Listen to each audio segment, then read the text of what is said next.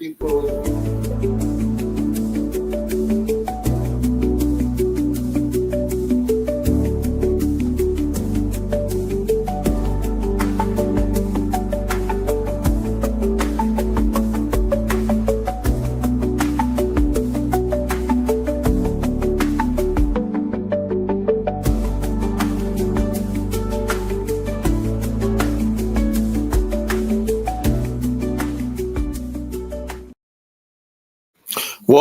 Welcome to another late night College Genesis, the Collar Rumble show.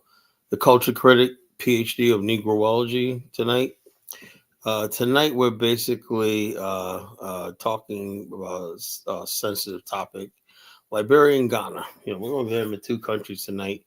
And it's because, like I said, I'm doing the show because I listened to Dynasty Pierce show from the other night, and they were really going in on Liberia. And I feel it's my responsibility as the number one promoter of Liberia on the internet to basically talk about the good side of Liberia and compare and contrast to Ghana's tremendous achievements. No one's taking that away from Ghana. And with Liberia, and what does Liberia has to offer the Black world. So that's what we're talking about tonight. Now, when you got topics like Liberia and Ghana, I wasn't going to put verses. I don't think it was verses would be appropriate. So I just put Liberia and Ghana, which has the best future. Things are going to get hot tonight. What's going to go down in Cowland. As you've been watching the last couple of shows and whatnot, this show is on fire. And so, therefore, we're going to have a good show tonight. So what I need you to do is like, share, subscribe as you come in. Smash that like button, folks. We are almost there. We're closing on 1,000 subscribers, folks. I need you to help get over the finish line. So we basically are working hard to make sure that happens. We will make this platform something to talk about, something as a reference point. And YouTube and special media. I want to get on other platforms too. I want to see if I can sign on. I don't do X or Twitter. I like to get an account there. Maybe I could do live streams from Twitter too, and Facebook and other streaming platforms that people are on and stuff like that. And maybe I might even do Parler. And I want to learn how to do all this stuff like that. So if somebody knows how to do all this, please inbox me and show me what you know. And I'll pay you for it. I definitely want to know how to multi-stream on different platforms while I'm doing this. How does that work? I don't know anything about this. I'm a novice at this internet streams. I mean, I've been doing it for years. I never took time to learn all this stuff. I just go by what's out there, and so I definitely want to learn what I don't know, and be a better host and be a better host for you people and my audience and stuff like that and company. But look, folks, when you have topics like Liberia and Ghana, Liberia versus Ghana, however you want to put it, which has the best future, things are going to get hot tonight. Lewis is going to call in and whatnot. Liberians are going to call in and stuff like that. And it's going to get hot tonight. So I would suggest you get something to snack on, get some soda, get some ice cream, get some popcorn, because it's going down. And I apologize for being late tonight, folks. I was at a birthday party. I got a life outside of YouTube, whatever like that. I admire people who don't have any life. They just go do shows any time of the day. They just fire up a show. I'm like, do you work? Do you have a social life? Do you go out? Do you get laid? Do you do something besides get on YouTube talking about? You ever think these people? They be on YouTube all day and all night. I'm like, how the hell do you do it, man? I'm like, what the fuck? I'm like, I couldn't do it if I wanted to, man. That's why I'm glad I don't do this for a living. I guess if this is your only source of income, this is not even intelligent. If you're not intelligent to friggin' do it, find anything else worthwhile to do with your time, I guess you can be on YouTube and you seem like you're important. Look, if you're on YouTube every day, all day and all night, at different times of the night and different times of the day, you are a freaking loser. I tell you that you are a freaking loser. So we're gonna have fun tonight, folks, and whatnot. So like I said, last night's show was very explosive. Like I said, I want to talk to my brothers out there, our pseudo brothers out there tonight.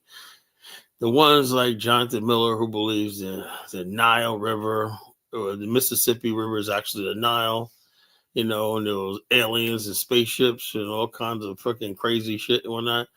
And that's what you guys want to listen to and whatnot. Hey, go right ahead. You can go on the John Miller channel show and listen to all the pseudo shit. And it was broken down to you last night. Look, let me say it like this. The Egyptians were definitely a people of color, right? Some of them were brown, some of them were black, some whatever like that. But if that makes you feel good about yourself, if your life is that useless and you want to claim something that's not you, because I know for a fact of the matter is I did my DNA, and most Negroes that in America have no genetic connection to ancient Egypt, right? But if you want to claim it to make yourself feel better, hey, why not? Whatever floats your boat, whatever gets you off, go right ahead. Claim Egypt, whatever like that. But it don't mean I got to claim Egypt. That's what I'm saying. People like, Colin, look, I say, okay, you can believe whatever you want. You can believe the Martians were black, Yeah, Colin, man, we went to Mars last week. We met the homies up there in Mars and whatnot, and we came down there on the spaceship whatnot. Hey, if you want to look, at this point in time, man, the world's so crazy. And whatever you want to believe, go right ahead. I'm not standing in nobody's way because y'all Negroes are all crazy to me, You can believe whatever you want. You can believe Negroes was original samurai. You can believe Negroes were real Shaolin monks. You can believe Negroes were the original Vikings, whatever. Negroes were the original Jews. Negroes were the original Native Americans. That Columbus came here and he saw black people, and black people's real hair, straight hair and whatnot, and that fake black hair is not afro and curly. We really have straight hair, whatever kind of delusion, or that basically our indigenous language is English, that we taught the white man English and whatnot, even though there's a country called England, that could debunk that easily, and so so it's so bottom line is this, man. I'm at the point now, man. I've heard it all, man. I have a PhD in Negroology, Yeah, Negroes are American. That's another one funny. Negroes are Americans,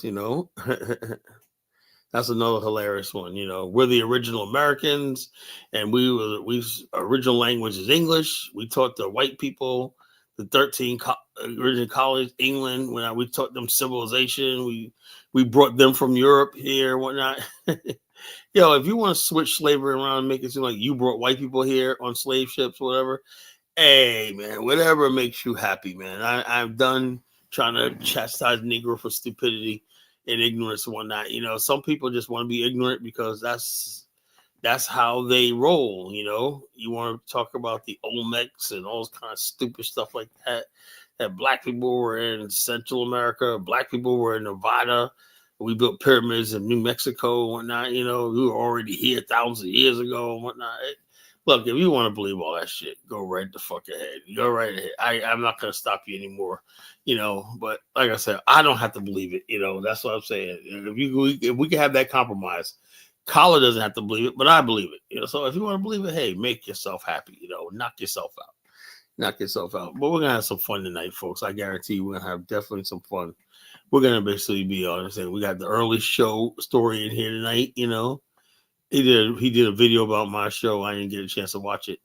I don't know, man. I don't know. He did a recap of my show. I was watching a little bit of it, man, but I don't know.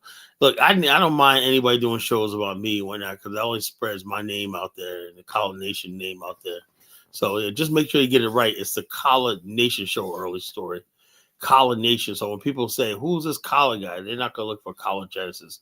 They're going to look for the College Nation. That's the name of the platform, So do me that favor. Just make sure that my name is spelled right. Kala Nation. That's me, the College Genesis, chief host of the Voice of the College Nation radio show, on YouTube. So we're going to have fun tonight, folks. I guarantee you, I'm fired up and whatnot, ready to go, fired up, ready to go, fired up, ready to go. But yeah, man, so last night was show was good, man. I'm not just thinking about Lozy last night, man. I'm just thinking about it now. See, people realize, people say, oh, Carl, you kept it for Yo Lozy. After last night's show, now I'm like, yo, I was cool with Lozy, but now after last night's show, I'm like, yo, fuck him, The man just absolutely said there was all South African have businesses all throughout West Side. Matter of fact, South Africa is like the number one investor throughout the continent. These are white South African companies that got their hand all in the African continent's economy. Modern Africa is basically controlled by a few oligarchs of South African whites, Indians, Chinese, and a few Negroes that they go along with it. You get a little play. Sir Ramaphosa was one of those Negroes who got rich. He's worth for $500 million.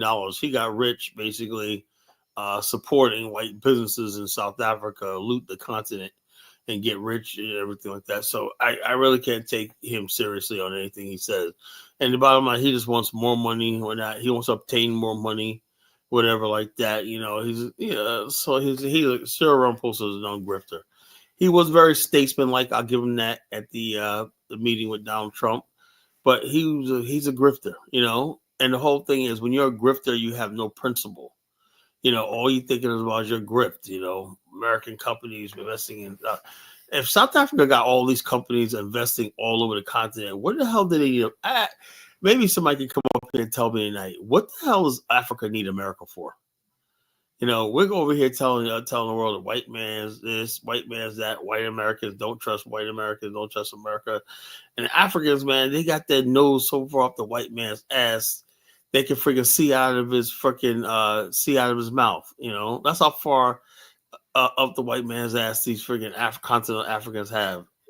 They can see out the white man's mouth. White man opens his mouth. Negroes up there peering out. Oh, I see. I can see his teeth, everything like that. That's how far up the ass, So I don't know. So we're going to talk about that tonight, man. We're going to talk about a lot of stuff tonight. But tonight's main topic is Liberia versus Ghana. And I'm going to play some of Dinah Samir's show. That show was explosive. I mean, if you ever heard anything, like this is the wildest shit I ever heard. Nigerians going at it with South Africans, and then everybody ganged up on Liberia. Kidola was in there taking shots. Oh my God, this was classic. This was classic. And I'm saying to myself, and the bottom line is I think they went too far attacking Liberia. So if somebody's going to have to defend Liberia, it's got to be me. So I'm going to talk about that tonight and why Liberia is important. The respect Liberia needs to have. And the thing is, Liberians need to understand their position in Africa as a birthplace of Black nationalism and Pan-Africanism and Black nation state in Africa. If Liberians stood on their history instead of denouncing their history, they would know something, right? It was Liberia who led Africa in independence. And led Africa. It was a mother state. It interceded on every last single African liberation person or Pan-Africanist or Black nationalist in Africa studied in Liberia or studied Liberia or had some connection to Liberia. Liberia was the model of all these emerging African states. How come that part of history is basically, there would be no Ghana without Liberia. There would be Nigeria without Liberia. There would be none of these countries would have the confidence to know that they can govern themselves. Liberia was proof that Africans can govern themselves. Liberia is not in the mess right now. You have never had have you been there? No. So if you haven't been there, you don't know what you're talking about. Liberia is coming. Liberia, the development I see and what everyone knows going on in Liberia is amazing. What that country went through and with the Civil War, this absolute destruction from 2005 to now is unbelievable. The transformation in the last 20 years is unbelievable. So I was there several times, and I'm telling you right now, each time I went, it gets better. The roads, the infrastructure, everything. They got challenges, but it's getting there. And I just think Liberia has a very good future. One thing is Liberia doesn't have a lot of external debt with the World Bank, the IMF. Liberia doesn't have a bunch of Afrikaners and people worrying about this. You don't have any white population there, claiming something. And basically, Southern Africa is really messed up. The whites are determined to hold on to Southern Africa. It's not just South Africa, it's also Namibia. Namibians are wanting their land back from these whites who own the whole country, The same thing was going on in Zimbabwe, Zambia, all these regions right in Southern Africa controlled by whites, white businesses and everything, There's not a lot of Chinese in Liberia, bro. There's not a lot of Syrians in Liberia, bro. I don't know who you getting this from, man, There's not a lot of Chinese in Liberia. You got Chinese here and there, but it's not visible, So I don't know what you're talking about. The only thing you have in Liberia is you have some Lebanese and you have a lot of Fulani. They're the main people that are not Liberians that are there. It's not a lot of Chinese there. And Chinese, only main business of Chinese guys is China Mall, which is half owned by Liberians. So I have nothing against the China Mall because you go there, real people are real nice, and they partner with the Liberian. All the working staff there, everything is local Liberians. The security, the cashiers, everything is Liberians working there.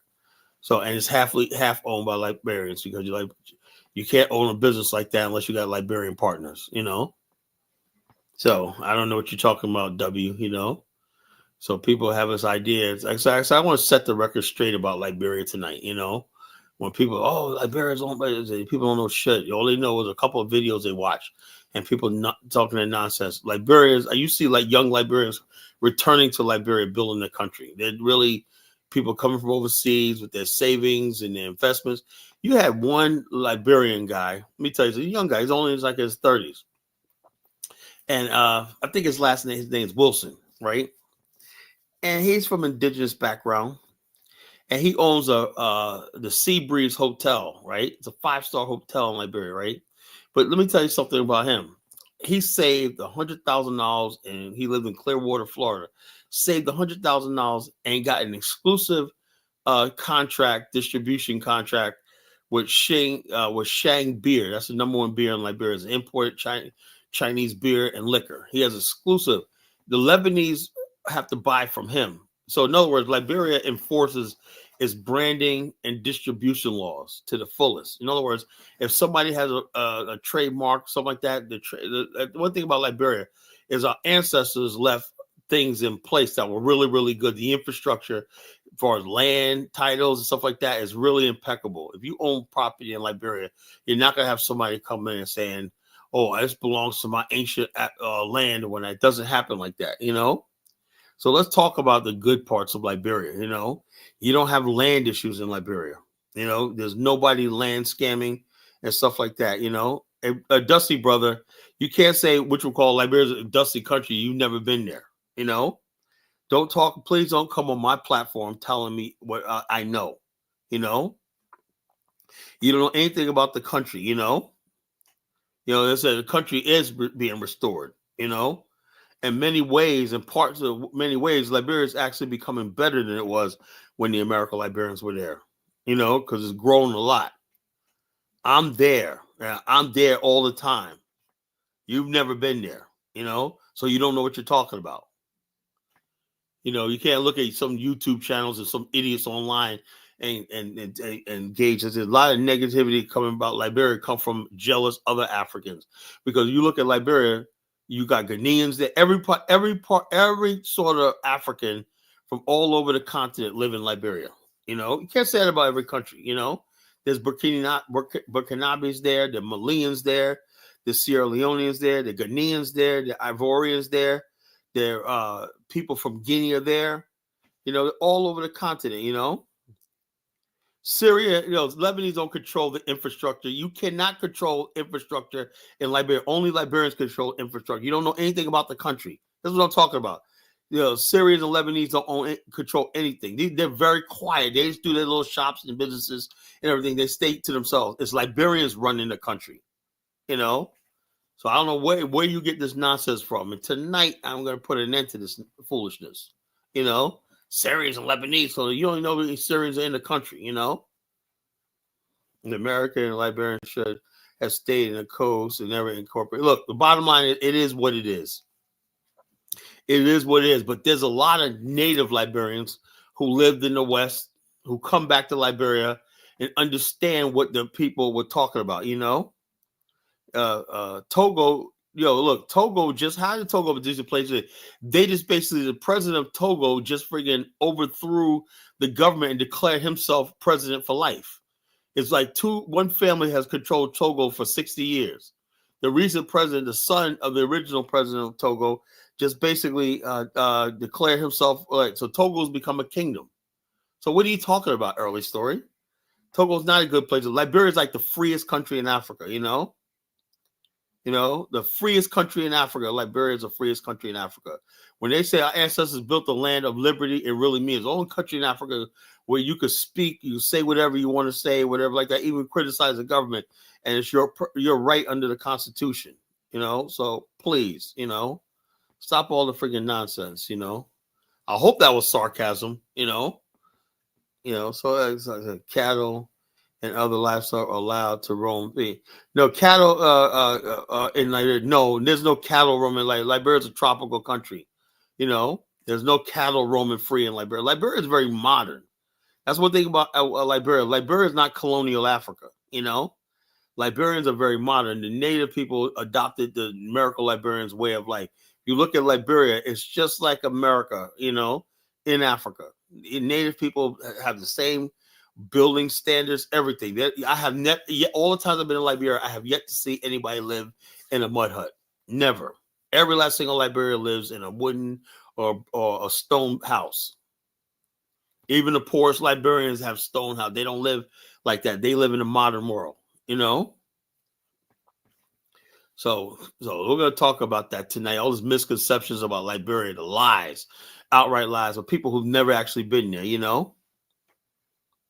Yeah, so yeah. Well, stay in Detroit for the Democratic Party. Go right ahead, man. If that's what look, I am at the point right now where I'm not trying to tell anybody what to do. If you want to stay here, you never want to go to Liberia, that's fine with me. If you want to stay in America, you want to do your thing, you want to be a Captain American Negro, or not, even my Captain American Negroes, whatever.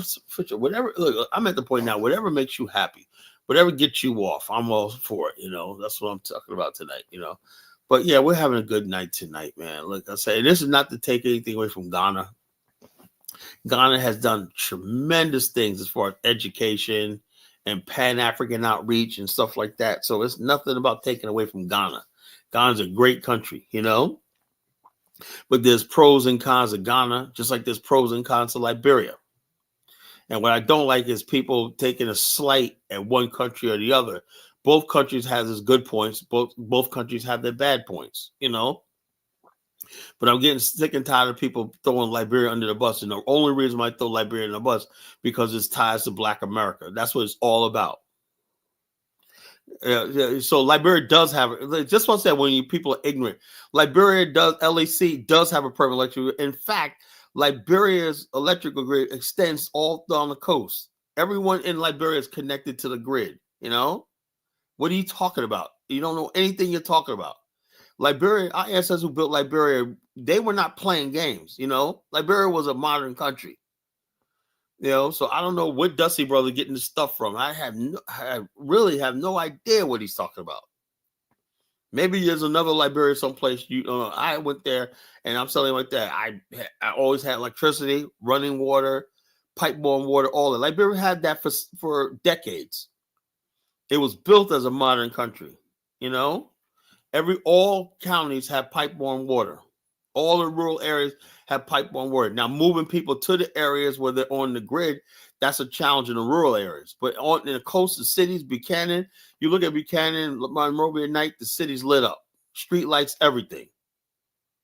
So what are you talking about, Dusty brother? If you don't know, ask. You don't know like this, So yeah, Liberia has sanitation problem, but it's clean. When I last time I was there, you had Liberians cleaning the country up. They're really taking charge and cleaning their country up.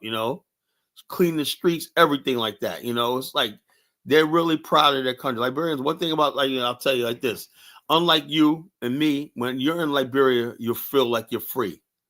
The only time I ever felt free in my life is when I go to Liberia. That's when I feel free. I don't have the burden or the bondage of white America and American system on that has me angry half the time in my life or not. So what you call Liberians have so many new buildings in Liberia. It's unfucking real. It ain't just before 1982. Liberia's been building everything like that. Well, if you go there in January, maybe you'll learn something. You'll learn something. But until you go there and see for yourself, then you talk to me. You know, people said, "Oh, you don't know anything." Liberia is building some of the best hotels and resorts in the freaking world. I can sit here and tell you some of the freaking. I'm gonna show you some of the videos of some of the hotels and stuff like that they're building in the country, the housing developments, the new housing developments, stuff like that. You know, keep moving to Africa. So, do you think Black Americans? I don't know. I look. The bottom line is this: I think Black Americans, move to Africa for the wrong reasons. You know, that's what I believe. You know, I don't really look until there's actually a real plan, a centralized plan where we could transport and invest in something. We haven't had those conversations, the serious conversations with Africans, right? That's what it is. And the bottom line is, unfortunately, what I hate to say, I hate to admit this, right? You're gonna need somebody like me, you know, really, you're gonna need someone like me involved because, like I said, a lot of people go over there with their emotions, right? I asked last night when you talk about building a community. I'm not really into building communities in Africa, you know, right now. Why? Because until you basically have the power of a municipality and stuff like that, recognized as a municipality, this territory is recognized as yours, where you could build it yourself. You could bring your own investors and stuff like that in, and you could have your own tax base, your property tax, and stuff like. You can bring your own developers and stuff like that. You really have nothing, you know. Nowhere is bad as long as you have you know the language. Yeah, Liberia speaks it. So I love the fact that Liberians speak English. I love that stuff like that. You know, the Liberians have a good education system, right? There's a lot of private owned thing. I support Liberian education system. You know, University of Liberia is one of what educated some of the best leaders on the African continent. I used to be one of the top universities in the world. And the lady just took it over now as an African American Rhodes Scholar. She's a freaking Rhodes Scholar, you know. She just got 2 months ago. She just took over the assignment to be the director of Liberian University, you know. So I don't know what these people talk about. What's actually Liberia's getting there, and also Liberia is rebuilding its ties with HBCUs in America, and it's also rebuilding its ties with Black sororities and fraternities. You know, Black fraternities are returning and opening chapters in Liberia. So the country is really on its way. A lot of Black businesses for America. We have a trade mission going to Liberia in July. It's top African American business people, professional, represented by state representative in Texas, Tim Reynolds, last name is Reynolds. I forgot his first name. He's coming to. We have the International Focus magazine and consulting groups in Monrovia. You know, they're bringing different types of business investment and stuff like that in the country. You know, So the bottom line is that if you don't know, then friggin' ask. I'll tell you. You know. That's not, the beaches are not full of garbage. What are you talking about? I don't know what you're talking about. Just because, look, check us out. When you see something in Africa, a lot of times it's coming from Sierra Leone, even coming from Ivory and stuff like that. And then people say, "Oh, this is Liberia," you know. And I know Liberia. You know, you do not see a lot of people. Yeah, some places you got drugs or whatever like that, but you do not see the problems that you see in other parts of Africa. You just don't. Liberians are very engaged in their communities. You know. So Focus Dave, what's going on? We're gonna tell them tonight. You know, Liberia is I'm standing on that. Liberia is the future. Ghana is a great place too, whatnot. But if I have to take between what chance if we're gonna invest in one country that's gonna give us the most, it's probably gonna be Liberia. You know, I'm serious. Until something like in Zambia and Angola wake up, open up, when not Liberia is it. You know, until other countries like Namibia, Zambia, and all these other countries open up for us. You know, Liberia is it. You know, call you the Patriots or.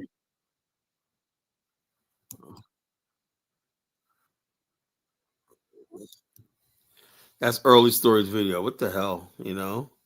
Early story, man. Come on, man. You should be doing your show. You got 1,200 subscribers, man. Look at his channel. Dude, you got 1,200 subscribers, man. You should be doing shows like this one, man. Where the hell you come on my show? You should be doing a live show right now, you know? Early show. Let me go ahead and subscribe to your channel, bro. You know, hope you subscribe to mine, you know? The bottom line is this: you got 1,200 subscribers, man. You should be monetized and everything, you know? So it is what it is. So it is what it is. Early stories critiquing College Nation, you know. Look, I don't look at these documentaries thing. I was in the country. I was in the country. I've been there 4 times, stayed for a long extended time. I took a tour group there last year. And they had the time of their life. I don't look at these if I could take a documentary and go to any place and make it look like it's fucked up, if that's what I want to see. Yeah, Black America, I do believe Black America will fall into everybody who's Black American there will fall in love with the country, man. Fall in love. Black America is falling in love with Liberia. They're falling in love with the history and stuff like that. It's connection to our heritage and culture in Black America, especially in a time where Black America is trying to find their identity, and so people are getting weary of so-called blanket Pan-Africanism. They're looking for their story in the Black world. Liberia is definitely that, Yeah, we don't know the history, and we got people out here that Dave have never been to Liberia, spreading nonsense about like Dusty Brothers. Never been to the country, but spreading nonsense about the country. I've been there. Don't talk to somebody who's been there. I might be going back there again, probably in October. And I'll be back there again in February. For our tour. So I'm somebody that is vested in the country. I know what I'm talking about. But in Liberia, they're doing lockdown against Black Americans.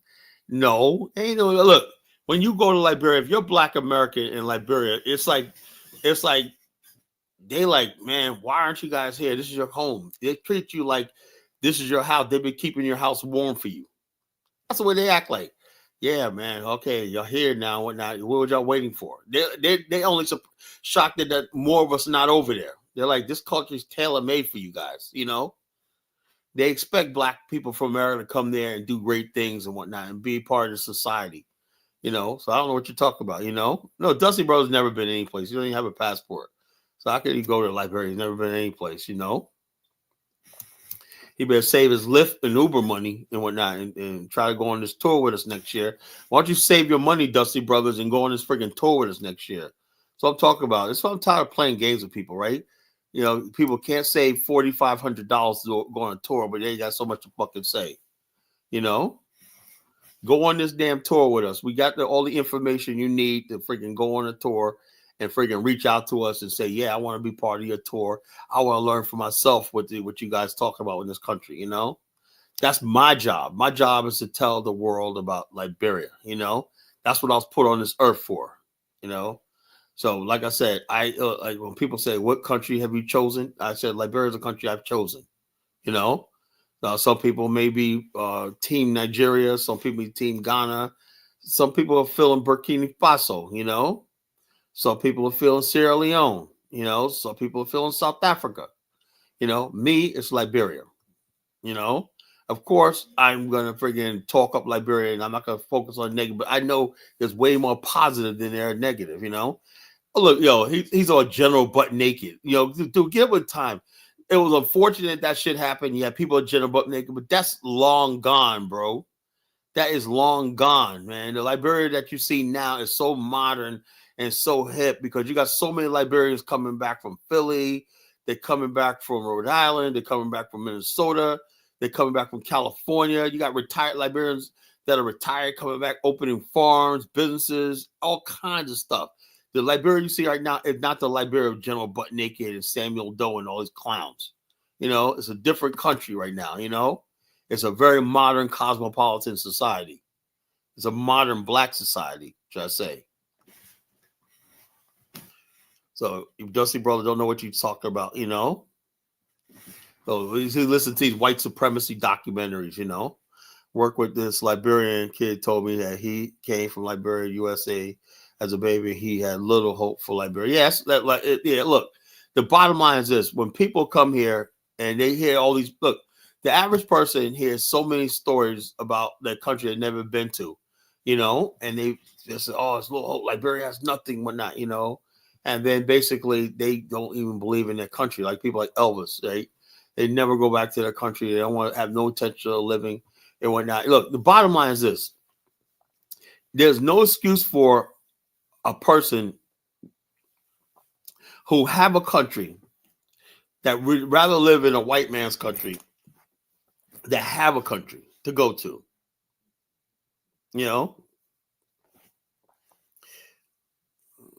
Yeah, I love Liberia. I fell in love with the country. I've been there several times. I fell in love with the country. The people, everything in the country is just, it's like, to me, it's like heaven, being in a black heaven. So I don't know what Dusty Bro's talking about. He's looking at documentaries and stuff like that. So, but I'll show you some videos of the real Liberia. The real Liberia, that you won't know. Just like somebody come up here and talk about the real Ghana. I've never been to Ghana. Like the best beaches are right there in Robertsport. The best beaches are right there in Buchanan. At the thing. Let me play.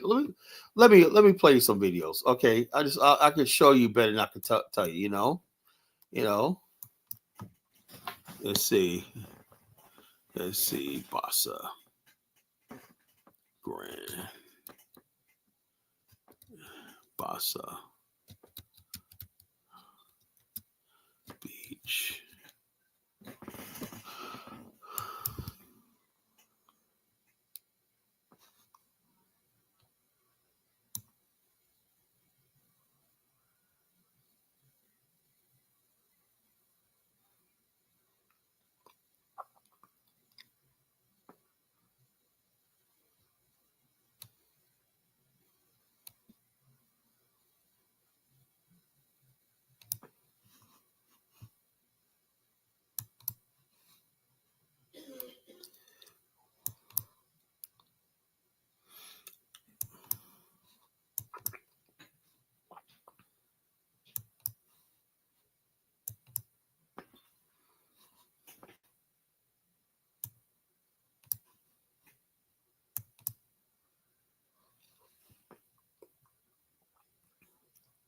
Okay, if you're someone who uses a CPA to save money on taxes, listen up. Has your CPA... Hello and welcome to the Liberia TV now. Oh, I'm excited that we are another year. Oh yeah, we actually been taking on a trip lately that we started from Marsha to get to Grand Bassa. Now we at this Coco Lodge. This is Coco Lodge. So from our previous video, we passed through Marshall, we passed by the Chimpanzee Island, we also get to the former US military base through the savannah, and now we are here, see this green forest. Yeah, so just imagine we passed by a river. After a river, we passed through a savannah, and then now we are in the forest. And also by the beach. I'm so excited. See this place. See, we have like various like you see the other one have a small pool there. So we are showing the view like this and see it in closer shot. Yeah, with to the closer shot. So as we carry you through, just tell me what you make of this place. Imagine you on this beach. Imagine you just being on this beach. This is the entrance we came in with. So this is how the place is. And I've been here at Coco Lodge. You take a boat ride. It's a boat ride. It's an island. It's like a island peninsula. You got to take a boat ride through the marsh to here. It's really nice boat ride. So there's a Coco Lodge. It's really nice. Food there. you saw Pool, when we used the really nice. river to also get here too. So you don't come here with plastic. Yeah. It's an eco-friendly area. They use solar panel to supply them with current. And this is the entrance. Thank you so much, Ernest. So thank you. Beautiful Ernest. Okay. Thank you. So you kind of give us your instance. Every one of us. One pricing, just one pricing. All right, so Emmanuel, continue. So you kind of write your name, you get 415, you take So the entrance time, the time we'll be leaving out. Emmanuel is doing that. Hello. Yeah. 3 to the 4. This is the entrance.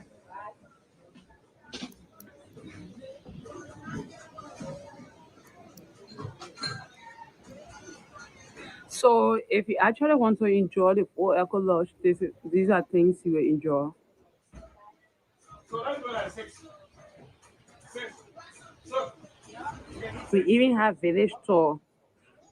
We are here late, so you will not see all of them. We'll just show you some. Yeah, and Yes. you see, What's up? we're You taking want to to buy most it? of the places.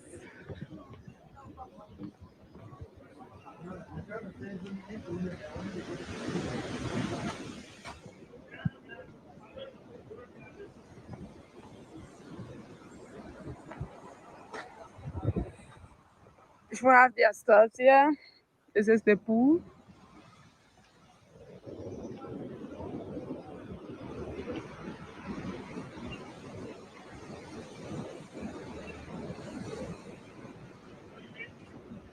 Huh?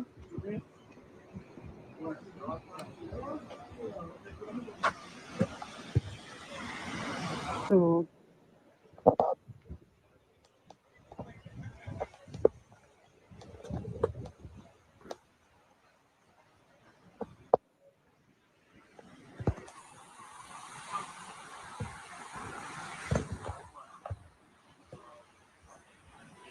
you see how the places. This video. But you get the idea. That's the Echo Lodge, right? This is like that. Now here's Bomani from our tour last year at Libasa. That's a connect. That's the people who own Cocon Lodge own that. This is another part of Marshall, and you have to take a bus ride to the loading dock, and then you get on a boat with life jacket on, and we go over there to Coco Lodge. You know, it's a long boat ride to Coco Lodge. But this is Bomani at the Libasa. Greetings, family. This is Bomani Tamba, and we are here live at Labasa Eco Lodge Resort here in Marshall, Liberia. Beautiful experience. We just got here this morning early. When I mean early, like 4:30 in the morning early. So everybody's settled and rest. But once I'm in Africa, I'm trying to enjoy all of it, morning, noon, and night. Enjoying the paradise. So this is our room. We're at the Chimpanzee Lodge. All right, so that's it right there. And let me show you the rest of the room. Well, I can actually show it to you from this recording. So that's my son, Mr. Bomani here. I guess he's having a fix because the internet probably is not good. But when you're in the middle of certain places out, it may be limited, but you'll make sure he's good. But that is, it's funny because when you're looking at this, you're seeing like inside and outside, and um, there's lots of windows. But a beautiful, suite to relax and kick back. Has a nice little balcony space. These will always remind me of like the chalets that they have in Ghana, where we've been able to stay at One Africa. One of our favorite resorts. So it's been a great experience to just be out in nature and be outside of the main cities, in the different parts of the African world. Because yes, you can just go to the main cities. You can go to your Accra and your Banjul and you know the different Dakar and name it, Johannesburg, Cape Town.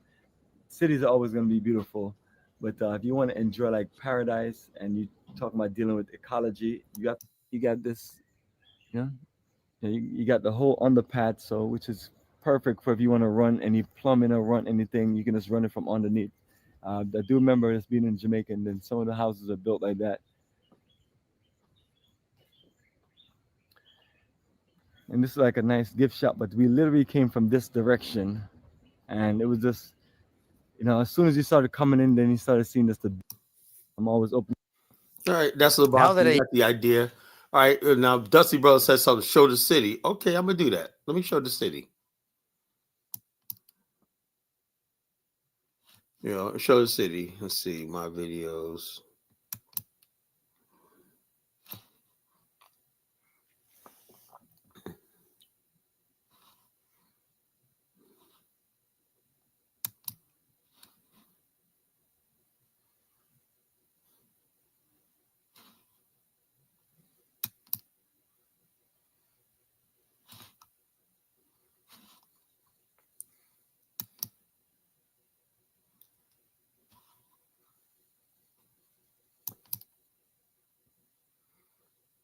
This is Kingsville Junction at night.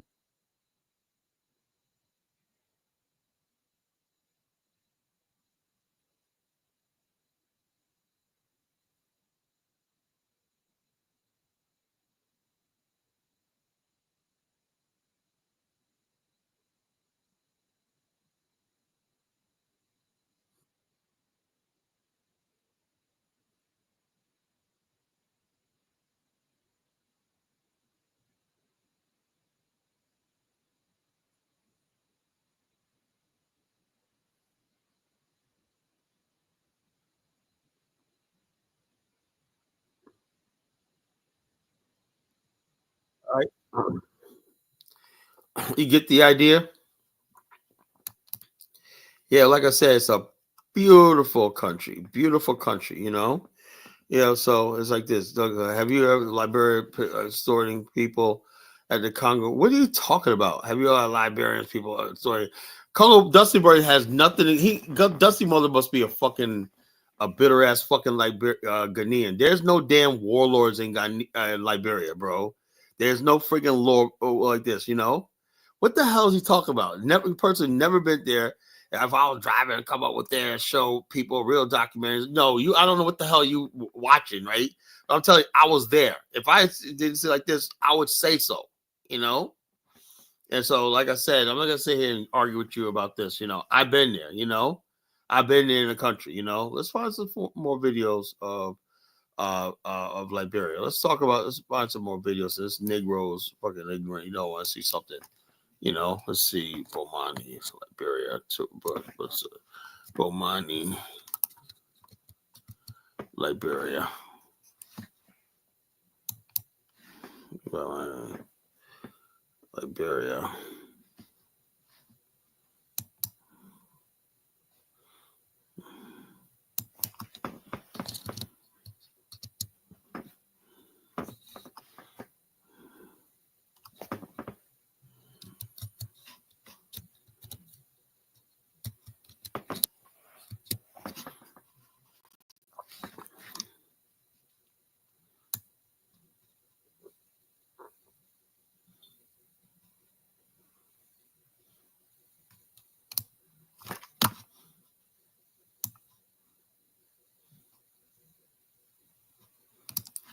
Okay, this is me and her.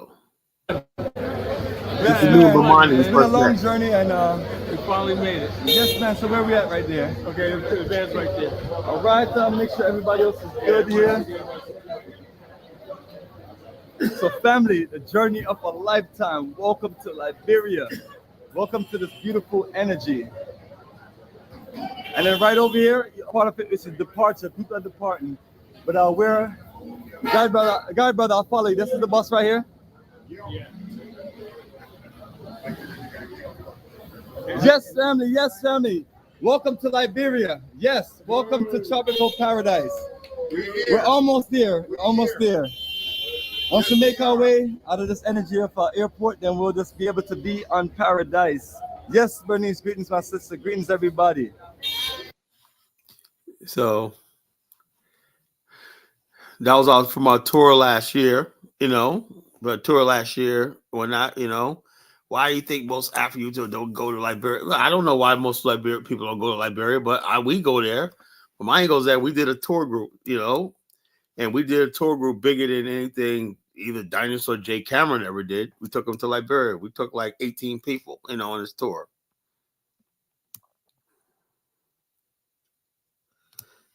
Okay, here's Liberia. I don't know, there's a Farmington Hotel. Here's our tour group. You guys want to see our tour group promo? Dreaming of a cultural adventure? Liberia awaits. Imagine yourself walking the vibrant streets of Monrovia, tasting the rich flavors of Liberian cuisine, and dancing to the drum beats of our heritage. This isn't just a vacation, it's a journey home. Join us from February 12th to the 23rd, 2026, for the Liberia Roots and Culture Tour, hosted by Africa for the Africans. This is more than a tour, it's a transformative experience that reconnects you with your roots, your culture, and your future.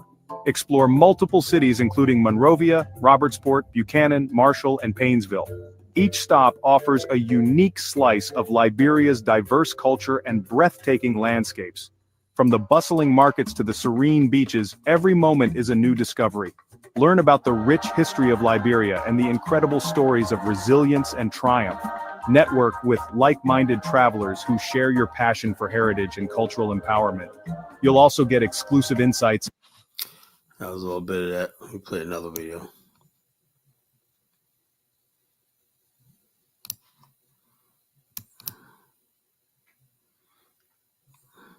Is your child struggling with a gaming addiction? Major companies behind games like Minecraft, Fortnite, and Roblox are now. This is Liberia, a country on the rise. In this video, we'll explore the ongoing and recently completed projects that are pushing Liberia toward a brighter future. Roads, water systems, waste management, and more are all part of this incredible transformation. Stick with us and get the inside scoop on the future of Liberia. Subscribe now to stay updated on Africa's amazing progress. Let's explore some of the most important ongoing projects that are shaping the future of this beautiful nation. Number 1. Road construction. RIA Highway. One of the most exciting projects underway in Liberia is the construction of a new 4-lane highway that will connect Monrovia, the capital city, to Roberts International Airport, RIA. This project isn't just about resurfacing an old road, it's a complete upgrade of a crucial access route. By transforming this road into a modern highway, Liberia hopes to reduce traffic congestion in and around Monrovia, while also making the airport more accessible for both locals and international visitors. The project includes a host of additional improvements, such as modern drainage systems, new streetlights, and an upgraded traffic management system. These changes will make travel smoother, more efficient, and safer for everyone. Once finished in 2024, this highway will not only improve transportation, but also boost business and tourism in Liberia, making the country more attractive to investors and travelers alike. As we move forward, let's take a look at another important road project aimed at enhancing regional connectivity in Liberia. Number 2. Ganta-Tapita Road Project, Phase 1. In eastern Liberia, the Ganta-Tapita Road Project is well underway.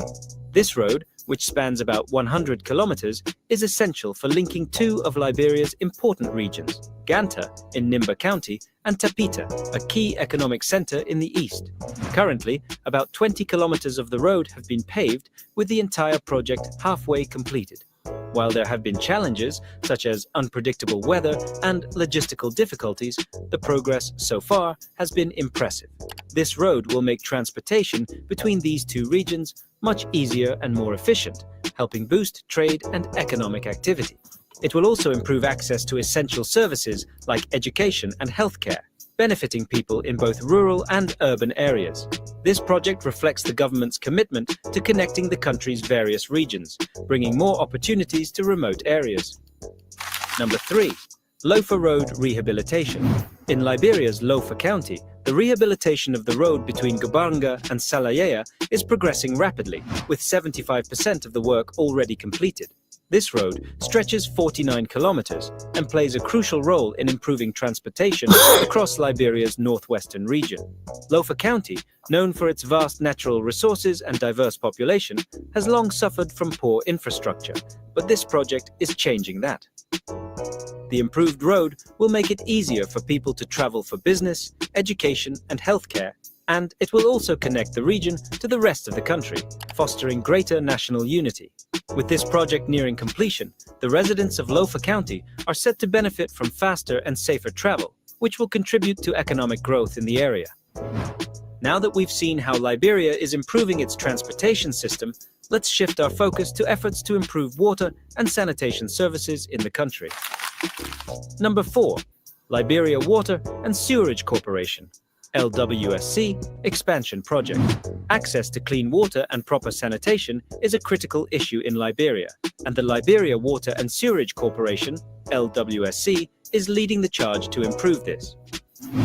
The LWSC is working on expanding water treatment and sewage systems, particularly in urban areas like Monrovia, where rapid population growth has created a higher demand for these services.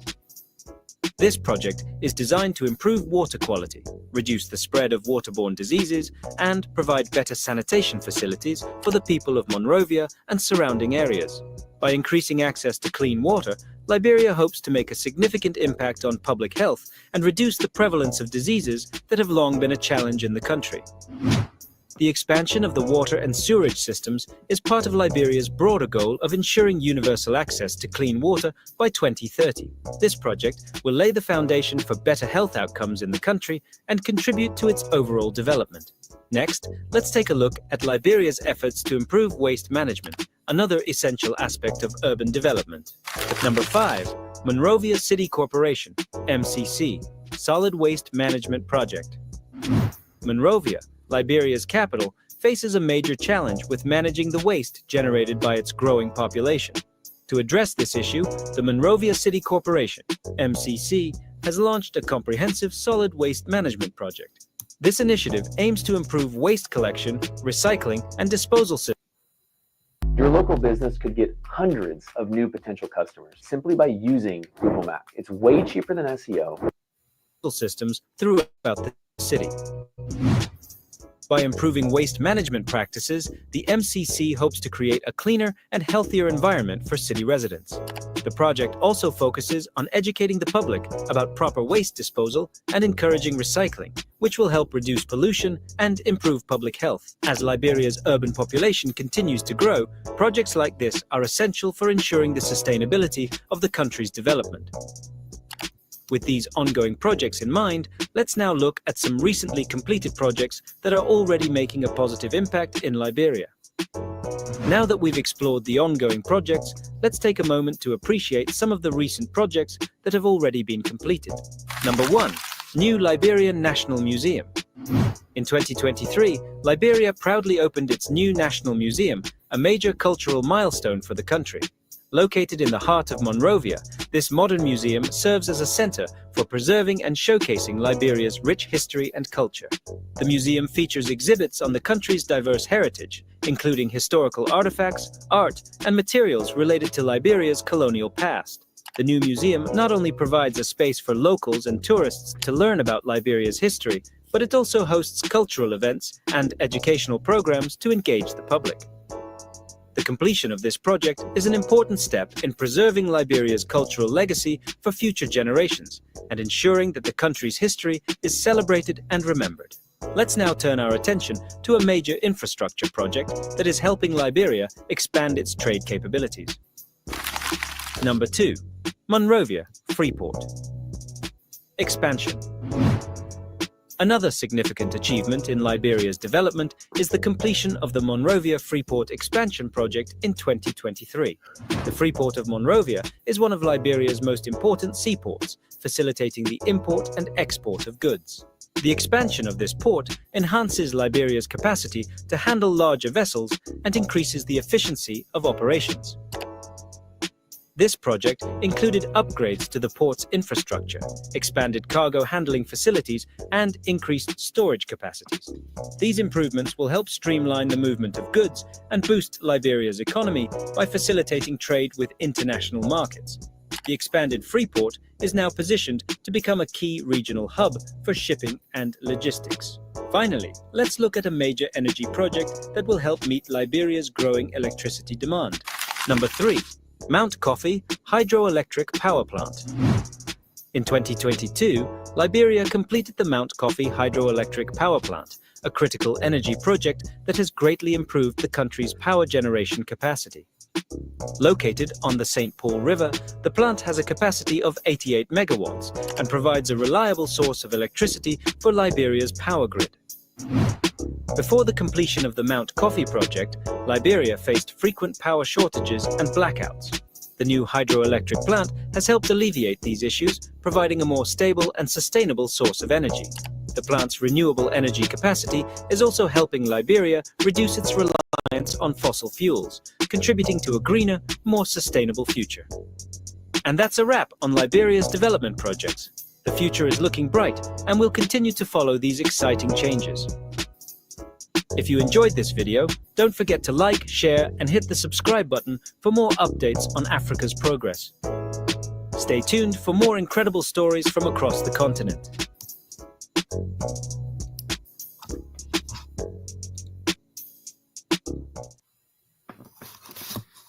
So there you go. What more can I say? I got more if you guys want it, It doesn't matter if they're building it when it's being done. The Liberians are actually the ones doing the work. When you see any project in Liberia done, you don't see Chinese workers or Indian workers. You see Liberians working out there. They're learning the skills, everything. You see the Liberians driving the bulldozers. They're doing all the excavators and all. They're Liberians on those things, Like I said, you could talk all you want, but until you actually go there, then you could talk to me, Yeah, Liberia is a $4 billion GDP, but the bottom line is this. The way it's growing right now, Liberia's GDP is going to be up there. Why? Because one, it has no external debts, right? Two, it's stable. It's the fifth most stable country in Africa. So it has nothing but growth, So yeah, I'll play some more videos later, but I don't want to talk right now, So the bottom line is this, yes, Liberia is on the country on the move, Liberia to me is tailor-made just for Black America to get involved. Liberia does not have a high crime rate. It's the safest country I've ever been in. Look, anybody knows I could walk the streets in Liberia, the back alleys and everything, and feel safe. I could do that in America. I can't walk in certain neighborhoods in Norfolk and Newport News, but I can walk in any neighborhood in Liberia and feel safe. Let me tell you something. My first experience in Liberia, when I first got there 4 years ago, I remember it was late at night. It was like around 12 o'clock at night, their time, 12 o'clock. So I was like 5 hours ahead, 5 hours ahead. It was like 7 o'clock U.S. time. But when I got to Liberia, it was 12 o'clock. No, they don't have a lot of petty crime. They don't. Look, the bottom line, you get caught. They almost beat a guy half to death for stealing somebody's wallet. They don't play with crime in Liberia. Liberia, look. The vendors on this. Let me tell you something. How my first impressions of Liberia, right? This is my first impressions of Liberia. So anyway, when I first got there, right, and my host said, "Nay," I said, I told my driver, I said, "Look, I'm gonna go see Sine, right? Sine, that's where I was staying at in Congo Town, right? And I could hear the ocean in Congo Town. I said, Sine, I want to go see the ocean. I want to see the ocean." I want to see the ocean like that. I've been dreaming about seeing Liberia's ocean for years, right? So we walked from Congo Town. We walked to the back streets, right? And there was a bunch of kids standing out there, right? And as we walked by, they were talking loud. Then we walked by. They all were quiet. And they're like, how you doing? How you doing, sir? Right. And they waited to a way down there. And then they start talking again. That's respect for adults that they haven't. That's what the first thing I noticed, right? The next day, right, after I slept that night, got into the hotel, slept that night, whatever like that. We went out there and I just wanted to see the city, right? I said, it's my first time in an African city, right? And so basically I went out there and I noticed the street vendors have these little boxes that look like popcorn boxes, where popcorns are brewed in. They have every corner has these popcorn boxes that are full with money, Liberian dollars, American dollars, that all the vendors and whatnot put all their money in one pile, right? And also, there's people that can leave their stuff, their slippers that they're selling on the streets, walk away from them, right? And don't have to worry about it being stolen. People can leave their money on the streets and they'll be still sitting there. That's the type of country you're talking about, People could walk, or you could walk away. You could put your money on the ground in Liberia, right? And you could walk away and you go back there, it'll still be there. That's what you're talking about. Despite this country having nothing, despite you talking about they only had a $4 billion GDP, these are the most hardworking, honest people I've ever seen in my life, They're not sitting there talking about kill this nigga, do like that. They're listening to really. They like the old school hip hop. They like gospel, old school hip hop, old school R&B, and Afro beats. So therefore, when people start talking, Liberia does not have a crime rate. So apartments. Look, the apartment rental is this. Most apartment rentals go for like $300 a month, but you got to pay them up for a year. So the apartment I have in Liberia costs $300. My pay like around $2,500 for the whole year. It's paid up for the year. My wife lives in it.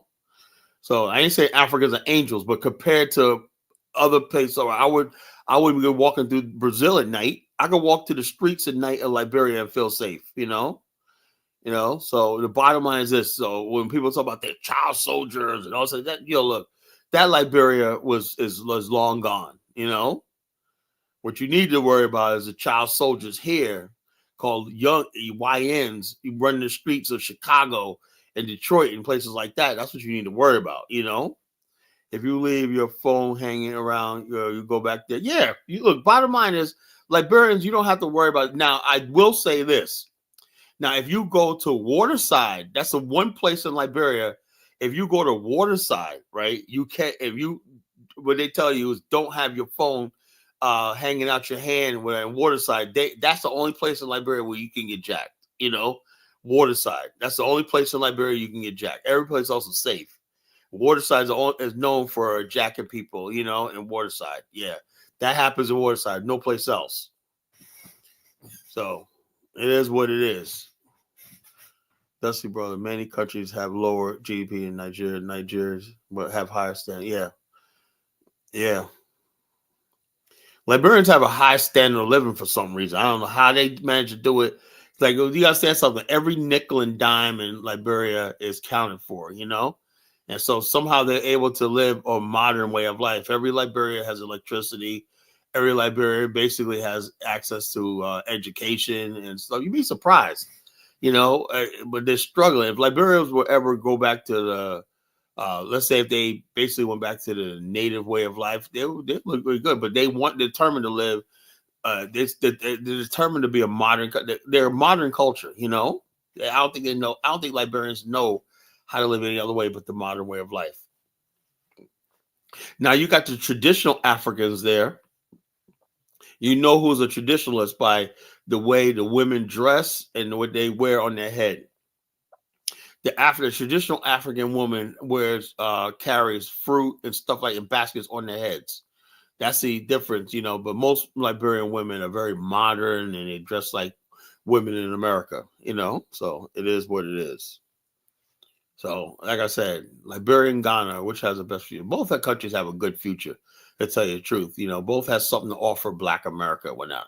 But what I'm not going to do is have people sit here and just down Liberia. I'm just going by what I know and what I've seen.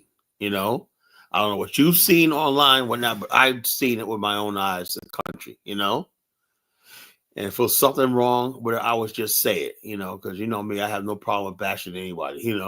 I would say it. So. It is what it is. So we have an hour to the show.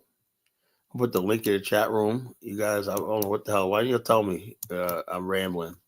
I didn't know it was this late, Yo, Angola is not the ready yet. Liberia, I have to do Liberia first. How do you think I'm going to go to Angola from America? Liberia is going to be my link to Angola eventually. That's going to be the link to Angola. I got to build in Liberia first. And then once I'm on the continent, Liberia is going to give me a place on the continent that I can launch into Angola and Namibia and all these other places like that. The rent prices are like $300 for a good spot in a gated community is like $300 a month. You get someplace too. That means you have electricity, running water. Child, my house that I had the house remodeled. Right, I had new flooring put in. I had a new bathroom with shower, walk-in shower, 2 walk-in showers. I had to buy a refrigerator. I remodeled the kitchen. I gave my wife a gourmet kitchen. When her kitchen was like a chef's kitchen. She has so much stuff in there, utensils, refrigerator, AC unit. I had to buy, and the only thing I really need right now is a flat screen TV. I couldn't get that this time and another time. But the bottom line is I had to put new furniture. We already had a bed. Her and I already had a custom-made bed. If you want to have furniture made, Liberia, the furniture making is off the chain in Liberia. They have the best craftsmen in the world, as far as like furniture making, stuff like that. The bed we have is so great. It's a queen size bed, it's huge, So what you call it, Dusty brother, I gotta mute you for tonight, bro. You gotta go. You're gonna sit here and talk nonsense. You go, and then next time, Dusty brother, you're gonna be banned. You know, they'll come on. Look, I'm taking control over this platform, right? I am not gonna have people come in my chat room talking nonsense.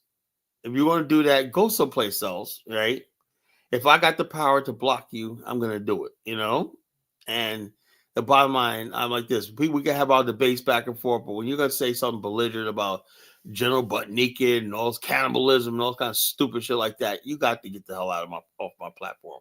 I'm not gonna let people disrespect my country like that. You know, Liberia is my homeland. You know, I am not gonna let anybody disrespect Liberia. I'm sorry, not on my watch. You want to do it on somebody else's platform, fine. But on my watch, you know, we talk about Liberia, we praise Liberia on this platform. You know, that's just the way it is. If you don't like it, you don't have to listen. You know, simple as that. If you really don't like what I'm saying, hey, you could just turn me off. As simple as that. You know, so, but I put the link in the chat room. Anybody wants to call in and join the discussion. Liberia and Ghana, right? While I'm doing that, I knew Dave was coming up. Yeah, brother Tyler, man. How you doing, man? Doing You good, knew I man. was gonna come up, man. Of course I know. Man, Liberia is the future, man. Like, It you know, is. a lot of people run away. A lot of the FBAs and the ADOS people, they run away from Liberia because they know it's responsibility that comes along with it. Yeah. And The bottom line, they always want to go to a country history. where everything's Yeah, built you know. and everything like that. They don't want any challenges whatsoever. No. Liberia's like a blank canvas, you know? You know, because now you can't blame racism. Racism ain't stopping Our you to do this. ancestors went there Yeah, for a it's reason. They said, yeah, you know something? That's what I said last night. I talked about manhood.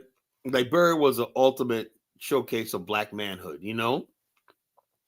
When you think of people like E.J. Roy, you know, brought a ship full of goods and just sailed to Liberia and whatnot, you know, and said, "My name is E.J. Roy. I got a ship up or something I'm trying to trade." People like with all like, "Who's this guy?" You know, and he was a talk of the town. When who's this tall black man? You know, with this as a businessman. You know, they have a whole ship of stuff that he's ready to trade and whatnot. You know, and after a while, they said, "Man, you need to run for president." That's yeah. what it was like in Liberia, you know. He went from So the America. man was a mover and a shaker. He was getting things done. Yeah, He he was didn't like, ask man. nobody. He wasn't crying. He was He just said, let man, me get something I done. need some You men know? to unload that ship. And they said, yeah, okay, we get some men unload my ship, whatnot. You know, there's actual pictures of that. You said pictures where you have like a little rail thing going into a warehouse. That was E.J. Roy, you know. Unloading his ships, you know, his ship, you know, and he became one of the richest men in the world. You know, he was shipping goods back and forth from Liberia, coffee, cotton, everything, and selling them in America. You know, Yeah. and he had his own fleet of ships. So Liberia was a place for black men to pull themselves up. Man, that was real. Those were real men back then. You know, You those know, were a lot real of men. They took their destiny into their own hands. You know. you know, a lot of people don't like, you know, they don't want to live up to those responsibilities. It's tough, Yeah, they you bottom know. line. You know, the cowards It's, want to sit here and ask for a reparations check. That's their excuse to stay with the white zaddy. Tyler, we know that no reparations is not coming. You know, We know that. So the bottom line, my reparations is having my own nation. You know, and so since but that'd even be easier too to ask if they can get reparations through nationhood. You know, that yeah, if you had a America nation and agreed you with make that the case before that anything. America owes it, you probably get it if you have if you're from the vantage point of an independent state. You know. Yeah, But you're not gonna get it being a citizen, a dependent citizen in our country. You know, it's not gonna happen. You know, so like I said, I'm not gonna entertain this nonsense anymore. I don't want nobody calling me, arguing about me. I mean, I can get on my show, talking about it. You know, say you want to talk about person, go on Tariq Nasheed's show. You know, go on his fucking show. You know, go on Phil Scott's show. Go on other people like that. These stupid Negroes that basically sit there telling you about something that's never going to happen. You know, I'm just being right. You see last night's show. See, the thing is, people don't like when I say, you know, black people, you need to be proud of what we actually built. West Africa is what we really built. You know, Liberia is what we really built. You a know, lot of people run away from Africa, man. You know how people run away from Africa, man. So, especially like I said, when you bring up Liberia, You know, especially with the FBAs, you bring up the Liberia, they ignore it. What you go freaks like, oh man, Liberians are not us. Well, so in other words, in order for you to be FBA, you can have never left America. Usually, when they say Chinese, they don't care how many years you've been in America. You're still Chinese, you know. So the FBA, if that was a real lineage, then they would basically embrace the American Liberians, the people who went to Costa Rica, the people who went to Dominican Republic, the people who went to Mexico, and even black people from America who went to South Africa. The only thing they want to embrace is people who never left America. That's not a real lineage, then, you know.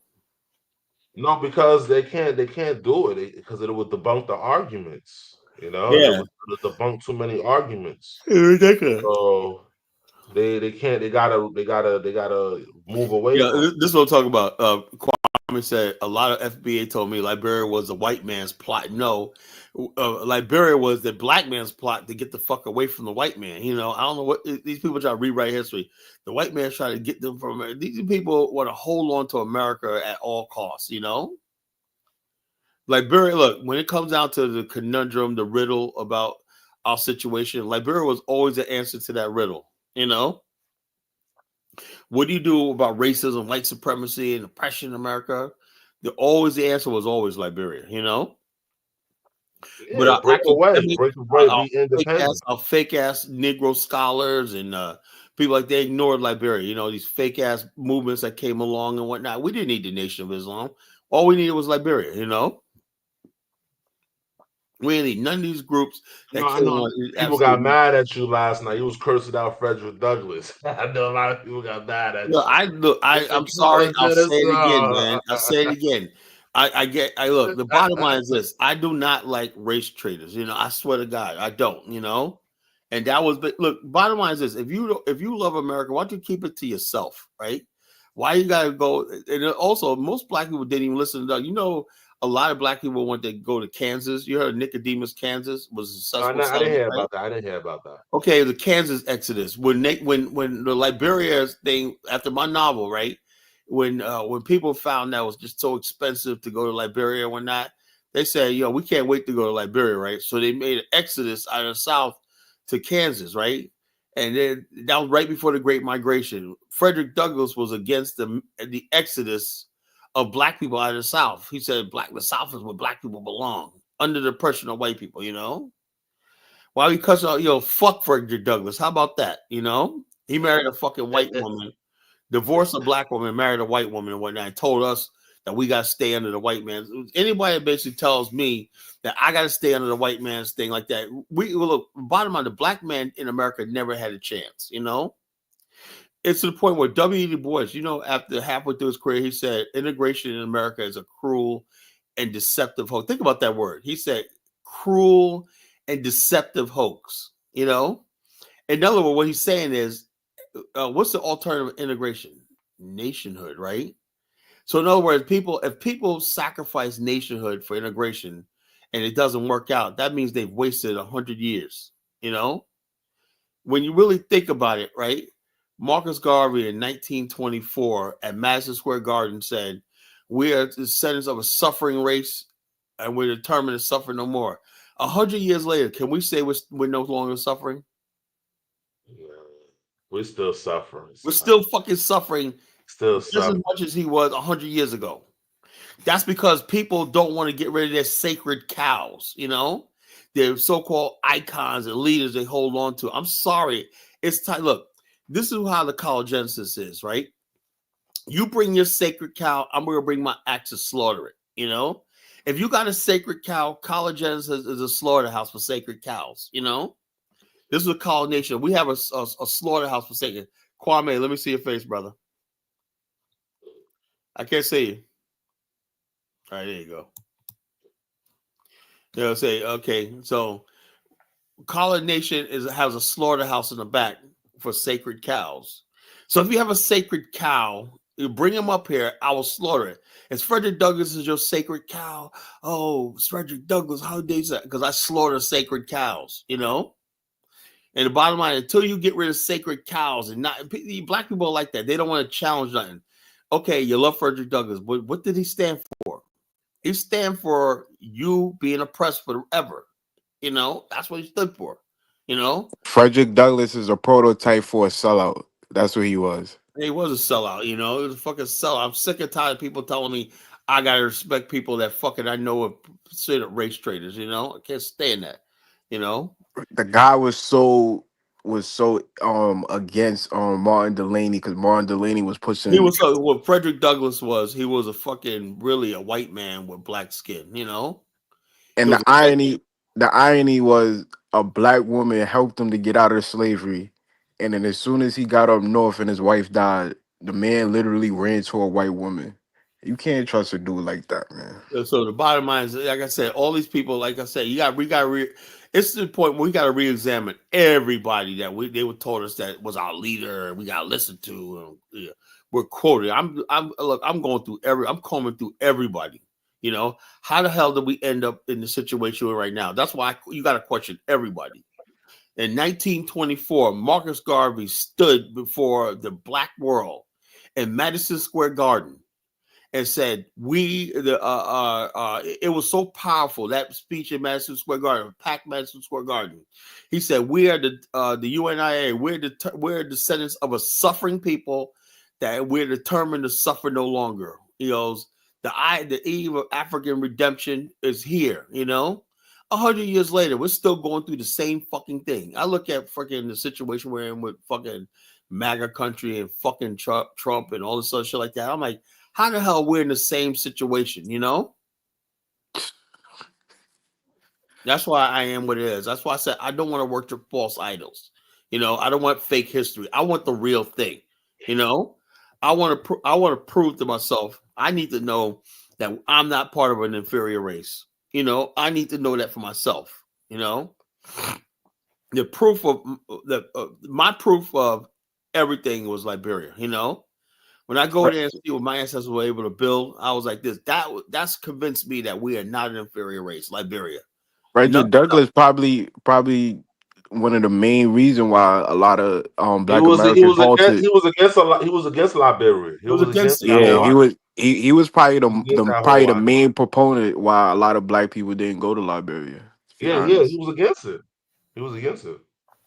Because the bottom line had Liberia was able to attract the millions of black. Imagine the Harlem Hellfighters instead of friggin' fighting and dying in Europe. You know, like they said, Harlem Hellfighters was one of the toughest regime. They took out Germany, right? Imagine if the Harlem Hellfighters were in Liberia, expanding their empire in the continent. Imagine what we would do in the Congo, you know, and all of West Africa, Sahel, and all that stuff like that. We would have pushed. The idea was to make Liberia like an empire. We were going to push and take over the whole entire continent, you know, from Liberia. But instead of doing that, we were getting shipped off by the thousands to Europe to fight the white man's war, you know? And so that's what it is, you know. So we fought in World War I, World War II. They even had us freaking going to San Juan and fighting in the Philippines. But do you know that a lot of black soldiers abandoned the Americans and joined the Philippine army?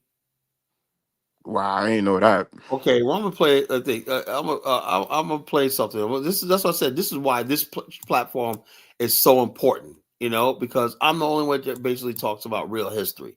History, you don't know. History, you don't know. History that like Tariq says hidden colors. He don't hidden shit. You know. Let's see. Black soldiers join Philippine Army. Black soldiers join Philippine soldier. Yeah. He should have called it the invisible history. Invisible history. Yeah, I know. Just join the Philippine Army. Join the Philippine. Join Filipino. Pino. They said we're gonna kill these Philo army. You know, black soldiers join the Filipino army.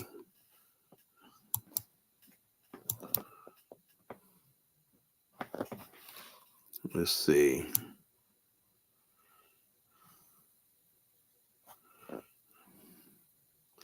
Okay, black history of Philippines.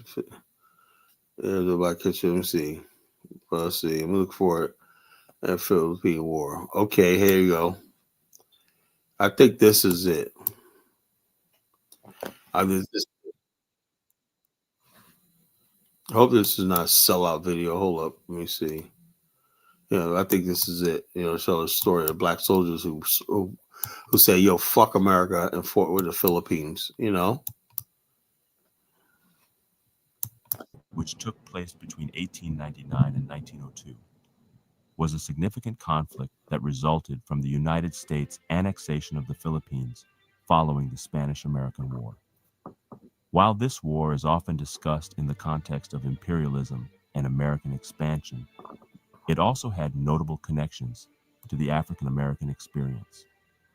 Many African Americans participated in this conflict, contributing to the war effort in various ways, while simultaneously grappling with their own struggles for civil rights and recognition back home. This video explores the complex relationship between African Americans and the Philippine-American War, highlighting their contributions, the challenges they faced, and the broader implications of their involvement.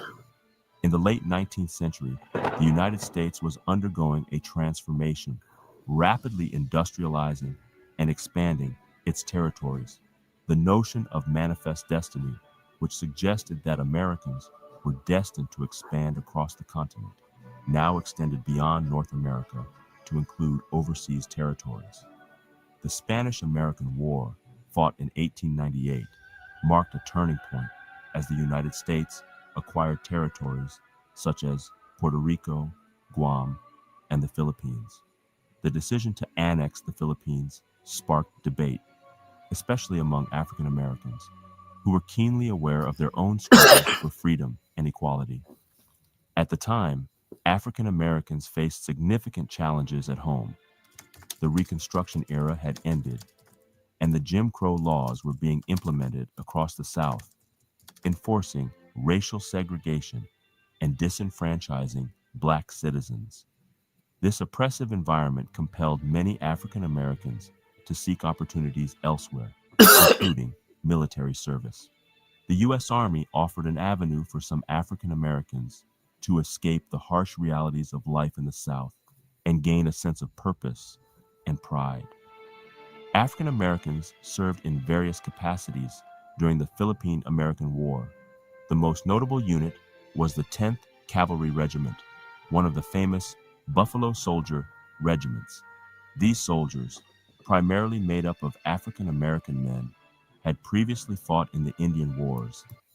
Also, the pervasive racism within the military and society at large.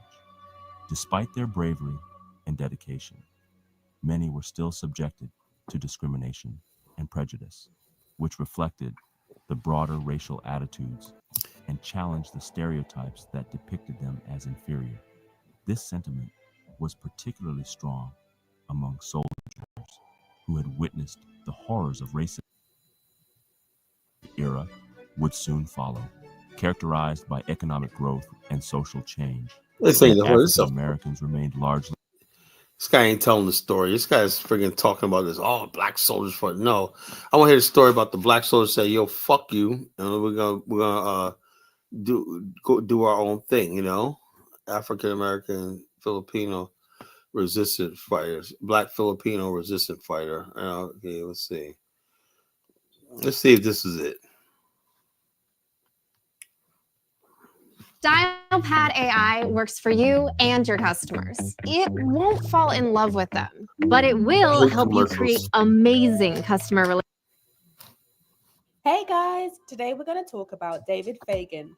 The story begins with the Philippine-American War of 1899.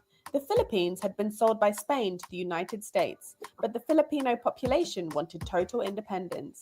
This led to the Philippine-American War, when Filipino revolutionary forces fought against US rule. As a result, the US deployed thousands of troops in the Philippines, including 6,000 African Americans. David Fagan was a soldier who deserted the US Army and joined the Filipino independence fighters. His insider knowledge of US military tactics made him invaluable to the Filipino guerrillas. For almost 2 years, Fagan led attacks on US forces, and a bounty of $600 was placed on his head. David Fagan's fate remains a mystery. In 1901, a group of Filipino hunters presented a decomposed head and some of Fagan's possessions as proof they had killed him, though others speculate that he faked his death to avoid capture. You heard about that? All right. Beheaded African American becomes a mythical figure in the Philippines. Let's learn more.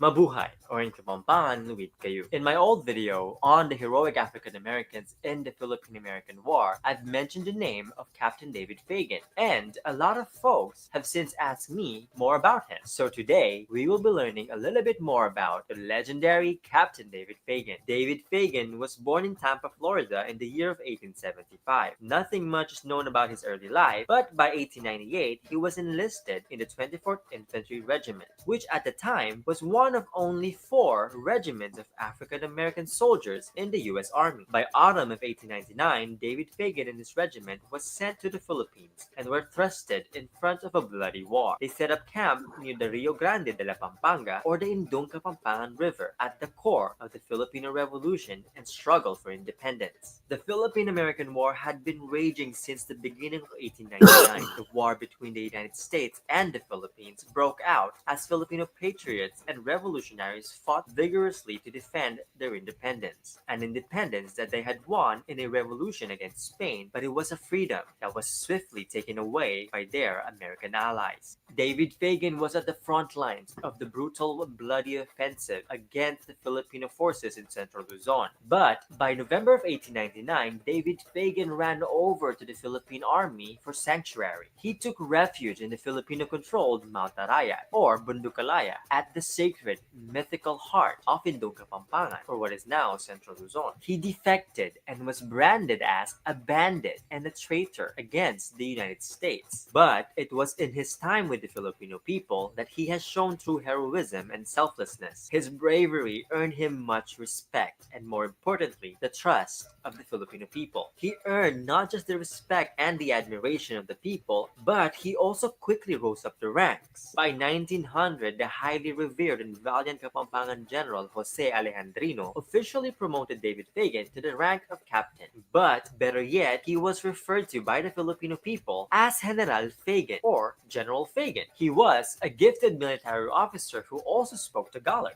David Fagan would eventually marry a local lady, and his legendary exploits during the war would lead to mythical proportions, especially among the Kapampangan elders and the indigenous Aitas, many of whom referred to him as Pugut, a mysterious mythical giant, but friendly supernatural being. Branded as a bandit and frustrated by his legendary exploits, the American forces sought bitterly to end his life in whatever way possible. A bounty of $600, or about $18,000 in today's money, was offered to anyone who could bring his severed head to the Americans. By the end of 1901, a bounty hunter turned in what he claims to be the head of Captain David Fagan, but it was never really confirmed or verified. In fact, Captain David Fagan evaded countless attempts against his life, and sightings of him were reported here and there in the years following his official death. And all of these only added to the legend, the mystery, and the myth surrounding Captain David Fagan. But why would David Fagan switch sides? Why would he dare leave the all-powerful US Army and join the scattered guerrilla forces of the Philippines in the jungle? The answer has a lot to do with racism. Yes, racism is real, both in American institutions and in the everyday life in the United States and beyond. Despite fighting for the United States in countless wars, African American soldiers were treated terribly and were seen as disposable bodies. They suffered violence from their white superiors and were bitterly despised by their white fellow soldiers. Racism in the United States goes hand in hand with American imperialism overseas. The violence the Americans unleashed in the Philippines reminded many African Americans of their own experiences, from the atrocities of their past to the injustices of their present conditions. David Fagan was just one of the many African Americans who stood in solidarity with their fellow people of color against white imperialism. And just a reminder, this is by no means the complete story of Captain Fagan, and it's something that I'm still digging deeper into.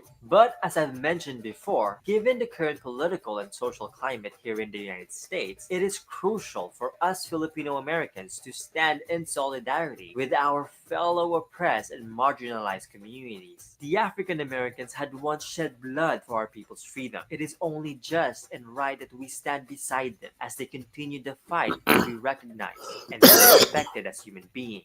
Because we, black and brown people, also deserve to be treated with dignity and regard for our basic human rights, especially in this land of the free. So yes, do not be afraid to stand in solidarity with people who are also facing injustices. But it is also important for us to address our own anti-blackness in our own cultures and communities. Because our people had respected one another and had once fought for each other's freedom. And it doesn't make sense that we just leave them hanging. And that is it for me today. If you like this video and if you learned a thing or two, don't forget. So what do you guys think? Man, shout out to David Fagan, man. Yeah. That's a powerful story right there. Yeah, so I said this is stuff that we don't know. You know, it's not discussed and everything like that. So I take this little platform that I have right now and try to educate people. What if one more person knows that, you'll tell somebody else will tell somebody and whatnot. But most people don't even know this happened, you know? Yeah, I got to do my homework on David Fagan, man. It wasn't just him. There was very lots of powerful. them that deserted the U.S. military and basically joined the Filipinos, resistance, you know? I can't even imagine the black people that fought in the Revolutionary War and the Civil War, how they treated Yeah. them. Yeah, so the bottom line is, like I said, any black man goes out and fights for a white. That's why I say I can't really respect these Captain American Negroes, you know? In 2025, you still got black men in a white man's uniform doing the white man. Now, it's one thing to do in the Philippines, Germany, and all these other places, but now you got them wearing the white man's uniform and in fucking goddamn Africa, you know? What next, you know? Yeah, I think that's crazy. If you're a black man in the U.S. Army, you fighting against Africa. Yeah, so it's just this is what happens when we never chose a side, you know. We never chose a side, you know. We basically sat here and basically, you think we were gonna sit in America? No. The white man at any time, all you guys are under 35 could be drafted and sent to war. You know, they even talk about bringing back the draft. You know that? Yeah, I heard that. Yeah. So yeah, we're gonna start bringing back the draft. Once they bring back the draft, man, you think Donald Trump's kids or grandkids will be in that? No, but they'll send you out there to die. You know, they'll send you out Yeah. there to die. So I know people that was in the army in the shit they was telling me they was doing in Iraq and stuff like that is like horror. It's like yeah, so it's just ridiculous, you know. But like I said, we got these FBA goofballs and whatnot. They're 10 toes down in America, you know. It's got clowns, man. You know, like I said, man, where did this disease of race traders come from? You know, I'm about to block Donnie for good, you know. God, I'm sick. I hate race traders, you know, I really do. You know, like I said, people say, oh, I like Colin. I don't like you, you know what I'm saying? If you're a coon or a race trader, you know, you got to go. You know, that's what I see like that. You know. So Colin, you gotta tell these niggas when you mute them. You know. Oh yeah, I muted Donnie. You know, fuck them if what they don't like. You know, all these freaking people, man. Look. I hate you, fucking race traders. I hate you with all my heart. I'm grateful immigrant. I appreciate the America so much. Yeah, that's sad that you. Unfortunately, you got to be like that. You know, that's sad, man. You know, that's sad how people like that. Do you guys want to hear some of Dynasty show the other day? yeah. I just wanted to touch on Liberia for a second. I had a debate with a dude about Liberia. Yeah. We was talking about Paul Cuffey and Vaughn Delaney, and the dude was just trying to tell me that Liberia was a plot to get rid of black Americans out of the United States. I said, brother, Liberia was a country that was given to black Americans so they could prosper and set up their own government. They're saying that Liberia, the richest black men in the world, lived in Liberia. You know, that these countries had a country that they didn't have to worry about lynchings, discrimination, all that shit. Liberia, the Liberian didn't know anything about lynchings, discrimination, and that's something we endured in America. You know. Yeah. And it was just like It was just like, if you're gonna complain about the white man and his system, why don't you just go to Liberia and set up shop? Oh no, that it was set up by sellouts, and I'm like, these guys is Oh, yeah, the crazy. people who built the nation are sellouts, but the friggin' people who fucking stayed in America and got their ass kicked, they're not sellouts. Like I said, we gotta change the narrative. Yeah. Yeah, I'm block you, Donnie, and keep talking shit. Keep putting my name in the Adolf shit. You will be gone for good. How about that? One more time, you put that Adolf shit, FBA shit near my name, you're gone. And I mean it. I am not playing with anybody. I am not playing. If you want to test me, go ahead, try me. You know. It's wild. It's wild, Colin. It's wild. Yeah. So it is what it is. Like I said, man. I like telling people the truth. I don't like fake history. I don't like telling people. I just tell people like it is. Look at Lang's last name. His grandmother was a grandfather was a black man who married a white. Who the hell cares about Langley? You care about all these clowns and whatnot. It's just that look. 100 years ago, Marcus Garvey said, "We're the suffering race of people. We turn out suffering." 100 years later, we're still going through the same shit. Yep. It's crazy because majority of the stuff Marcus Garvey was talking about, it still resonates to this day, which is Yeah, wild. everything. The fact that I heard even Namibia now, whites and blacks are going at Namibia about land redistribution. Fucking cut the white people are like, oh, that Namibia. They even try to say Namibia is theirs. Oh yeah, they deep in the Namibia. They Yeah, deep so in. they own more land in Namibia than they do South Africa. Yeah, because majority of them that fled Zimbabwe and South Africa, that's where they went. That's what you call Namibia was called Southwest Africa at one time. It was a colony of South Africa. Then they got the independence in 1990. But the thing is, that part of independence was okay. You guys live, but you couldn't like the land, the national parks, all stuff like that. The ports were still controlled by whites. Sad. Racist whites. It's sad. Liberia has history of tribal. I I, don't know what the hell I is this. really think though, what would be a better trade off is okay. Hold up, look. I'm gonna say it like this. Donnie said, "How much do you need to come to have a conversation on Adolf FC? You're out of here, bro. I'm done. I'm done. Goodbye. Goodbye. Didn't I warn him? You did. Did I fucking warn him? You're out of here, Donnie. You'll never be on this platform again. You're permanently banned. I can't even unblock you. When I tell Damn, you, Kala. don't bring that. Damn, Kala. It's Adolf stupid FBA shit. I mean it. That's how much I think that shit is stupid. I'm not gonna these idiots get on my platform. Do it someplace else. You're not gonna do it on my platform. Kala, they trying to convert you. They want you to be one of the Man, that's leaders. not gonna happen. They Well, want you. we just got the They answer want you. right. They want you to Yo, be part of the leadership. I really think that dude BSI is emphatic with you. Every day this man talk about you in his channel. Yeah, he's obsessed with me. The bottom line, he can't see why someone like Kala is so care about Africa so much. Yeah, man. I'm the prototype person that's supposed to You're be supposed Americanized. you're supposed to be one of the leadership of ADOS, FBA, that's what they expected. Bottom line, no, that's not me. I'm not a fool. So bottom Yeah, line, they Tyler, get that why you not a part of the someplace leadership? else. What You part need of to be what part of that shit has no place in anything I'm doing? Nothing. I won't even have a debate with these people. I don't even want to discuss them. That's not even open for discussion. FBA and all this kind of freaking nonsense. It's foolishness. But I did warn them, right? Nah, you definitely warned him. I warned them. I warned them. I said, "Look, stop talking about that FBA shit to me." And I think it's kind of disrespectful to call the ancestors that lived in this country FBA when That's what I'm saying. they wouldn't even subscribe to that. Yeah, the bottom line, our ancestors in their graves, turning in their graves, like I'm an FBA now. And you look at Tariq with his video called Tether Fatigue. That's what the fucking our ancestors are rolling in their grave over this crazy shit. Our ancestors were not race traders. They didn't hate Africa. They didn't hate Africans.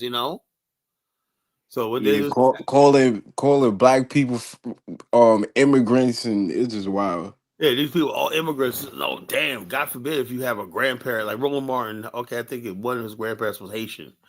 Oh, that's a good reason to throw somebody under the bus. This is insane.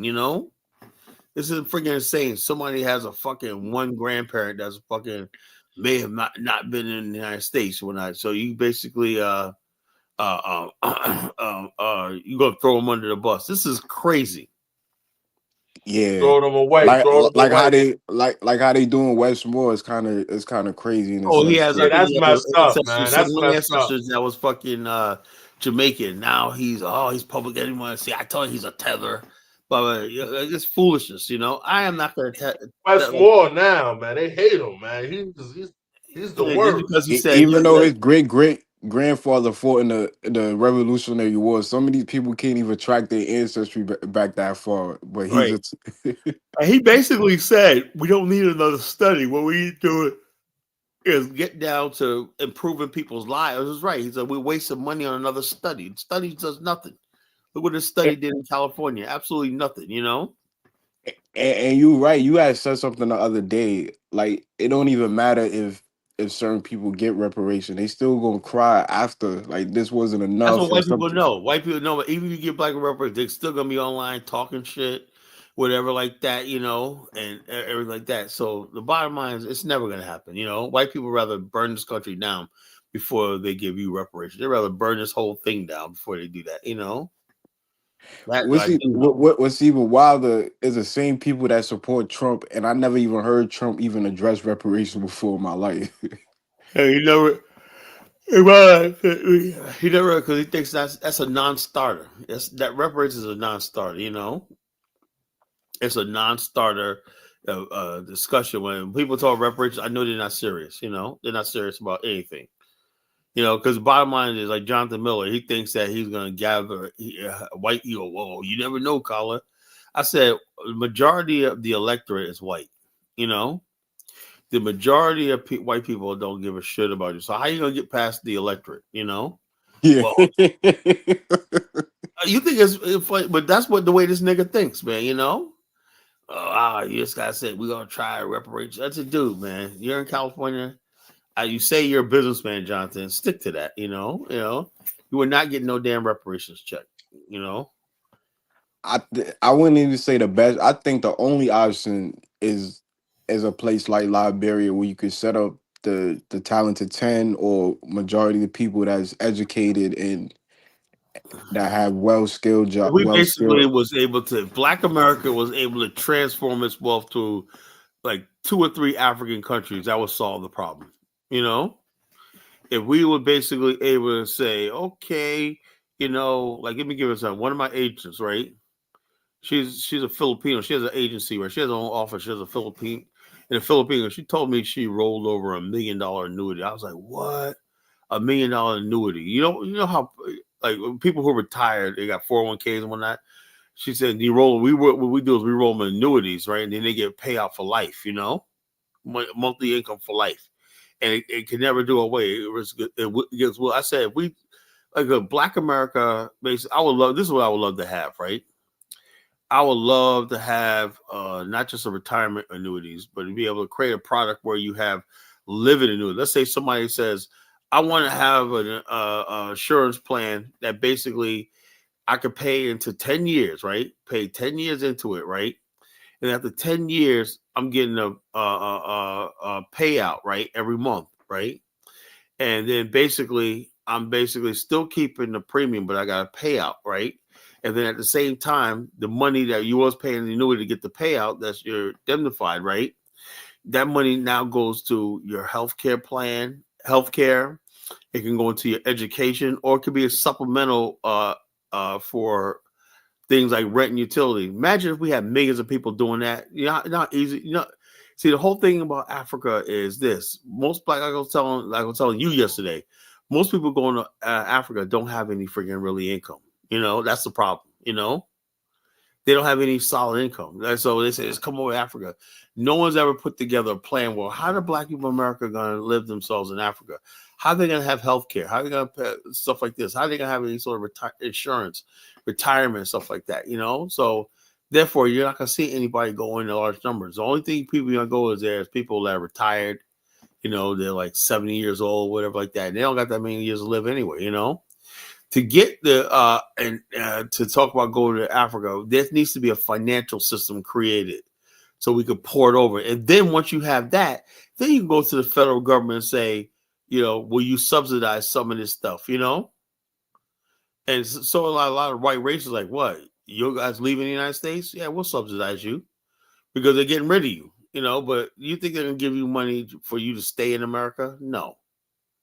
Yeah, that make the most logical sense what you just said, honestly. Yeah, so if you say I want to move to this country right here, when I like that, I paid into a system 10 years, right?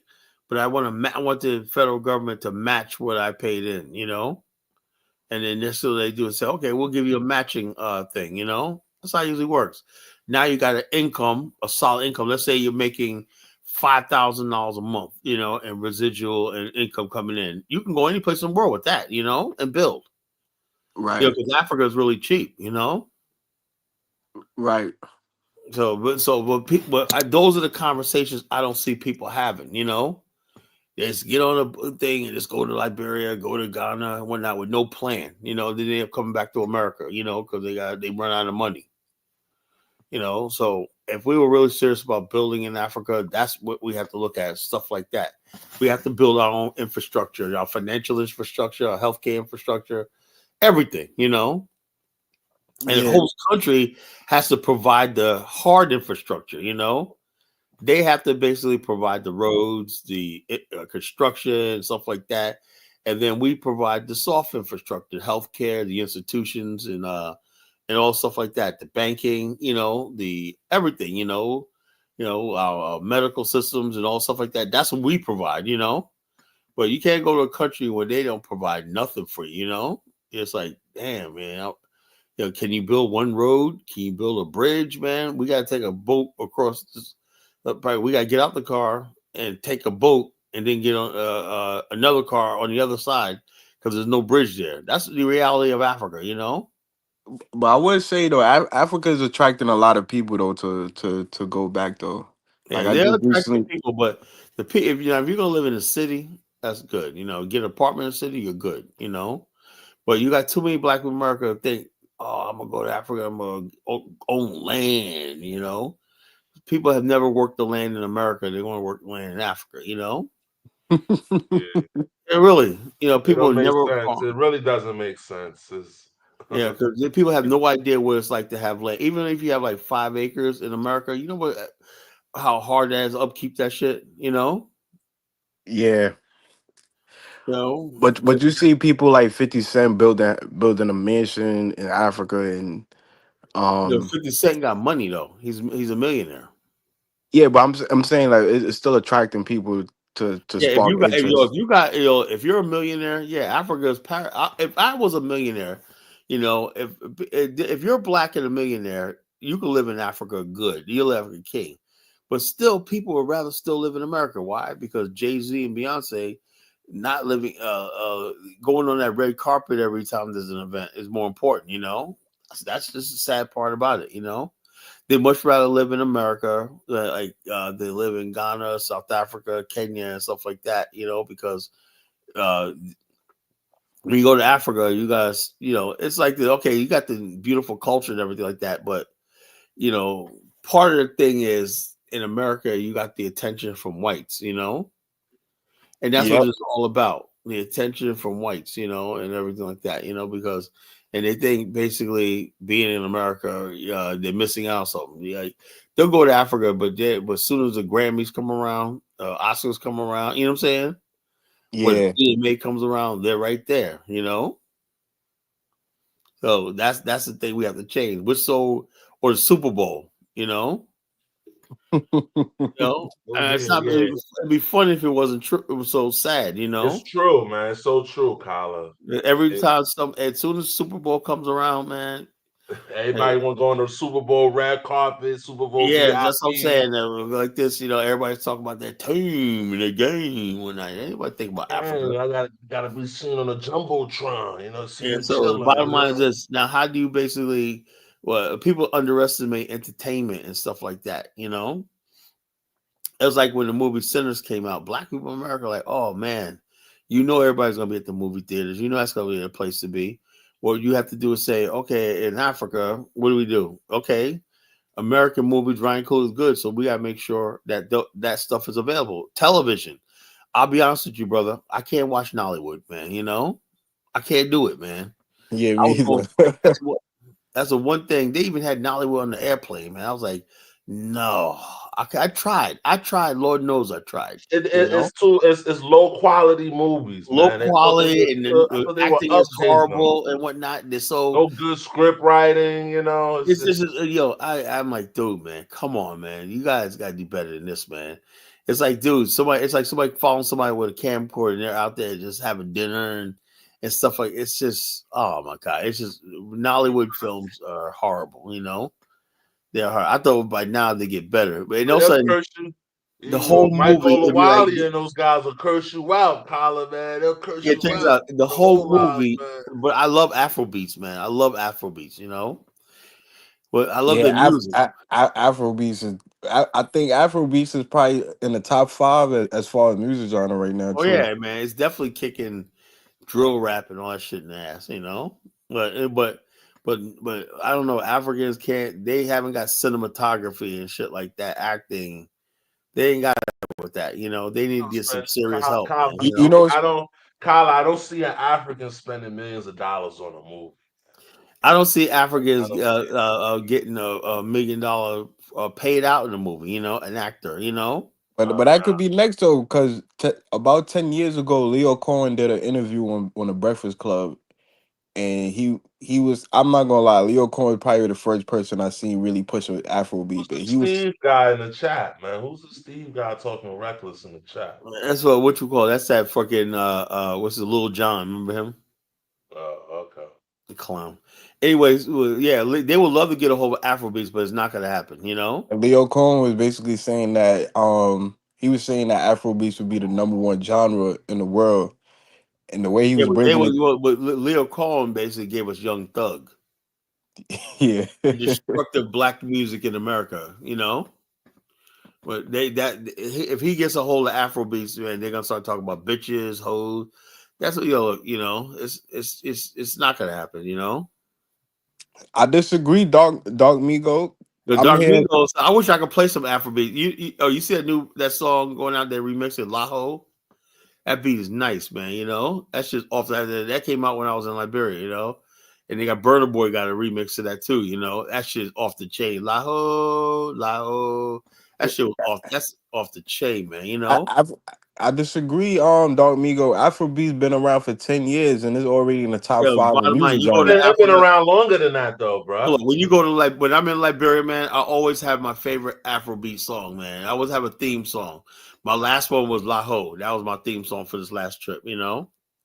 Afrobeats ain't been around for probably no more than 15 years as a Yeah. genre. Wow, bro. They've been on an underground too for a minute. They've had an underground circuit for like about 10 years, bro. So it's been around. Who said they did degenerate stuff? And I don't see that in Afrobeats, man. They make some suggestive stuff, man. But I like that Khalifa dude, the Wiz Kid, Wiz Kid. Oh, Wizkid, yeah, Wizkid. Wizkid. He's good, man. I like his music, man. I like what's the other one? I'm a bird. I like Burna Boy. I like Burna Boy. I like DeVito, and I love Burna Boy, man. Dusty Boy said, "Deep down, we're all Captain American." I don't know what the hell. I'm not no Captain American Negro. I am not no freaking Captain America. Afrobeats did not die in 2020. You obviously haven't been to the continent. How Afrobeats died when one of the biggest clubs in New York right now is Lagos in the middle of Manhattan. That's packed every night. Everybody's feeling that shit, man. Because black music in America is dying. because it's so commercialized and corny and shit. You know. I go to the major clubs. They now have Afrobeats nights. Yeah. So no, I can't freaking do. Look, and look, not and to the look, women. African accent. Look, about also that dude Singer. I love that motherfucker. Is nice too. Singer. That's Yeah. nice. He is good. And what's his name?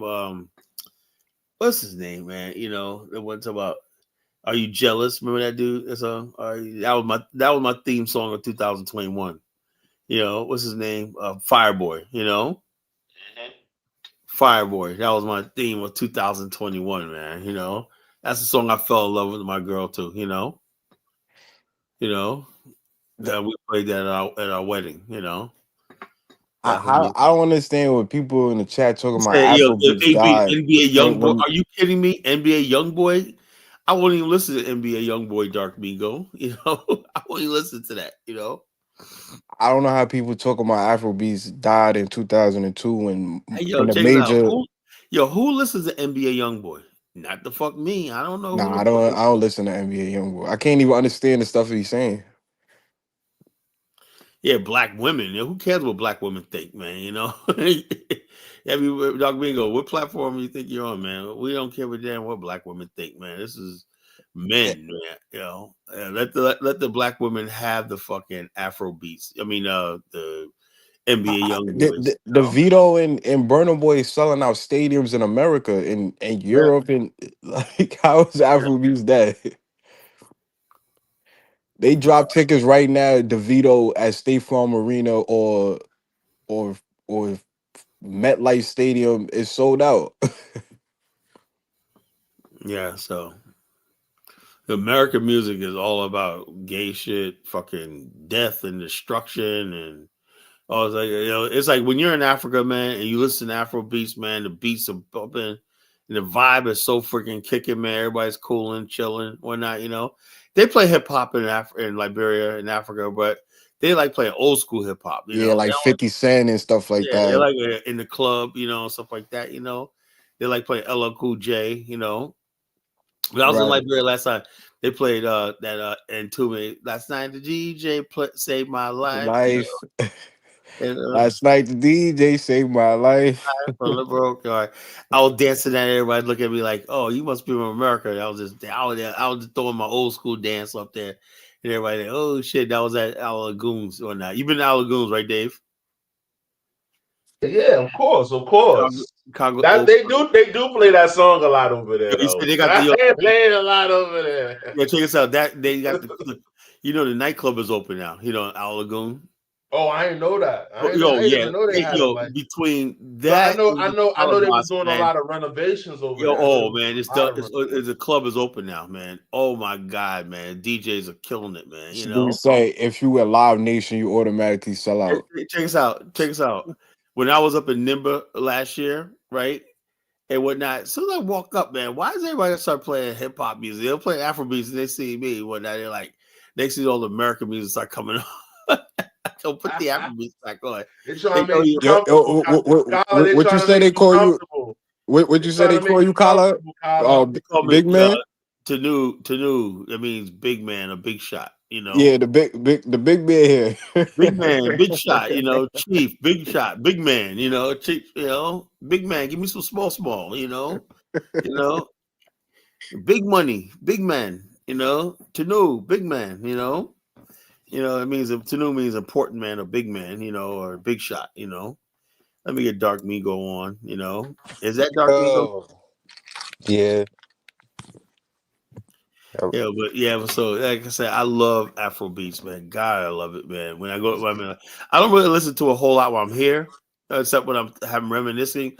But when I'm in Liberia, man, that's what I like listening to, man. I don't like Man, nothing. Kala, when that Burna Boy come on in the club, man, the club turned different, man. Yeah, Crazy. yeah. So like I said, that shit trash, man. He only got like a couple good songs, No, Dark Migo, you're hating, man. Come on. I'm not hating that. You're a hating nigga, man. You hating, man. I'm not hating. I swear to God. The bottom Dark line is, Migo, so you'll be in the club with that shy, Nah, come bro, on. but you know why? Listen, I like that one shit, that he dropped, the first shit. Like, that shit was super tough. but that it all kind of sound the same now, you know. So I kind of be like, man, Ah, it's like the that same is beats and like the same type of when you hear voice. You know that, what I yo, mean, come on, Brother Boy got a whole set. bro? Come on, That's the man. But I mean, life of a city boy. When that come on, maybe because I'm just holding him to like American standards, you know, because like our artists like they be having like all types of different beats and No, I say, look, flows and stuff. when it comes to music, Africans can hang with us. Really, I believe that. But what Nah, they got, hold on, what they got to work on is the goddamn acting, man. I cannot do. That's my one fear about ever moving to Africa, man. it's stuck. It's what stuck with what you Nolly. It's mean? stuck with Nollywood, Nollywood. hell no, and they Nah, they I think love they that better shit over there, actors than man. music, man. No lie. No, man, I could deal with that. Black The Brit. Panther? I What like you the British. mean? I like the British African actors. Yeah, The British nigga, actors are I good, be thinking they American. They be getting me. You know what I mean? Yeah, but so the bottom line, I cannot do Nigerian actors or not, and African actors. I don't know, man. What is? I would love to see like an African version of fucking what's his name, Michael B. Jordan. Yo, Or something like that. Idris in the Wire was legendary. I can't even Who? lie. Idris Elba. Yeah, but he's British though. He's still Yep, is British. but he's African. He's still African though. My favorite actor is David Oyelowo. He's Nigerian, but he's British. And Chiaboy Ejiofor, those are my favorite actors, but they're all British. They're not. I have never seen a. I have not yet to see a Nigerian Nollywood actress or acting that basically this. I tried to watch it on the plane. Lord knows I tried, man. You mean I like an agree with actor you. like Not straight from the land? You're saying like a African straight Yeah, from yeah. the There's land? none. Okay. or like a They're continental really African. terrible, man. They're terrible at acting. They act. The women act over dramatic, and I mean, look, and the acting is horrible, Nah, I man. know, bro. My grandma be watching the movies, bro. I be hearing that shit when I be going With over there. the Nollywood. Yeah, bro. Yeah. And they mics be so like they don't even got the sound Yeah, the good. lighting and the The sound be sound be off and like you whatnot. see, I'm like, I'm like, damn, yo. man. Damn, they don't know. It's just, it's just horrible. Need help, man. They don't even got the sound right for this shit. I'm like, damn. It's like, damn. Some of them British African actors, they got to start investing into Nollywood and really popping it No, up. the bottom line, hold up. Before you invest in Nollywood, man, you really got to have a market. You got to have a market. There has to Now be Nollywood got a market. People yeah. actually. No, look, the whole if you add up all Nollywood, right? All the films on that is like $1 billion. Remember something? Black Panther, one movie did $1 billion. One movie. Yeah. Yeah, and they could do it too, bro. You be seeing them Bollywood movies, man. They be having like action India's packed one shit now, like country the and it's like Indian a richer dudes. has a bigger market, bigger market and it is a more unified market. Yeah, but they be having like MCU graphics and shit now. Like that shit just recently Oh yeah, happened. I'm like, yeah. That's whoa. what I'm saying. Yeah, stuff like Yeah, that. Yeah, India's coming crazy. Asian. I grew up on Hong Kong cinema, and they basically Japan and Hong Kong had the best cinematography in Asia. They back in the 70s when Five Deadly Venoms came out and stuff like that. Bruce Lee's movies and whatnot. Yeah. Asian cinema is the Africans. I thought by now African cinema would get something like where the Philippines had martial arts movies in the 70s. I figured Africans will be where the Filipino They're movie. not collar. They're not trying to spend that kind of money. They got to, man. If they want look, and also now that remember most countries in the world, their movies go to the box office, right? African Nollywood, everything is going straight to DVD. DVDs, yeah. Oh, they don't do movie theaters for their movies? I never knew No, that. Nah, they don't. every They movie don't. theater in Africa, they're playing Straight American and Asian DVD, movies. bro. Straight Nah, that's DVD, crazy. bro. Damn. So there's no real movie industry in Africa. Sad. Because Africans don't think much of themselves. They all every movie that comes Do out. that, bro. That's hard. That's heavy lifting. That's hard work, man. That's They hard trying work, to do all that, bro. That's hard work, man. You got to actually do a studio finance. Also, films have to be financed. It has to go through editing Banking, gotta go boards, through like banking that. and You have to insurance and join the all that stuff. Filmmakers Association, the Motion Picture Association of America. All these things you got to go They through. don't want to do that. Like you said, making a movie, that's insurance involved. Oh yeah, everything, Different man. It's a things, you know big what I thing. mean? Trying to do all of that. Yeah, and that shit take mad time because like rendering videos and shit. Like I know a movie that's like an hour Copyright. long. You need copyright lawyers, Right, Check entertainment this out. First of lawyers. all, like I They're said, not trying to do the all only, of that, the bro. only They're not thing trying to that do my all of book that, needs bro. is as a screenplay, right? Done. When that screenplay costs you a good screenplay, right? Screenwriter will take the stupidest script, right? And they know how to do it. Yeah, a good screenplay will cost you like $50,000, and that's the entire budget of a Nollywood film. In America, the screenplay alone is like $50,000. Just a screenplay. Just to get get it to be written, get a team to And write that's it, not get a including team the to write it. casting and stuff like that. The Yeah, they're rehearsal. gonna get the characters together, the Yeah, because setting, I the know it plot, costs like everything. 20,000 to get like a permit to even just blow up a car for a film. So it's like I know, yeah. So there's a it lot has to it. to That's be. why you Yeah, don't it's see a any lot. graphics or anything like that in the Nollywood films. When you don't see any real graphics, you don't see explosions. Trying to do all I of did that. say like this. I When I was on, like Nollywood films. I bet they don't even got no stuntman division. Like but I tell you stunts to one be thing, I stuff, did one improvement. Right, I was watching this movie on a plane. Right. And somebody had a drone. They had a drone footage of Legos. I thought that was pretty cool, though. Oh yeah, that's tough. Yeah, they Yeah, they had a upgraded, man. drone. Bro. That's stepping up in the world, man. They got a drone. They said, oh yeah, talking about next thing you know how they show the outside, the top of the city, whatever like that. They had a drone footage of Legos over the Cager Bridge and whatnot. I was like, oh, that was a good shot. they stepping it up a They're little bit. stepping up a little bit, man. They're using drone footages, man. I said, all right.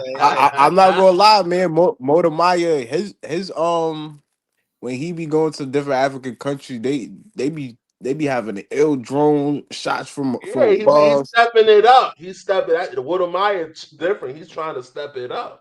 You know what I mean? Yeah, so I know. yeah, I've seen his improvement over the years. yeah. Early source said just turn. That's the problem. They just turn on the camera. What he said, turn on cinema. Just turn on cinema. Cinema. I don't know what that's all. What he said, talking about. Ali, you gonna get the Nigerians mad at you, man. You talk about their Hey, I got look. Bottom line, every Nigerian knows I'm telling the truth, man. You gonna get them mad at you. Colors, Yeah. FBA, I'm like this, man. But the bottom line, it's like I told him, let's not go there, right? It's like, look, the bottom line is we got Ryan Coogler. Yo, that's the baddest motherfucker on the planet. I didn't think he could make a Manson movie. What you mean? But Ryan Coogler got a resume. He got Creed. He got Black He got Panther. Creed 1, 2, and 3 and whatnot. Creed was off the friggin'. Was that Creed? I think Creed. That's the Fruitville Station. I think that's what really that's what he first did. That's what he really. That was his first. Major. Hit. He gotta do Black Panther 2 or like a spin-off version. Black Panther 2, I ain't like that. That was trash. That Wakanda film was the worst movie I ever seen in my life. That shit was trash. That was garbage, man. That's not even. You can't watch that on fucking DVD, man. It's terrible.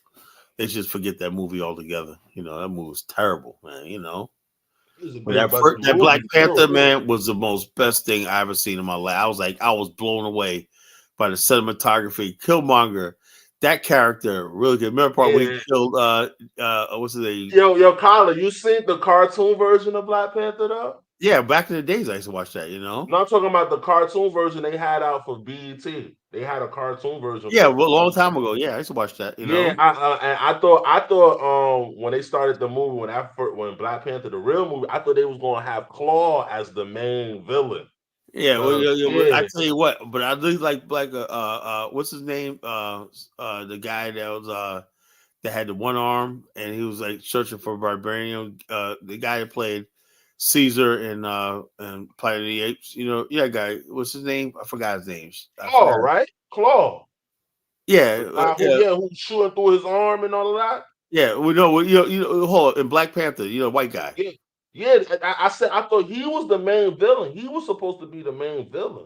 That was his name. That was his name. That was his name. Claw. I can't. His name Claw because his hand blow up and he got vibranium in his hand. He be going for the he was the only person that broke through. Yeah, I like that part where I like vibranium. You understand me? Him and whatnot. Yeah, Claw, the guy that who was selling the vibranium. He was the only person to ever break into Wakanda to steal, vibranium. He was the only one that ever penetrated.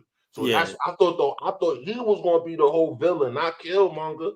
Because you gotta admit that Killmonger. See, I like movies where the person goes from obscure character to like some messianic leader. I love that. It was like the Lion King with Scar. Yeah. His name is Ulysses Claw. A surprise. Yeah. And then what you call was another one, Killmonger. And it was like that really got me. I was like, because I wasn't expecting him to, Elvis, you breaking up? How y'all doing? What's going on, Marcus? Good. Yeah, folks. Some announcements. Dollar Bill's starting his own show, so he won't be co-hosting this one. So I wish him the best. That's my brother right there. I'll help him out with his show. He's gonna try to do his own thing. His show gonna be starting. I don't know. His show. I got to take him off this one as for him to start his show. I got to take him off here as a co-host. Oh, all right. And like that, so he's gonna basically do his own thing. I'll help him out too, man. That's my brother right there. But we just, he's gonna do his thing. He's gonna do what he believes in. His Ubuntu. He's gonna do his thing. And hope for the best. Hope he gets an audience, man. I must help him out all I can to get his views up and stuff like that. I believe he'll be a hit. He sticks with it.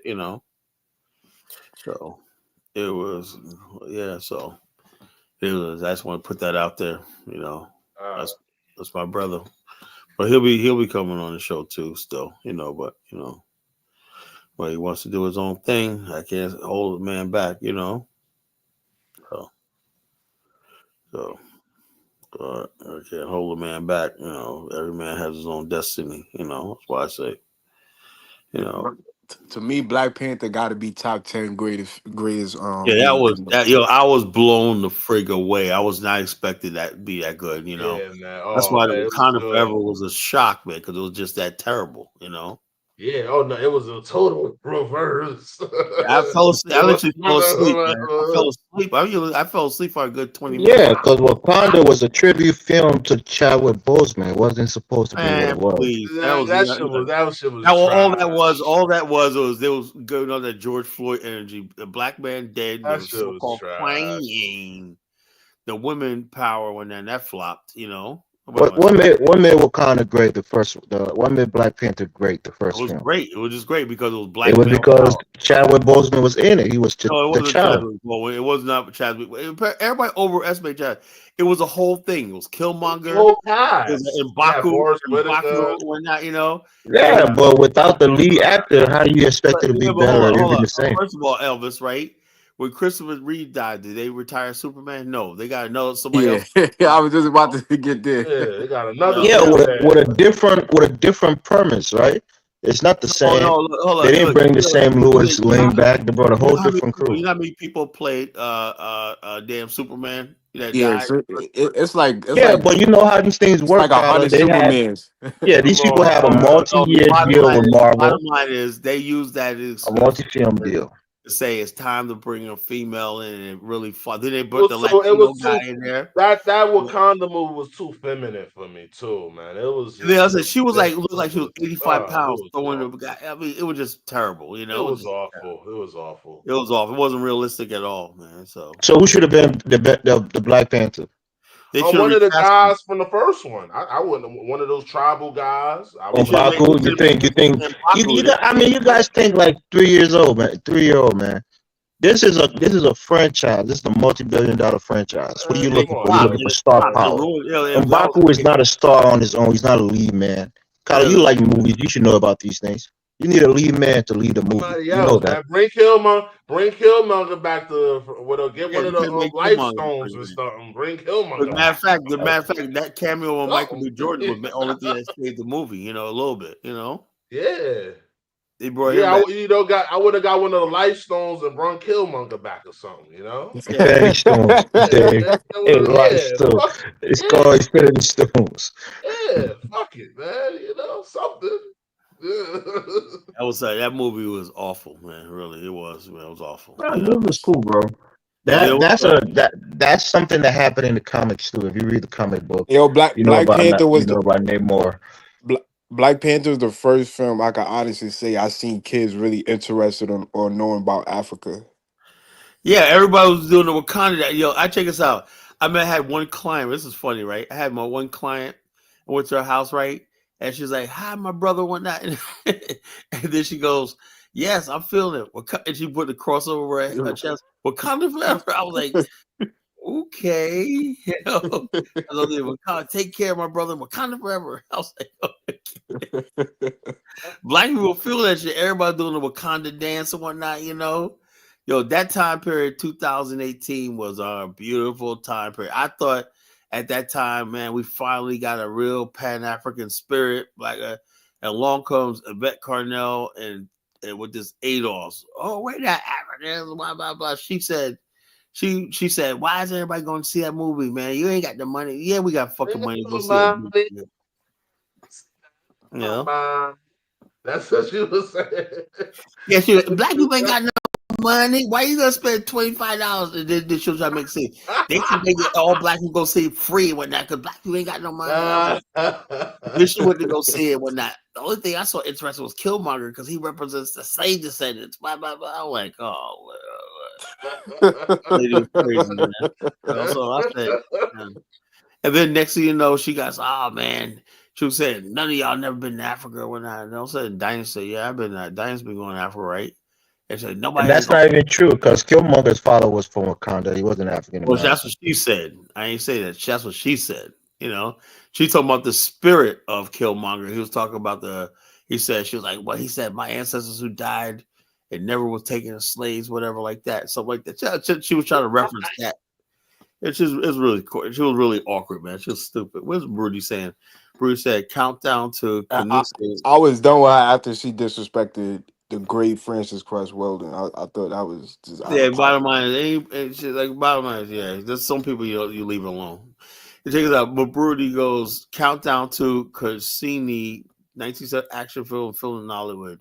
Where is it, Brody? Can you come up here and show it to us, man? You know, an action film, and it starred Greg Mars. Greg Mars and Ruby D are not Nigerians, bro. You know, so. You know, and Delta Sigma sorority is not freaking Nollywood, bro. So what the hell is he talking about? It's inspired by the creatures. This is what I'm talking about. You know, it's like double talk. Inspired by the creation of Nollywood. Inspired the creation of Nollywood. Yeah, I'm sure it did, man. But the bottom line is I want to see Nigerians make freaking films. I want to see Nigerians get to the 60s movies I see in the 1960s coming out of Asia. You know. Oh, hopefully, Tyler, Tyler you Perry seen or the 50. Asian movies with the guys flying through the air and all that kind of stuff? You think those are high quality movies? Yeah, Elvis, yeah. it's so y'all hear Elvis' phone or that's just me? That's Elvis's crappy ass phone. Yeah, the bottom line is, the bottom line is the cinematography back in the days of kung fu movies was the best. You know, Five Deadly Venom. He don't know about those old kung fu. Of course not. He don't know nothing about that. You know. No, So the bottom line Elvis- is the cinematography, the acting, everything was just on friggin' point. Tyler, we was seeing Chinese dudes flying across the screen. You think that was realistic? All of them were like that. I'm saying the acting was really, really good. Those old Hong Kong movies and stuff. Hong Kong movies, acting was the best. You know why? Because Jackie Chan movies and stuff. The Chinese films. I ain't gonna lie, I was never into the Bruce Leroy and No, they was fire though. They was fire. But I mean, we liked it for the comeback, but not for the realism. Well, no. Check us out. Chinese cinema and acting comes from the Peking opera. You know, all those people you see in the Chinese movies were basically students of the Peking. People, they groom kids from the time they're 5 years old, and they go to these theater companies, right? They work on acting from the time they're 5. You know, everything, every technique of filmmaking has been mastered by the Asian film companies. You know, in Philippines, Japan, Indonesia, you know, Malaysia. All these places have mastery of the Asian film company, romance films, martial arts movies, everything like that. I've never seen African countries, man. Just really, the films is not good, man. The Afrobeats, I'm giving you Afrobeats, man. You know, but friggin' filmmaking. Yeah, it's about budgets, bro. Yeah, but on budget. it's better not to make any movie at all, bro. Nah.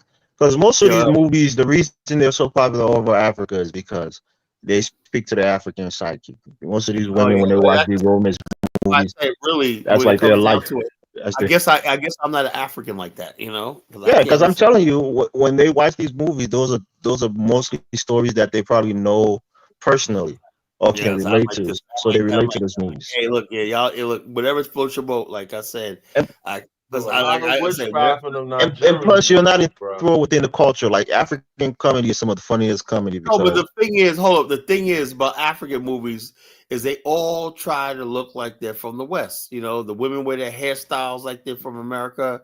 The men wear that's that. how You women know, dress in Africa. Colin. Most what's of the so women you African see about are regular women on a day to day. what's so African about it? You know, Elvis. No, what I'm talking about, for example, right? Yeah, Like, what's so African about it? You say, oh, African culture. What's so African culture let about me it? let me explain Women it. For bringing like example, I'll give nails you an on, example and about sitting down African sipping comedy, champagne. right? Have you watched a Nigerian comedy movie before and you understood and you got it? You got the Oh, I references. can't understand That's Nigerian the point comedy. that I'm making. So the point is, if you watch I do somebody like like, this. I think Liberians make some good comedy skits on Real and whatnot. You know, really funny. You yeah, know, but but it's like so far as me paying money to sit down and watch a movie, no. that's what I'm saying. So Africans, even in East Africa and Southern Africa, they get the comedy of Nollywood Hold up, movies. now, hold up. Let me say something. South Africa, for some reason, they make really nice films over there in South Africa. Their filmmaking is superb. The Yeah, black filmmaking. what's the difference, Carla? Because the bottom line, look, I know when I'm watching a film that it's quality made. The No, I'm saying what's cinematography. the difference between I look South the African bottom movie line industry and Nigeria? because they don't spend 90 minutes in one scene. You Yeah, know, that's not the difference. The difference is budget. The difference is Nigeria, budget. watching an Hollywood movie, man. I was watching Isabella. I said, when the hell? I want you fast forward it. Well, it's not fast forward. I go, they've been at that. So you watch the same movie, right? We're sitting here in bed watching the same movie, and they're still sitting at the same table for like almost 2 hours. Yeah, You know? because they don't want to spend the money on going different places, Paula. Yeah, They so can they stay do the in one whole spot. movie in Yeah, one scene, man. I'm in like, one dang. spot, cheaply made Kind of like any movie, right? quality. There's different qualities of the movies, right? There's Oh, really whatever. top notch quality Nollywood movies, and Well, just the hey, run of the mill look, cheap hey, movies. look, they can have it, man. But bottom line is this: they, like I said, somebody mad. Well, black people in America don't watch Nollywood, dude. Man, make some good. Get yourself a Ryan Coogler level movie, and then people will definitely But watch it. You know, who do you think is funny in these movies, Carter? You think it's black people funny in Ryan Coogler movies? I have no idea, but Of he course got the funny. not. It's Marvel. Marvel is a white owned company, Well, multi-billion Sinners, dollar he didn't conglomerate. fun Sinners. I don't know who fun Sinners, but the bottom line is this: it was a great movie. It was one of the best movies I ever seen, man. So Yeah, I it's want. great because they can hire a $20 million actor like a So, Michael B. Jordan. like I said, that's the You know, type of movies have I a want. $200 million budget. Like I said, yeah. So Yeah, I hope it's a difference. Hollywood gets there one day, man. But shit, Okay, I want to talk to you about what happened with the guy on Dynasty's show, right? The SETI dude when he embarrassed Liberians and started talking shit about Nigeria and he Ghana. was standing up for his own country, man. So he Nah, was he telling. wasn't standing up for What you Liberia. talking about? The South African dude? No, No, there's a guy on Dynasty's channel called hold on, SETI. hold on. I got better than that. I'll play the video. I'll play it. Now I'm gonna play a video, but I'll play the soundbite. I wanted to Right. come up, but Hold I was. on, I wanted to play a soundbite because I want to talk about this shit too. You know, go ahead and talk. I'm gonna look for this. Yeah, the dude, and again, I didn't want to come up there and say it to him because that's our internal issue. But he said, like, I'm not trying to claim any country. I'm not trying to stand up for any country. And the internal dynamics of, Dave, maybe Dave understands. His tribal group maybe doesn't have the affinity for Liberia like other Liberians do. So for him to say what he said about Nigeria and Ghana, he just negative, man. I wish I could go up there and try to straighten him up. But that shit was embarrassing. Everybody ganged up against him, started shitting on the country. That's what I say. That's why when I come on these platforms, I don't try to pick up Liberia. Because Carla, you try to do that. And I get it, you got a tour going and all of that. That's great. But Liberia is probably second in the lowest five No, countries in West because Africa. I'm just going by what I see. And the bottom line is this: I'm saying the country is struggling and whatever like that, but Yeah. it's making a lot of progress. I see what in my own eyes. It's making relative progress. So I see with my own eyes what you say, what everybody else says. I see what I saw. If I did not see what I saw, I would say so. I see what I saw. This, that, and the other thing. I think people got to warp this. We're not on a level. Man, of Dynasty Ghana. last two shows was just wild. I think Dynasty is going to be out for a while, Carter. I think maybe you should start doing some day shows to fill that gap. Elvis, do you understand? I have a business to run. When do I have time in the day? Do a day show to tomorrow or Monday. It's a holiday. I do no shows in the daytime. I'm busy. This is the only time I can do shows at night. That's it. Got a holiday tomorrow. I think Dynasty is going to Africa for like a month or so. So it's going to be out for a while. Invading Congo, that's the way to go? You think that's a good example? Again, what I'm speaking, I'm strictly talking about in terms of what we were talking about in terms of corruption, how long have you been in power, brother? Things like that. How long have you been in power? Paul Kagame. All right. So that's the point. That's the point I was trying to make. Okay. They call the country. They call the country. Good information. They call people in everywhere. Okay. They call the country. Every country. Let's fill our heads with good information. Okay. Hold on. Like Paul Kagame, who was put into power by the American administration. Hold on. Two things can be true, man. Relax. You need to relax, man. I never mentioned. You got to be mad. I never once mentioned. You just did. How long have you been in power? I never once mentioned. Can I finish? No, and then you can go ahead and tell. Rubbish. You should not be allowed to. Fine. Then let me talk my rubbish, and then you can go ahead and say what you have to say. Fine. Okay. Anyway, back to my rubbish. What I was trying to say simply is that in terms of corruption or lack thereof, in terms of building infrastructure and doing things for people inside the country, yeah, Rwanda is actually a good example on those things. Did I say Rwanda is perfect and that they did everything 100% correct? No. They have a benevolent dictator who's doing a decent job with the people on the inside of his country. Doing the job of America. Okay? I'm sorry? It's a CIA American plan. That's why Trump. Hey, guy, let Alan talk. Alan, you got 30 seconds. I got. All right, no problem. Again, all I was trying to point out was that in terms of what the infrastructure looked like, where they were in '94 and where they are now, is actually a good example in terms of infrastructure and corruption. That's the only point I was trying to make. That's it. Okay, who's turn? Is it Louis' turn or is it my turn? Well, I gotta read these super chats first. Yaya, thank you for the €6. Why do some of us feel so inferior to Europeans? Are we not tired of being inferior? What is wrong with us? It's time to be proud of who we are. FBA Young Line, thank you for $1.99. Holla, Passport Granny, Wildflowers, Romanticizing Africa. Yaya King, thank you for the €6. Lewis is 100 on this. Thanks, Unc. FBA Young Line, thank you for $1.99. Hollow. Other Africans have inferiority complex to Niger. FBA Young Line, thank you for $4.99. Holla, thank you. Hello, this is why Black Americans and Nigerians are the kings of the Black Kingdom. These other Blacks are jealous and have inferiority complex. FBA Young Line, thank you for $4.99. Holla, I stand with Kiyola to Niger and hello. This Liberian has the spirit of a general butt naked. that was funny. Very archaic. All right, gotta be general butt naked, man. Why gotta be general butt naked?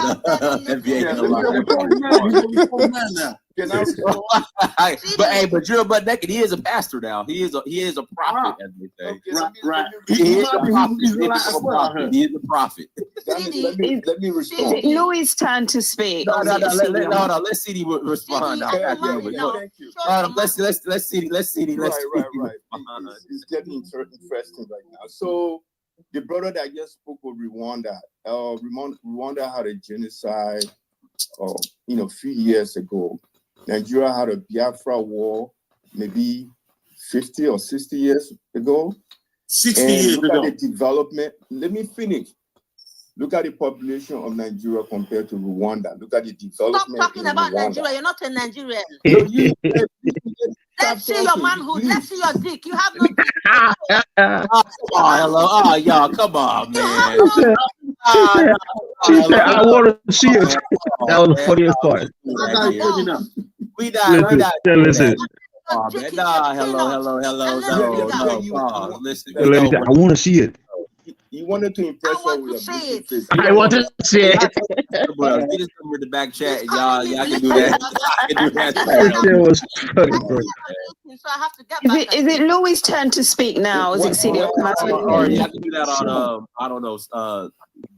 Go to Jason. I think that guy said enough. That means a CD said enough. I think Louis' turn to speak. If I may be permitted to speak. Well, hold on, CD. Are you done, CD? No, not yet. Go ahead. So, done. no, he's not. Don't let him finish. No, he's not. We have a success story in Africa. When you look at Rwanda, when you look at Kenya, the system that in play, the system works over there. Why is they having riots on the streets? What are you talking about? Oh, Louis. On the street, you fool! You give us wrong information. So what system works in Kenya? Go around, but people don't go on the ground. The system work over there. I've been there. I have proprietary in Kenya. I know how. You're a blind man. You're a blind man. The system working in Rwanda. Look, Nigeria right now. If they dictatorship in Rwanda, you fool! How can you fool? Okay, yo, Louis got a hate for Rwanda. Well, you don't have a democracy in Ghana, right? Why you guys run all the way to IMF all the time? You're in there. Why you don't invest in your country? You know why we go to IMF? We can afford to go to IMF. You pussies don't even have a fucking economy. What's your economy? What's your economy in Liberia? Business, like as if you got business. What is your Liberia? What is the economy of Liberia? Tell me. Louis is right though. Our economy is very, very small. Ghanaians and Nigerians come and rescue you, fucking idiots. Now you come talk shit. Man, fuck you. Let me just slap in the face. You see, this is why we got problems in Africa. You know, illiterate fools. Yo, Africans bragging about the IMF bank is wild. Yo, you got 30 seconds. Louis, you got 30 seconds. Go ahead. You got 30 seconds. We have a democracy in Ghana for over 10 years, right? Ghana CD is always in free fall. They run all the way to IMF. Can you do me a favor? I can't do you a favor. Let him finish. Go ahead, CD. Finish. Your own country. So when you look at Rwanda, the system works over there. They have regular electricity, and they have the system works. But Ghana got to get electricity from Cote d'Ivoire, even though they have the democracy in Ghana. But I'm telling you right now, you have no idea. Cote d'Ivoire supply Ghana, Cote d'Ivoire supply Burkina Faso, Sierra Leone. I'm telling you right now. It's a pity. I didn't like to speak Liberia. It's a pity that it's a pity you have to force me to do this, bro. I don't really have no problem with Liberia. But you that think even the local market in the deepest rural area. But look at your population. You come from Liberia and you come and talk shit today. You come from Liberia. Man, they're jumping my Liberian brother gangster style, man. That shit is not cool. That is listen. It's always hiding about it. I'm saying you're not proud to be Liberia there. With 200 million population, you don't even have your own private. Come on, you gotta get this guy is an idiot, bro. You guys have the airline. Is it Louis' turn to speak now? Celia, are you finished talking now? Yeah, let Louis. Nigeria being sorry. Nigeria being a city giant, why you don't even have a plane? You don't have a private airline. You know, you're the biggest Liberia. Listen, I'm gonna try my best not to go in hard because I have a lot of Liberian friends and I feel for that country. Okay, a lot of Liberians took refuge. Without African American. Can you let me speak, you asshole? You know what? Listen, you bro. Okay, you took Ghanaian soldiers and Nigerian soldiers to rescue your country. And today you're gonna now come and talk shit. White people. Can you please? We will give more passport to white people. You know why? I live in a white country. Listen, I live in a white country, okay, and I'm an African. So if they want to come to Africa and do business and follow our laws, we're going to give them passport. No. They don't come. You know why they don't come to your country? You know why they don't come to your country? The backbone of Ghana economy. They don't come to Liberia because Liberia is a basket case, my friend. I'm sorry to disappoint you, but Liberia is a basket case. Let's break it down. Lewis is right. You said the CD. Ghana Okay? is over, so Ghana my friend, listen to me. You say the CD is in free fall. Right. The CD, according to Reuters, 2 days ago, is the best performing currency against the US dollar in the world. That's not true. You want to fucking talk about It's Ghana? it's the currency in Kuwait. That's the best performing currency. It's not the Ghanaian city. Give money to IMF. No. Can you tell us the size of Liberia's economy? GDP? Can you tell us? $5.6 billion. Our GDP. No. Can you tell us the Liberian GDP and then tell us the Ghanaian GDP? And you just received military. Listen, you asshole. Your country is war torn. You understand what it means when you're war torn? Pan-African, right? Right? Do you understand what it means when your country is war torn? That means you fucked it up when you took over from the days of Toba. You fucked it up when you done a coup d'etat with the CIA. You just received military equipment from the my friend, you know what? You know Lewis going in, bro. Lewis is mad, but everything he's saying is right, except that stuff about the performance against the US dollar. Talk about Ghana. We gave you refuge in Ghana. You got a nerve to talk about Ghana? What I noticed, people that came from a very deep shit hole like this guy and what flowers. Condola. Chill out, Condola. They got nothing to show. Oh, what they have to show here. Don't worry, brother. You know how many? You people don't even have anything. Even the TV, you put. But what Nigerian carry like? Can you tell us how Ivory Coast is giving electricity to Ghana? Can you Ivory Coast is giving electricity to Liberia, Sierra Leone, and parts of Guinea, but not to Ghana. It gets that information wrong. It's the CSLG. Giving electricity to the country. They are living in Nigeria for free, and he comes here to talk rubbish. City is only informed about Liberia. I don't know if he's been in Liberia. He's been back in a while. My friend. Just like him and white flower, they're from a very deep shit hole. They are not so sure. Nigeria is the most corrupt country in the world. They're hiding where they're from. Liberians are begging on the streets of Ghana, and you gonna learn. Okay, Lewis. From the Nigerian carry always. Lewis not lying though. Of course, there's still refugees in Ghana that's barely bad. That's what I'm saying. This dude, what is he talking about? You go on a platform, you attack other country that's doing relatively better than you. And you want to talk shit. Don't do that. You're living in a glass house. Don't throw stones. The bottom line, that's a little sample of it. That's why I did this show tonight in Liberia and Ghana. Look, bottom line is this. Liberia has a lot of possibility. Ghana has a lot of possibility, right? It's got to take away the pros and cons of both places. If you place you want to visit and be affectionate or whatever like that.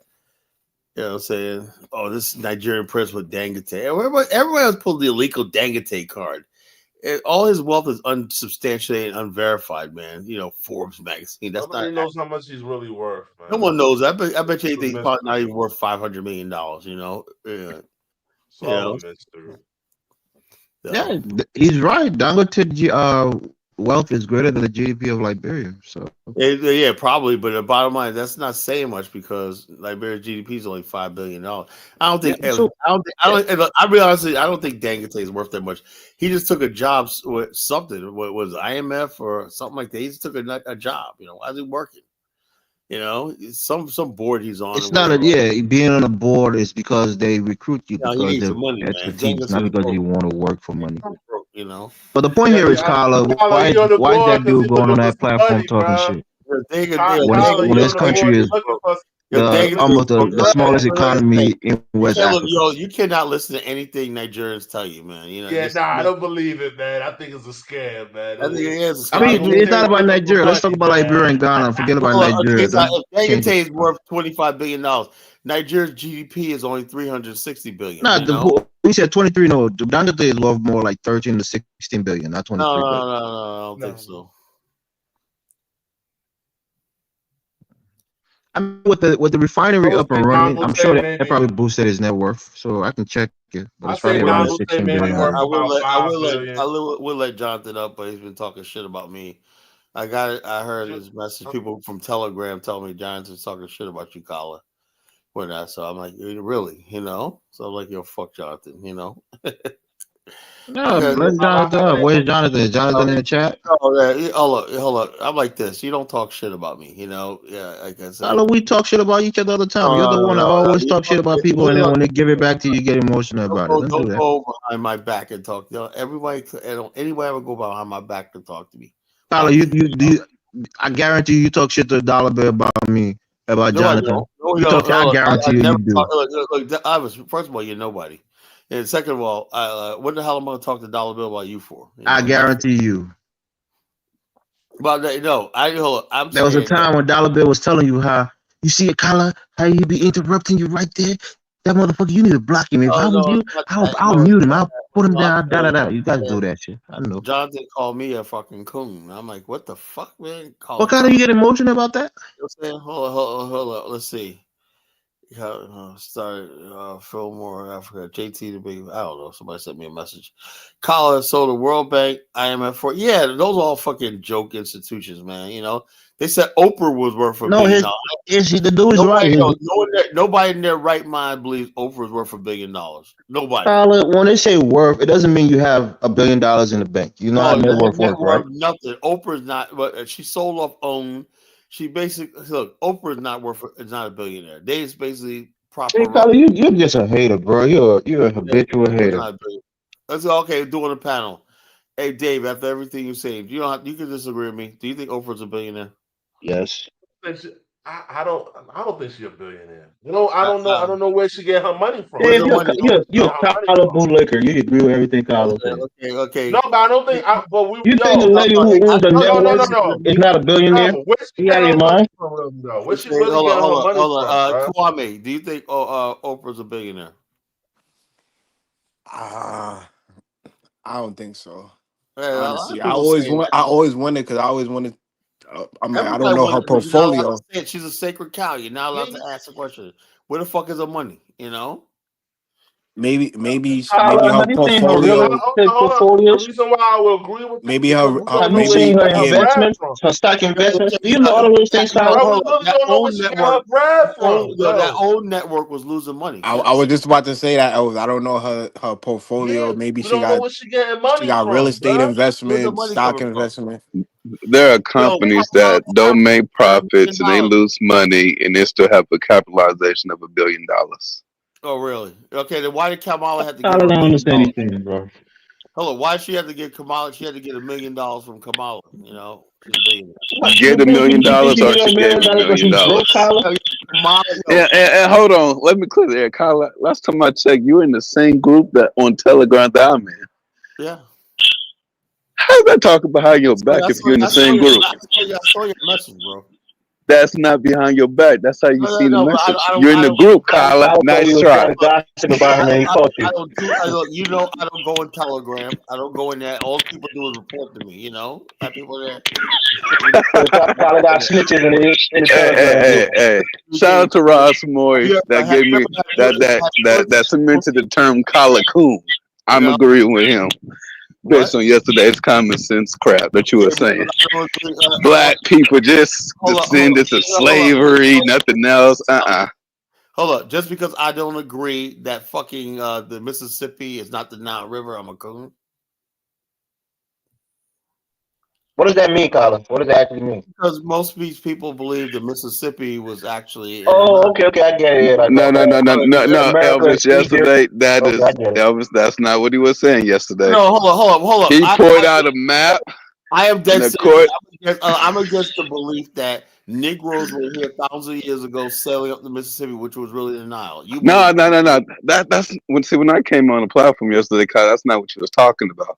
You had a map out talking about slavery, black South African or black Sub-Saharans. Your ancestors were here thousands of years ago sailing up the Nile River, which is the Mississippi, as you believe. So I said, no, I don't agree with that. Now I get called a coon, right? Okay, all right. That's how Kyla. yesterday when I got on the show yesterday, you had a map of Africa, not America, but of West Africa. The only Africa I know is West Africa. Uh-huh. And you were having a whole historical debate in which you basically said I was right because I know that black Africa Kwame. too dumb to pass the Sahara. Kwame, tell him what history you learned today about the Philippine War.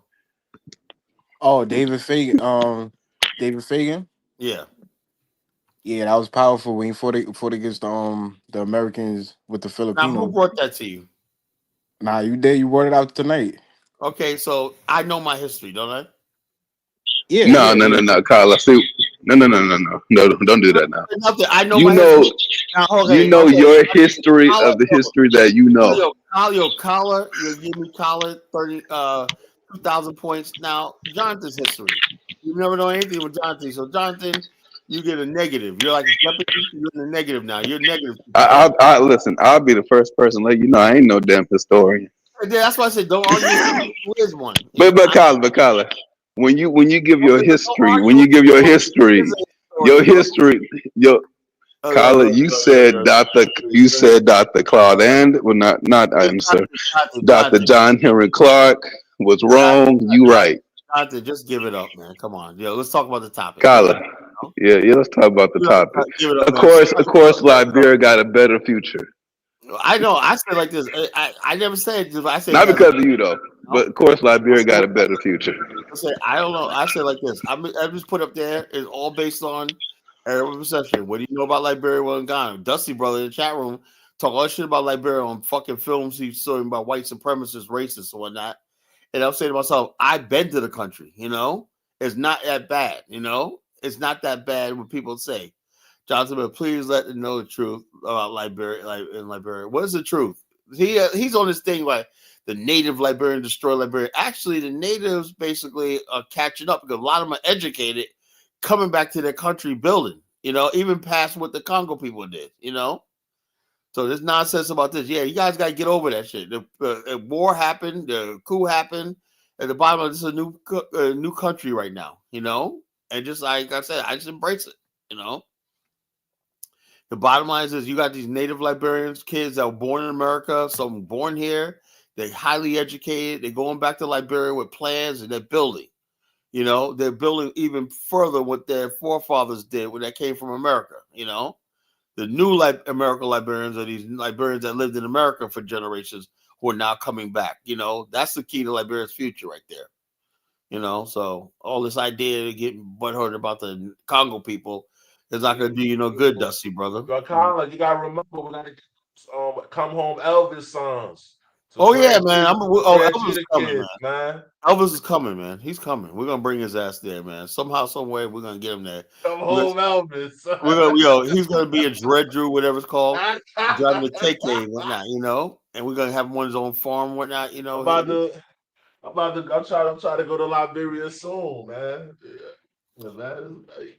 I'm trying. Hopefully, I can go there. Home, man. Hopefully, I can go there in October. Right at the end of rain season. Liberia 2026. Are you going, man? Marcus was no. Marcus dropped off. Are you going, Kwame? Yeah, I might fuck around, come with you 2026. I wanted to ask Jonathan why he thinks Liberia has a better future than Ghana, because I don't think that's true. Elvis, ain't you from Liberia? Like his own country. Whoa, now respect Elvis. Elvis said he don't think being from Liberia don't mean that you got to lie about it. That's crazy, bro. Now, if you brought a person on here and they say Burundi who got a better future, Nigeria or Burundi, and that person says I don't think Nigeria I don't think Burundi got a better future. You gonna get up here and be like, bro, you serious? Come on, bro. Elvis know his country better than everybody else that's on this platform. Yeah, so Elvis, it's his country. But Dave's also Liberian too. I'm explaining to us, Elvis. Why do you feel this way? There's no future in Liberia. Yeah, I'll explain it to you, but I want to hear what Jonathan thinks because he said the opposite. I want to hear him first, and I'll give him my take. Well, have people right now. Well, I wouldn't say people are stunned, but I do believe that in the future that Black Americans will return to Liberia and tend to want to invest there rather than invest in Ghana and all the other countries. It's just a matter of time. Yeah. But I think there'll be a flip. I agree with you, Jonathan. It will be a resurgence of African Americans because once people start finding out the unknown about Liberia, they're gonna want to dig in. They're already coming in. There's always lots of African Americans. And I always over find the last 4 years, Dave, I've seen the number of African Americans there is striking. You know, I think because Ghana right now is like the sexy country. Well, No, it's not the sexy country. They're just the ones that popularized the whole comeback to Africa, which is beautiful. But can you imagine if anyone had a brain in Liberia? I don't think they do yet, but they will one day. No, they do. They get The idea of coming back to Liberia, where you once actually used to go to, live in, help develop, help build. It makes a lot more sense to have a return to Liberia than a return to Ghana. I think if more people. I think if more you already got a head start. Let me I say think this. if more. The reality is the reason more African Americans choose Ghana, and most of them are travelers. They've probably been to Liberia and they know the history, but they realize the infrastructure just isn't there. It's going to be another 20 or so years before the infrastructure can get up to Ghana's level. No. I ain't gonna sugarcoat it, Elvis. Black Americans, bro, when they go to Ghana, they choose to live in the most weirdest places, bro. They ain't worried about infrastructure. No, I'm telling you, they know that Ghana. They're not worried about The infrastructure financial anytime sector, soon. the medical sector, all better than what we have in Liberia. They live like Elvis, every time I look up a Black American living in Ghana, they talk about living off the grid. What the fuck that mean? We don't need electricity, internet, and all of that. Making YouTube videos. Like that, you know, come on, Elvis. Cuckoo shit. Nah, Elvis, you'd be surprised, man. Some guys over there, they living in some real. They living like the native people, bro. Yeah, I ain't gonna lie, man. Some guys over there, they just happy to be home. Liberia is when you really want the modern way of life. You know, Liberia, because you really can't do the native life in Liberia. No, I said some people. No, but Kyla, some people just willing to just jump in the bush, man. Oh yeah. If you want to Liberia, some people are going there for spiritual pilgrimage. They want to do spiritual thing. That's the right. They can do that. And then there are others who are professionals who are working in there doing business. And if the business infrastructure is just better, the medical infrastructure is just better, and they probably feel better attachment to the country. Some of them Who the hell goes to Ghana for a spiritual pilgrimage? Some people do. Some people who are African traditionalists, they go some people do, Jonathan. Some people do. You'll be surprised. Man, my people just love losing, don't we? Damn. Yo. You'll be surprised, bro. Some people go there, jump in the slave castle. Jump in the bushes, man. I ain't trying to be in no damn slave castle, you know. You know, I'm like, it is what it is, but you know. Please listen, Elvis. See, that's what I'm saying, Elvis. We do a lot of damage to your own country. See, Dusty Brothers over here. He don't want to go, but we're gonna send his ass to Liberia or Burkina Faso, man. He's trying to hold on to America, you know. These people want any stay in America. You know? I think now hold on. I got a quick question for y'all Liberian people. Okay, how the hell do y'all get around? They ain't got no Uber, no boat, no nothing. Well, how y'all get around? And they got the pens and whatnot. And one thing I will say about Liberia, right? I would say about Liberia, right? If you're gonna stay any long period of time, somehow, some way, get your own vehicle. You know, that's the only thing I would say. Now then the country's like paradise. If you get around, but now you know because transportation is killer in Liberia. You know, even though they don't got Uber, they got some sort of apps there that they use, whatever. But there's always taxis when they're coming up on Kelvin Boulevard. You'll never be without a taxi or somebody with a car. That's how people make their living, man. You know, driving. Do they harass you at the airport when you get there? And yeah, of course they harass you at the airport. Everybody wants to drive you. Everybody wants to freaking hold your bags or carry your bag. I'm like, yo, get the fuck away from me. Be a friend, man. Everybody want to get small. Yeah, small. But like I said, sometimes I get. But after a while, man. I tell him, man, dude, I got my own bag, man. You know, I say, you see me carry my bag? Well, carry your bag, boss. No, okay, carry it, but you know, they want some small. You know, that's why I say you go to Liberia, make sure you got a lot of singles in your pocket. You know, the singles, get your, you know. yeah, that's the your hardest thing in the LD, world. get your Even though it's LD. that, you know, always have some singles on. Take $100 from the your bank and say, I want 250 rolls. Of Big man. Small. Okay, so when I get there, I'm gonna pull out some naira, make them put their face down. I don't think they want that. Exactly. So leave me the fuck alone, basically. You gonna make them depressed. Leave me the hell alone. You gonna make them depressed, Jonathan. Oh, That's exactly what I'm gonna do. But I'm already depressed. I'm over here trying to look up how to get around and shit, like places to go to. No Uber, like I don't. I'm about to be negotiating with people and shit. What you do, That ain't my thing. Here's about going like there. You find somebody who got a car, right? A car, and you have it hire a driver. You know, that's the best way I do it. It's like driver is like your butler, everything. You know, all in one. You know, $25 a day you pay him, rent the car, and pay him $25 a day. You know, he does everything. I think if more Black Americans knew that people repatriated back to Liberia, or Black Americans built Liberia, I think people would be more interested in Liberia. Yeah, my good friends that I met over there this time, the dudes that do Africa, these like Hebrew Israelite brothers, I was hanging out with them in Liberia. He said, man, I went to Senegal, all over West Africa, but he said, man, this is home right here. You know, let me play a video, And these guys I was hanging out with, he says he remembers me from Dynasty Show. You know, he met Dynasty in Senegal, you know, Africa. So he said, Liberia beautiful, man. Liberia is beautiful, man. It's beautiful country, you know. It's a You're really gonna beautiful country. You're gonna see the footprint of African Americans all over the country, man. Yeah, it's like a little. Yeah, tiny... I think if a lot of people don't know about Liberia how it got established. So I think if more Black Americans do Africa. Let's see. Let me see this guy. Do Africa and Liberia. Let me see. This guy's been all over Africa. Oh, this is Liberian video. Okay. Why we chose Cuddy asked for the link. Who? Cuddy? Yeah. Trying to recruit people for Burkinabe's, my Burkinabe brother. Yeah. Come on up, Cuddy, and tell us the great things that y'all gonna lie about and say that Troy has accomplished. Tell us more lies, brother. His name is eBay, you know. Jonathan, you a trip, bro. Man, bro, I went to go. I'm an American, ready to fly back to Nigeria tonight. And at the barbershop, the dude talk about, man, you heard about Troy, all the things he got going on. I'm just like, man, okay. Y'all just believe in everything y'all hear. Y'all crazy. Teams who provide always-on service to demanding users for applications that, you know, so he's my guy. He's my brother right here. Diaspora on Africa, exactly. And also we have what's called the Journey Home, Learning Home Festival, right?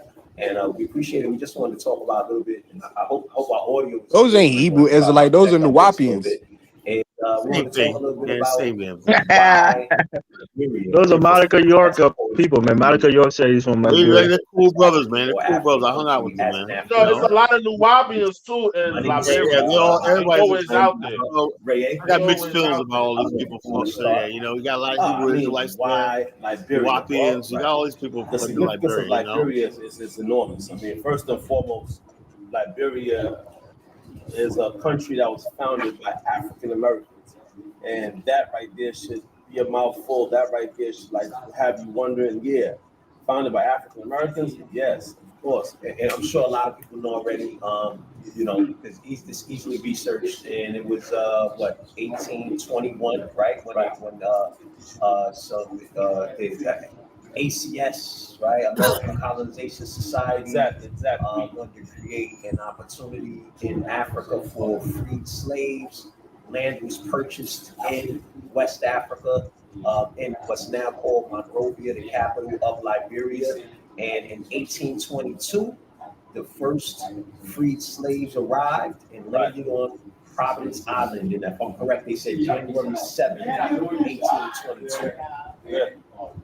January 7th, exactly. So continue. I just wanted to fill that part in. Saying because it was founded by African Americans. Well, which is so significant. So the dates, when you look at the dates, I mean, Paul Cuffey was there first, but no, he went to Sierra Leone. Americans, yeah, Paul Coffey was in Sierra Leone. Because the British banned black people from America selling Sierra Leone because they thought they would be a threat. Even in America, they had to sell to Liberia. To know that you have a place that you could call. Some of them stayed, Carla. Some of them stayed in a place that was founded by African Americans.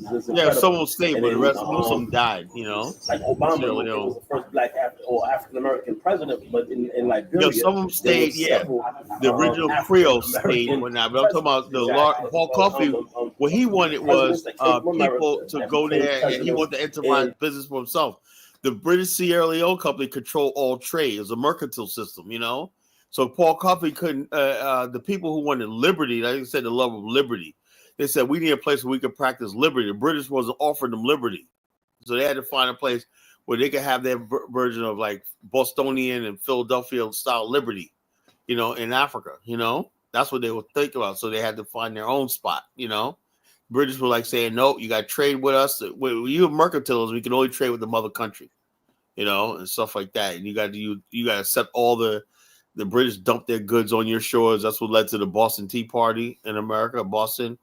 And American Revolution, right? So they're saying, man, this is why America went to war with the British, So we'll be going through the same thing. So rather than do all that, fighting the British, they said they sailed someplace else. Simple as that. There's some people stayed and became British subjects. Those are the Creoles. That's the little history lesson for you. I say. And Americans that came from America that became presidents in Liberia. Exactly. So that becomes a thing to think about, and something that we should want to pass on to our children's children. That should be a conversation like Christopher Columbus, George Washington. That should also be a part of the narrative. Yeah, it's definitely a part of our rich history as Africans and African Americans. You know what I'm talking about? So I definitely want to say I agree with that. And it's something that is not taught. And why is that important? And why Liberia? And then this will kind of go into us traveling and going to the the gate of no return, Gorday Island. And basically being told of all of these atrocities that took place to Africans that were kidnapped and taken over to the shores of America. When you actually come here and begin to visit the historical sites here, it's the narrative is the exact opposite. So now you're talking about being welcomed. You're talking about the J.J. Roberts Monument. You're visiting that. You're visiting Providence Island where they actually landed. Then you're going to visit the what's it called, the Providence Baptist Church, the Declaration of Independence for the Republic of Liberia that was signed, and so these are some of the reasons that after us traveling to a few different countries on the continent, we decided Liberia. And there's some other reasons as well. And I think, I don't know if you want to go into the actual opportunities. Yeah, the opportunities are enormous. If you are an entrepreneur or someone that want to relocate your business or create a business, a sister company or a sister business here in Liberia and have like a franchise. Case in point, like in Atlanta, you have This Is It. Okay, Arthur Engel Worthington Schmidt. Am I pronouncing that correctly? Call me. I can see a This Is It restaurant doing very well in a place like Liberia, and before versus Kentucky Fried Chicken or a what is it called, Pizza Hut, or not knocking them, but This Is It is an African American business. So to bring that to a place like Liberia, it just makes so much sense. Or like a Supreme Fish. Matter of fact, I was talking to somebody that knew one of the founders or owners of Supreme Fish, but which is a popular franchise in Atlanta, right? For those people that are familiar with it, because I didn't see it up north like that, right? But yes, and then KFC is in like Cote d'Ivoire. It is Ivory Coast. KFC, Burger King was there as well, right? There. Yeah, so like so we're in the market right now that a lot of these developments haven't reached yet. So there's tremendous opportunities. So that's one. There's those opportunities, and we're going to have more videos like this. Where we're going to talk about other reasons why Liberia, why we think as African Americans this is an ideal location for you. But then also the money. The U.S. dollar is actually transacted. It's actual national currency, just like the Liberian dollar. Exactly. So you don't actually have to come and change it. Right. So you $1, boy, they on that line like a mother. $160. How they like, Liberian dollar. But if you want, you don't have to. Liberians don't want That's Liberian something money. whereas like in Sierra Leone, right? Dude, man, Liberian dollar, American dollar, same dollar, you know? No, it ain't. Stop lying. So what he's talking about is the fact that when you go to Liberia, you do not have to change it into I done been there. dollar. I done been Liberian there. dollars. You don't have to change it. Look, Cody, you do not have to change your money to Liberian dollars. The whole time I was there, I used nothing but US dollars. I didn't have to change anything, bro. Salute, chat. Salute, caller. Salute, panel. What's going on? Let me give y'all a little hit. I know you're trying to produce. Yo, salute to the great Cuddy. Yeah, I know you're trying to produce, protect, and promote Burkinabes, but do you know there's a lot of we talking about Liberia, caller. This ain't got nothing to do with. No, I'm just saying. Let me ask you a question. Hey, yo, Cuddy, eBay got to make you the vice president. You heard? Yeah, check us out. Nah, Cuddy, I don't want to be vice president. I want to do what I'm doing. I'm a jeweler. Hey, Cuddy, let me ask you a question. You heard about the fact that right now Burkinabes are being rounded up in Liberia because they're doing illegal mining, forestry, and stuff like that in Liberia? Yeah, Liberia right next door, right next to. Yeah, I know, but what I'm saying is, if Burkina Faso is supposed to be off the chain, why are so many Burkinabes in Liberia? Because see, you as a Westerner, you believe in borders.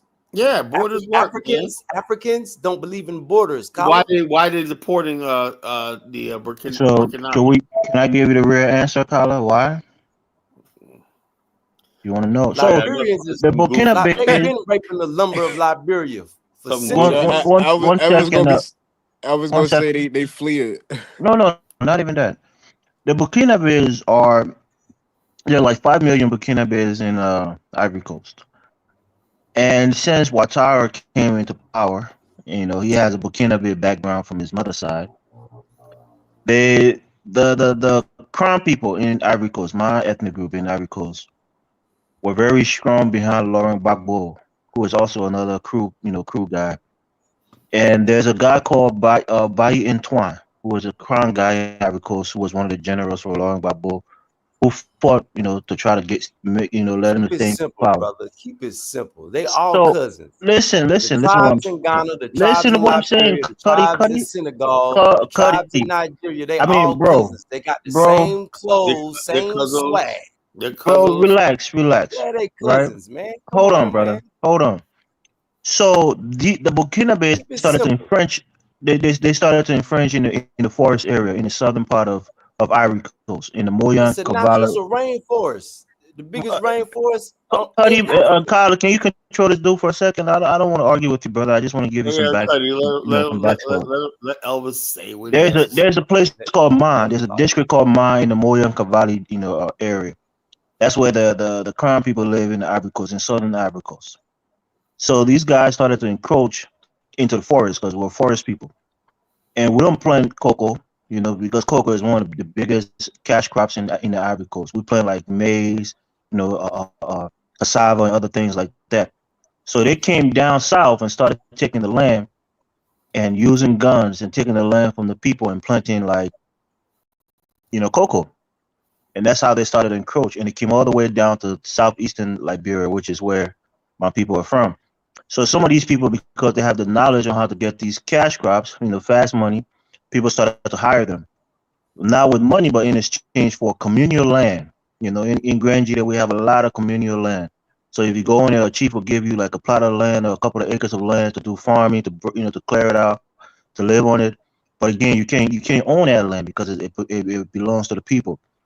So what's going on now is that these guys are trying to own the land. They're trying to claim more of the land. They're bringing more people from Burkina Faso, from the Ivory Coast, and they're starting to occupy these land. It's becoming a clash between the natives of the land and people who came in, who are working these cocoa farms and trading their labor and their expertise for land. And that's the issue that's kind of brewing right now. We just had a big show on it yesterday on Focus on Liberia. I was on the panel on that show. So that's what's going on, Cuddy. It's not anything against the Burkinabes. It's just the situation in the country. But I'll pass it back to you if you want to butt up. Man, it's natural forests all through West Africa, bro. From Guinea, Liberia, Ivory Coast, all the way to Burkina Faso. So the lumber is a resource that everybody uses. Yeah, but those are forests that. We're not talking about lumber. We're talking about cocoa. They're planting cocoa. No, the original convo ask was about lumber. Let Cuddy talk for a second. Let him answer. Let him rebuttal real quick. And I got a question for you, Elvis, since you're so smart. The only black man I know named after a white man. Since you're so smart, what was the name of the organization that colonized Liberia from America? But the American Colonization Society? You think those are... Voila. But somebody said that Liberia was never colonized. It was never colonized. It was colonized. There's two kind of colony, Collar. There's one that is you have a vassal state, and there's another one where you have a settlement of people that came from another land. No. Let's not rewrite history. No, look it up right now on Google. There's a two definition for colony. Wait. I got another question, fellas. I got one more question. Look. Let me speak. Right. Now, when they said American Colonization Society, what that was they're saying that they're going to help black people from America, right? The non-citizens they settle in Africa, right? And the United States was going to basically set up colonies of black people in Africa. That don't mean, you know what a colony is, Cuddy? Colony is an extension of a mother country. America was never a mother country to Liberia. You know, that's one definition of a colony. That's the only definition. No, that's not the only definition. That's why you have to spend your mind. So in other words, look up on your phone the definition of a colony. It gives you two definitions. Basically, I can say the BAO Colonization Society, and I just go ahead and claim like half the continent, right? That's legitimate. No, I'm not a sovereign state. I can't do that. I don't have no recognition. America had no records. America's flag never. A colony is also a group of people of a group. A colony is a territory. Guys, a colony is a guys. Google the word colony. There's two definitions. To be fair, a colony is governed by a mother country. Unless one of y'all can say that Liberia was governed by the United States of America. It was never governed by America. No. That's the basic definition of colonization. That's the most common definition. That's the point that I'm making. Look up the word colony. There is no other colony. Look up the word colony. Anybody that's listening. In order to say that Liberia was colonized, you would have to say that the settlers were colonized. You would have to say that the settlers were colonized in order to say Liberia was a colony. The settlers were colonizers. Settlers were colonizers. But Liberia didn't exist as a country, so Liberia wasn't colonized. When we think colonization, we think about Europe, British colonizing, the French. That's the first thing we think about, right? But it's another definition of colonization. In other words, that one is more appropriate. Hold up. Did the Zulus colonize the Xhosa people? Zulus were already there, man. Yeah, so hold up. So the black people from America were originally from Africa. Like, how can we colonizing a place that they were already from? Because those were slaves. Those were Prince Hall. Yeah, like I said, you guys. That's what I said. Nah, they was free. They was people of one nationality or ethnic group living in a foreign country. I don't want to have to drop everybody down. Hold on, I don't want to have to drop everybody down. But let me say this first of all. Cuddy, first of all, the people who said black people came to Liberia were never slaves. These are free black people for Prince Hall Masons. I said what? They were Prince Hall Masons. Who the hell the Kansas were? He's all one tonight. There was Prince Hall Masons amongst them that started the Prince Hall Lodge in Liberia. Hey, Not all of them are Prince what's Hall. wrong with a Mason, man? Why everybody go at the Masons? It's Ain't nothing nothing wrong wrong with with the the Masons. Masons. It's just those were black people that were created in America as an experiment to see how would these black people that we created integrate with the original black man. So you've been an experimental. You've been an experimental agent. Those people desire to go back home. The opportunity presented itself, and they took the opportunity to find their own Yo, nation. Baba Cuddy, you're talking crazy, bro. Come on, stop, man. You know, It's documented, bro. How am I talking? Yeah, I don't crazy? know what documented. Boo Boo the Fools The University. same people that gave you your degrees, my brother. Yo, I mean, Boo Boo Cuddy, the Fools University. you Look, got indoctrinated by Cuddy, JG, the bigger figure, bro. I'm that damn near scholar level on Liberian history. So you were JT You know? the bigger figure. So the Nut you said JT the bigger figure? Are you kidding me? No, I said Cuddy got indoctrinated by that dude, man. He sounds like one of these. No, I didn't get indoctrinated by JT the bigger figure. Why you nut holding Elvis? Only black man named after the white man that I know. Bro, all the black men you know that named Michael, Joseph, Jacob, they're all named after white men. All the biblical names are white people.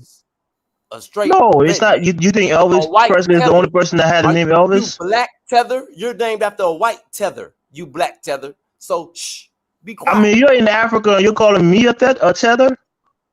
Yeah. Okay. That makes sense. Are you a tether in Africa? No, I'm not a tether in Africa. Oh, okay, I'm okay. Pan African in Africa. All right, okay. Put some respect on it, brother. All right. Yeah. All right. So how am I tethering here, brother?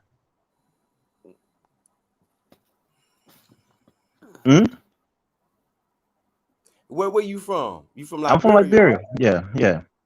But every time it's a black American argument, don't you come tether about black America?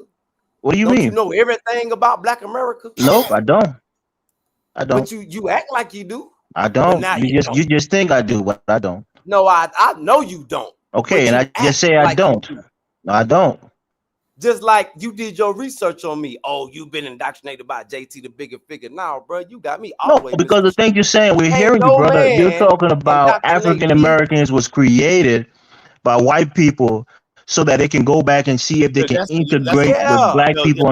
I mean, you say crazy things like that. That's indoctrination. Thank you, brother.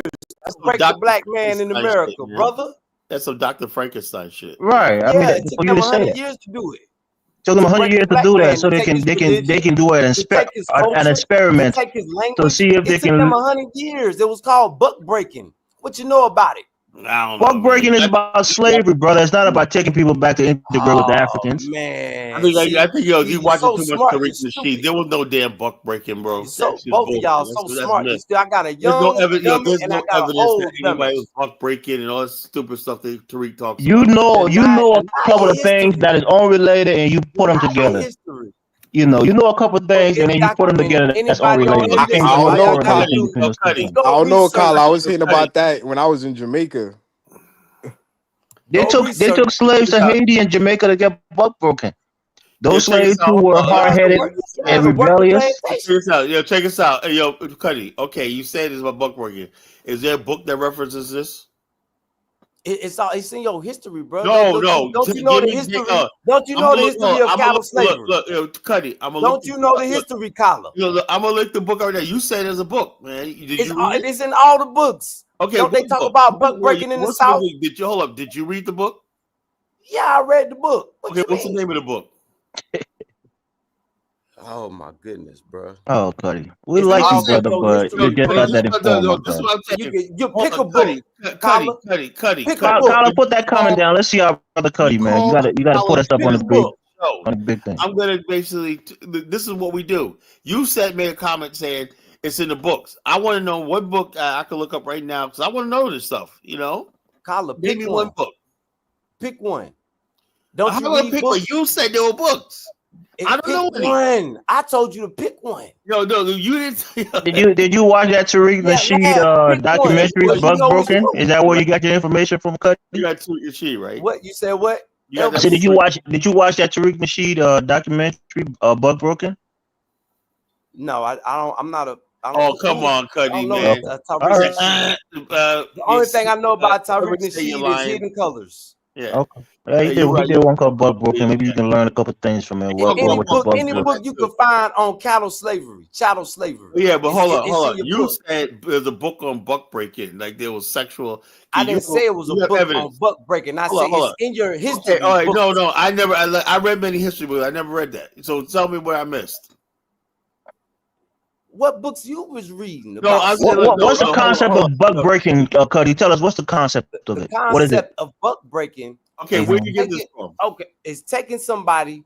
Okay, say you take a slave from Africa, you get him to America. You want to take his language, you want to take his culture, you want to break him. That's not what buck breaking means. That's not what it is, brother. Man, What does buck Cuddy, breaking tell him mean? what it is. Bro. That's not Smart buck guys. breaking. That's not what buck breaking means. What does it mean then? What they're talking about is, I think it's done by a bunch of black homosexuals who's fantasize and fetishize. No, it's done by white homosexuals. No. The bottom line is anybody who keeps talking about And buck white breaking women secretly want a buck break. You know, so me broke again. Basically, it's a myth that basically white men. No, the real buck breaking is when you take a black man who is rebellious or who is saying that somebody who is rebellious amongst his people, and you publicly humiliating and punishing him in front of everybody to try to pretty much castrate him, take away his manhood, take away his masculinity in front of his people. I put two sources. Hold on. I put two sources on buck breaking in the back. Yo, the Thank Guardian. you, my brother. Come on, man. Come on. Is that a credible source, bro? Oh, now is it a credible source? Man, y'all was so smart. Let's see the references. Like is the Guardian credible? Dummy. Hold Hold on. This is written by a homosexual, but take us out. Oh my! I'll read it. There's a different kind too. That's not what we're talking about. That's the new kind of buck breaking. That's the Hollywood buck breaking. We're talking about slavery time buck breaking. It says homophobia is our fault, right? So in other words, basically, the article says LGBTQ rights. So we're starting out with an LGBTQ website. Kwame, we got. That's not what we're talking about. Why are you even reading that shit? That's for Hollywood buck breaking. That's Hollywood buck breaking. Let me read the article, right? Their homophobia is our fault by Decca Aikenhead, right? A lesbian. Real liberals would realize the meaningless to vilify Jamaicans for attitudes that the British created. You know, okay. The Prime Minister of Jamaica recently cleared a week to show an American travel show around his island. He danced for the cameras and tasted natural dishes with a smile to sell his country to tourists at dollars. During a break in filming, he gave The Guardian an interview. Okay. How did PJ Patterson plan to remedy the damage Jamaica's gay rights record was doing in image, right? The smile vanished, right? Let me make it clear, he said, the laws of Jamaica must be determined by the Parliament of Jamaica, and that will remain. We will never compromise, right? Okay, right? Look, okay. So basically, this is a hit piece on fucking black males. I can always see this, right? You know. But thanks for the article there, Kwame. You know. Okay, so he goes. He is perfectly aware that his country's homophobia has become a fashionable British liberal cause, and that the Home Office has refused entry to reggae stars known for homophobia. Remember they banned Buju Banton? You remember that? They made him to tear up that beautiful song, "Boom by Body Boy." You know, Bati Boy. Bati Boy, yeah. Boom by Bati Boy, yeah. Anyway, so why would a prime minister desperate for foreign favor? That he would dance demand or flatly refuse to compensate for. Basically, this is the thing that I'm not reading about the buck breaking. Let me say this quickly. Buck breaking in Hollywood is to take away a black man masculinity by having some white executive have anal sex with them. That's what buck breaking is in Hollywood. But we're talking about buck breaking on the slave plantation where they will plug you and punish you. I want to see the evidence. Same I want to see the thing. evidence of that. You know. I want to see the evidence that you got evidence of that, Cuddy. Really? Kyle, I put three sources. I put three sources on it in the back. I just read your sources. There's nothing saying in there what's saying it, bro. You know, I just read the article. Nothing in there what you say verified like this. So you guys can't come up here and put anything. I'm gonna read your stuff. I'm thorough. You know, that's Well, how I Carla, am. every time, let me tell you, let me ask you a question. When you come over, when you come up on your platform and you kick your knowledge, you bring references for everything that you talking about. Yeah, I do. I do. No, you don't. I do. Yes, I do. No, you don't. Yes, I do. Yes, I do. No, If you you don't. want You go off, references, oh, I got degrees in this, I got degrees in I that. started to show off. Look, people will talk in the chat room. Will talk about Liberians, this, like that. I provided references. I showed you development projects. I showed you scenery for the country when I brought receipts. You know, that's what I do. I show So how receipts. you don't know? Yeah, but Cuddy, I think there's no correlation between bug breaking and slavery and what happened in Liberia for those men. Because if anything, it was a for anything, they were asserting themselves. They were asserting their dominance as men and going and establishing the country, with incorporating other lands and other places and making it How do one you country. think slave masters got the slaves to stay in check? That you drew a parallel to what happened in Liberia to bug breaking here, and I'm telling you, there's no correlation to those two things. No, what happened in I said Liberia was that people. the people Okay, go that ahead. they brought to Liberia to colonize were I buck broken in America. Carla, I put a No, hold on, brother. Let me hear what Cuddy is saying. You interrupted him. Go ahead, Cuddy. Say that last part. Now you got a Wikipedia. Okay. You know, the Wikipedia by Mensu Hotep. Say that again, Cuddy. I didn't hear you. Check us out. Oh, that's you, Mensu Hotep. The freemen that were brought to Liberia. Wikipedia. Carla, let's share this real quick. Wikipedia. The people that were used by the American Colonization Society. Let's see the references before we even get started. Right? Let's look at the references. Go through the references. References. Let's see down here. Okay, no references. No, like this maroons. Like this. I'm reading the thing is okay. Enslaved women raping. This is where it began raping enslaved women. But there's no fucking references, bro. It's just bunch of this guy just wrote a blog. And Mulatto Bessie from he raped 11 times. Where the fuck is okay? The sources at further reading. Okay, let's see like this.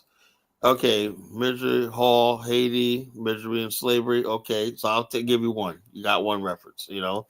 But that was basically that was basically hold on. That was referenced in 1868. Willie Lynch, ain't you from Virginia, Carla? Look. Don't you know about the Willie Lynch letter? Yeah. That was Cuddy, control yourself for a second. Let him speak. Let Carla speak for a second. Nah, it's fake. Everyone knows Willie Lynch was a myth. It never happened, bro.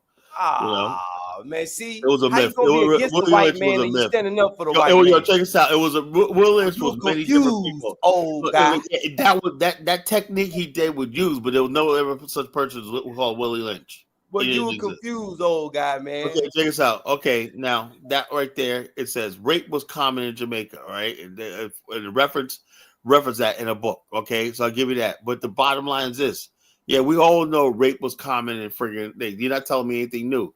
I want to know the part where I'm looking for the part where you say men were raped. You know, I'm not seeing that right here. Women were raped. We know that. You know, and you got a reference and whatnot. It's clearly showed that. I'm not going to dispute that.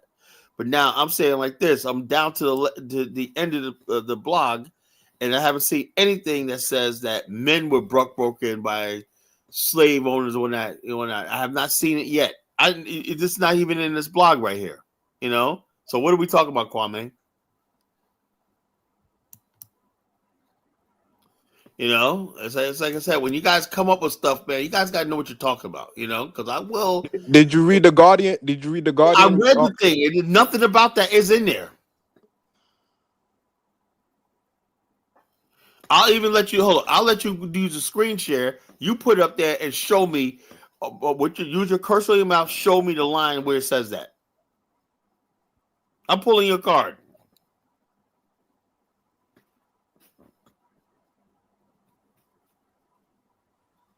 That's why they call me the culture critic, you know? That's why I always win debates. Because I basically call things out when I don't. But what point are they trying to prove, Kyle, and what are you counting? I have no idea, you know?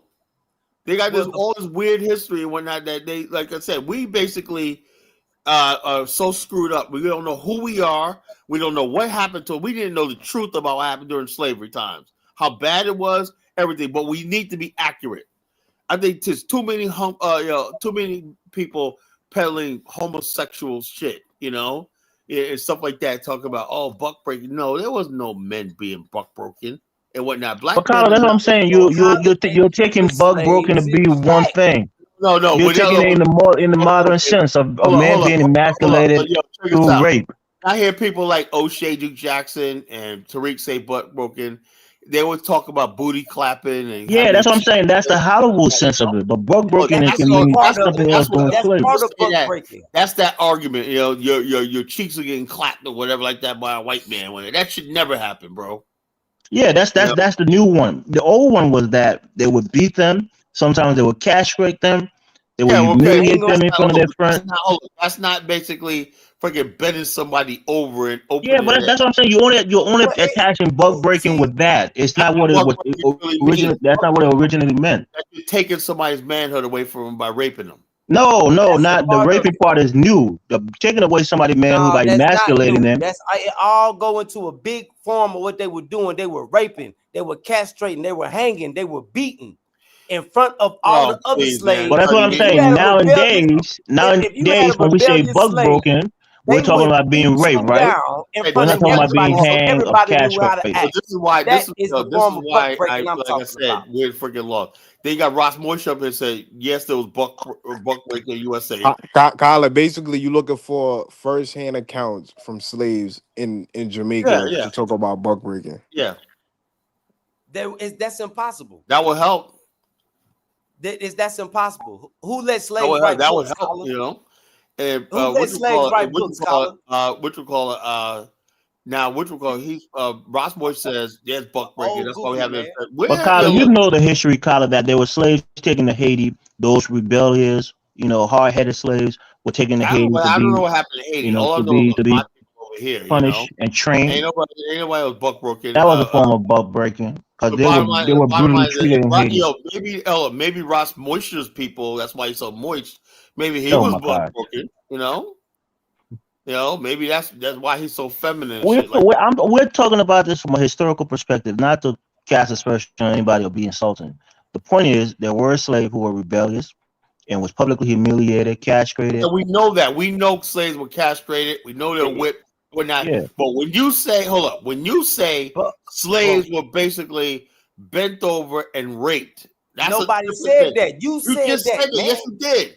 You said making an assertion that now you talking about booty clapping. Yeah, you guys are talking about booty bro, clapping. Let's move on. Man. Booty clapping. Get your mind together. Talking about booty clapping, man. Come on, man. America got your mind messed up. But I'm not fantasizing about booty clapping. That's the furthest thing on my mind. Okay, Kyle, let me ask you the question then. So what's the correlation between buck breaking, whichever form you're using it in, and the founding of Liberia, Cuddy? Okay, the form of buck breaking and the founding of Liberia. Let's get back to that topic.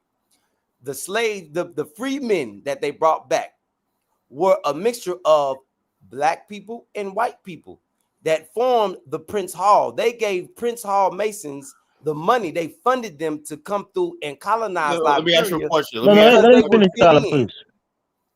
Because they would fit in. The free men, when they touched down, it was 4,000 of them. Let me ask you a question. They all brought their slaves with them. Cuddy, do you know who E.J. Roy was? What about him?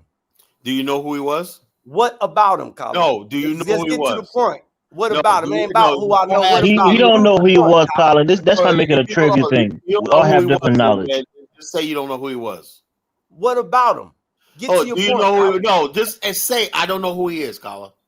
Okay, I don't know who he is. What about him? E.J. Roy was a full-blooded African Igbo, African American Igbo said that Igbo, not Igbo as in Igbo, whatever. He was not no Prince Hall. He was not mixed race, whatever like that. What are you talking about? What about and Cuddy, let me tell you about the Prince Hall, right? Prince Hall was a Mason, I think from Boston. In Haiti. He was from Haiti. Yeah, he's from Haiti, but he was he funded a black lodge, I think in Boston or in Massachusetts. Masons are responsible for architecture. But he got his Masonic stripes in Philadelphia. There's speculative Mason and there's practical Masonry. People who build homes, and then there's speculative Masons. Attractive Masons that built temples and buildings. We're not talking about the low level Masons. We're talking about the high level Masons. But listen to the thing, Cuddy. Why that doesn't jive is because when those guys came back and they started their lodge, the native were not allowed to join their lodge. The native had their own thing, what we call the bush, the bush schools. They have their own society. Their own secret society. So they wasn't there to integrate with the native through Freemasonry because it was completely different, and they couldn't go into the poor society or the Gore society, and they formed their own secret society, which was the lodge through Prince Hall Masonry. So I don't get the correlation still. Who gave them their stripes though?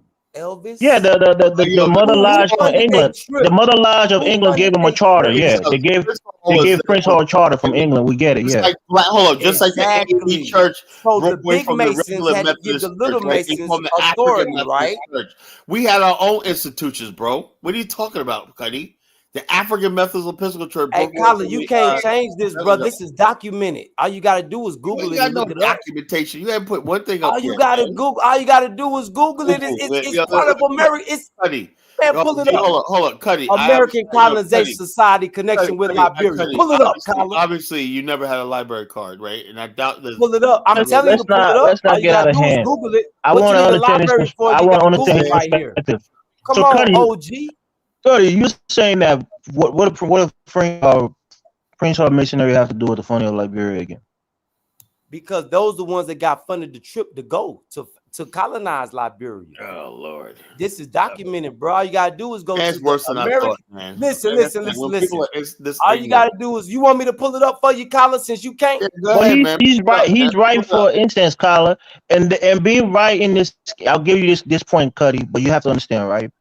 Most well-to-do men, those who had the means to relocate and have money to settle, most Masons are recruited who are prominent figures in their communities, who are businessmen. So most of these guys who were well-to-do and wanted to come and be free in Liberia, some of them were Masons. I will give you that point, but it wasn't because they were Masons why they left. And second of all, they weren't chosen. Those people had the opportunity to either stay in the United States, as many people did, the vast majority of African American state, or those who felt they had a capability to start their own country and know how things can run in a country left. A lot of them left. Brother.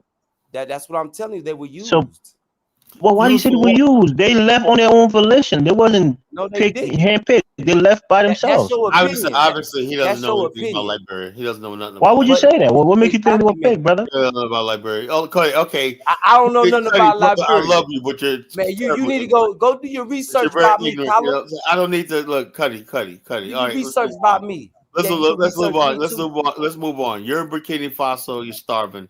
That's all we need. Let's not do that. I want to hear Cuddy. He's a different guy. I want to hear what his take are. Cuddy's crazy, man. Come on, Dementia. Tyler, put the comment down. Let's see his face, please. You gotta put that crack pipe down, man. Come on, man. Kyla. Come on, man. Hey, I'm sorry, Kyla. Crack is only where you at. No, your crack is over there. Put the comment down. Let's see what crack around here. All over there. Let me get Lewis, so I know he got something to say, man. I'm talking about Lewis. I didn't appreciate all the Liberian slander on Donnie's show, Lewis. You gotta apologize, brother. I don't know what it is. I got so many Liberian friends, but the last couple of days, there's some guy called CB or whatever coming on Dinah's show and slagging off Ghana, and then I see other people on here taking little pop shots. And it's cool. You know what I mean? The future for all of us in Africa is very, very good.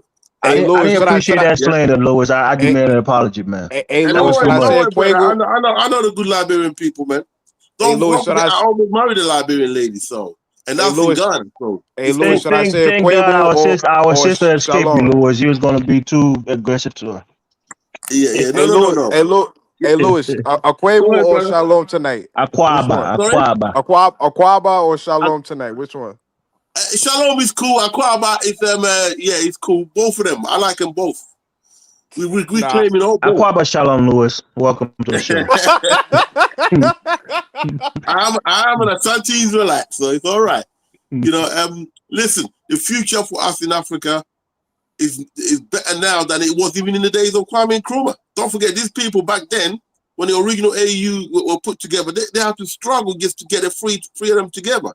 Today, you don't even have to do that. Whether it's under ECOWAS or any other new organization, we know what we've got to do in Africa now, brothers and sisters. We've got to industrialize. So I was happy when you played that. Yeah, Hey, man. Kyle, I found the source for you. There you go. Right. African goddess put a book reference up there too, Kyla. I guess they have written about it. Okay. Go ahead, So Louis. when you play the theme, Carla, And it's from Virginia. Okay, Encyclopedia Virginia. Okay, what's this goofy shit? You know, hold up.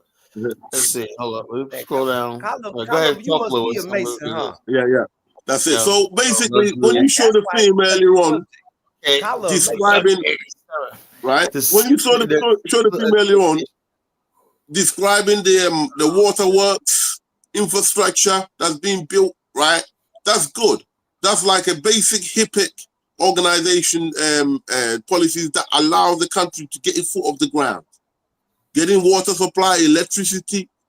Liberia got an opportunity to do what many of us haven't done. Fresh land.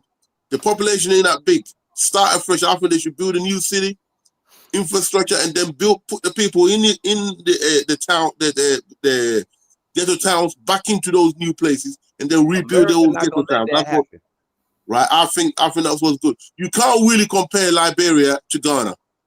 All the countries, different countries, on different trajectory at the moment. on Liberia neck.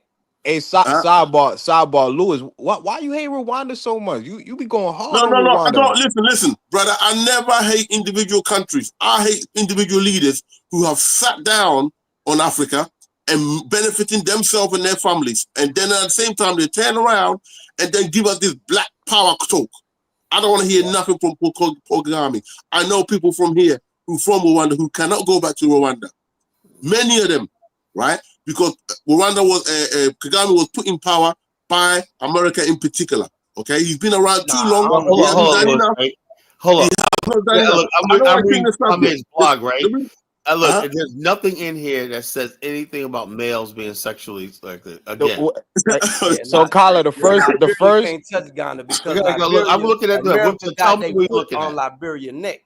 Kyla, literally the first paragraph literally talk about male, first paragraph. male abuse. Let me read it. Let me read it. Let me You're going upside your brother. I don't want to forget my stuff.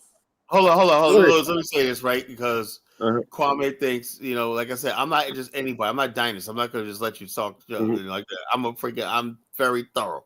The sexual exploitation thing, that's a summary, right? The sexual exploitation of enslaved people was a facet of enslavement. Virginia took many forms, both men and women. Yeah, but that doesn't mean the men did it. I know women slave owners had sex with their slaves. That's well known, And slavers sexually assaulted and abused enslaved individuals, demanding reproduction from them and whatnot. Men can't produce anything, bro. I don't know if you know that, right?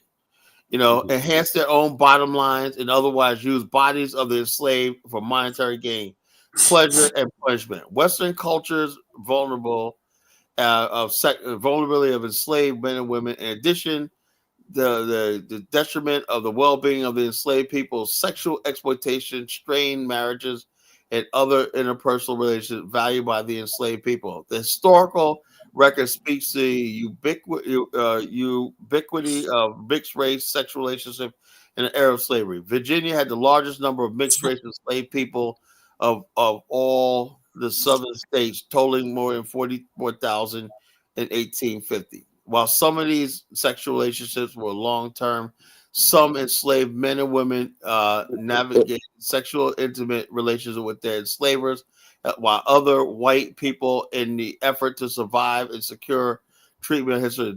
So when the source said sexually abused men and women, what does that mean? Do you know that men were actually used by white women back then? That was very popular. That's what they're talking about. Less popular, but I think what they're saying is that these guys was forced to breed with people who they had no romantic relationship with, right? Yeah, so you had women on the plantation who were like this, forced to sleep with other men just to have babies because they had better genetics. If that's what you guys spend your time online looking for, man, that's really sad, man. If that turns you on. I was just trying to say that turns you on, man. That turns you on, man. You don't go to the library. We got Google now. Got Google. Anyway, guys. Let Louis. Hey, Cuddy, when are you gonna start showing us pictures of the? You told me you're gonna give me pictures of all the development going on. I'll do better than that. I'm gonna call you I'm live. not showing you nothing about Burkina Faso unless you paying for it. Yo, you say yo, Cuddy, so we can't see Cuddy, we can't see the tomato factory, the electric car company. He can't show you what don't exist. Yo, Cuddy, you said it does exist. It does exist. There are other YouTubers that has this. Bro, Yo,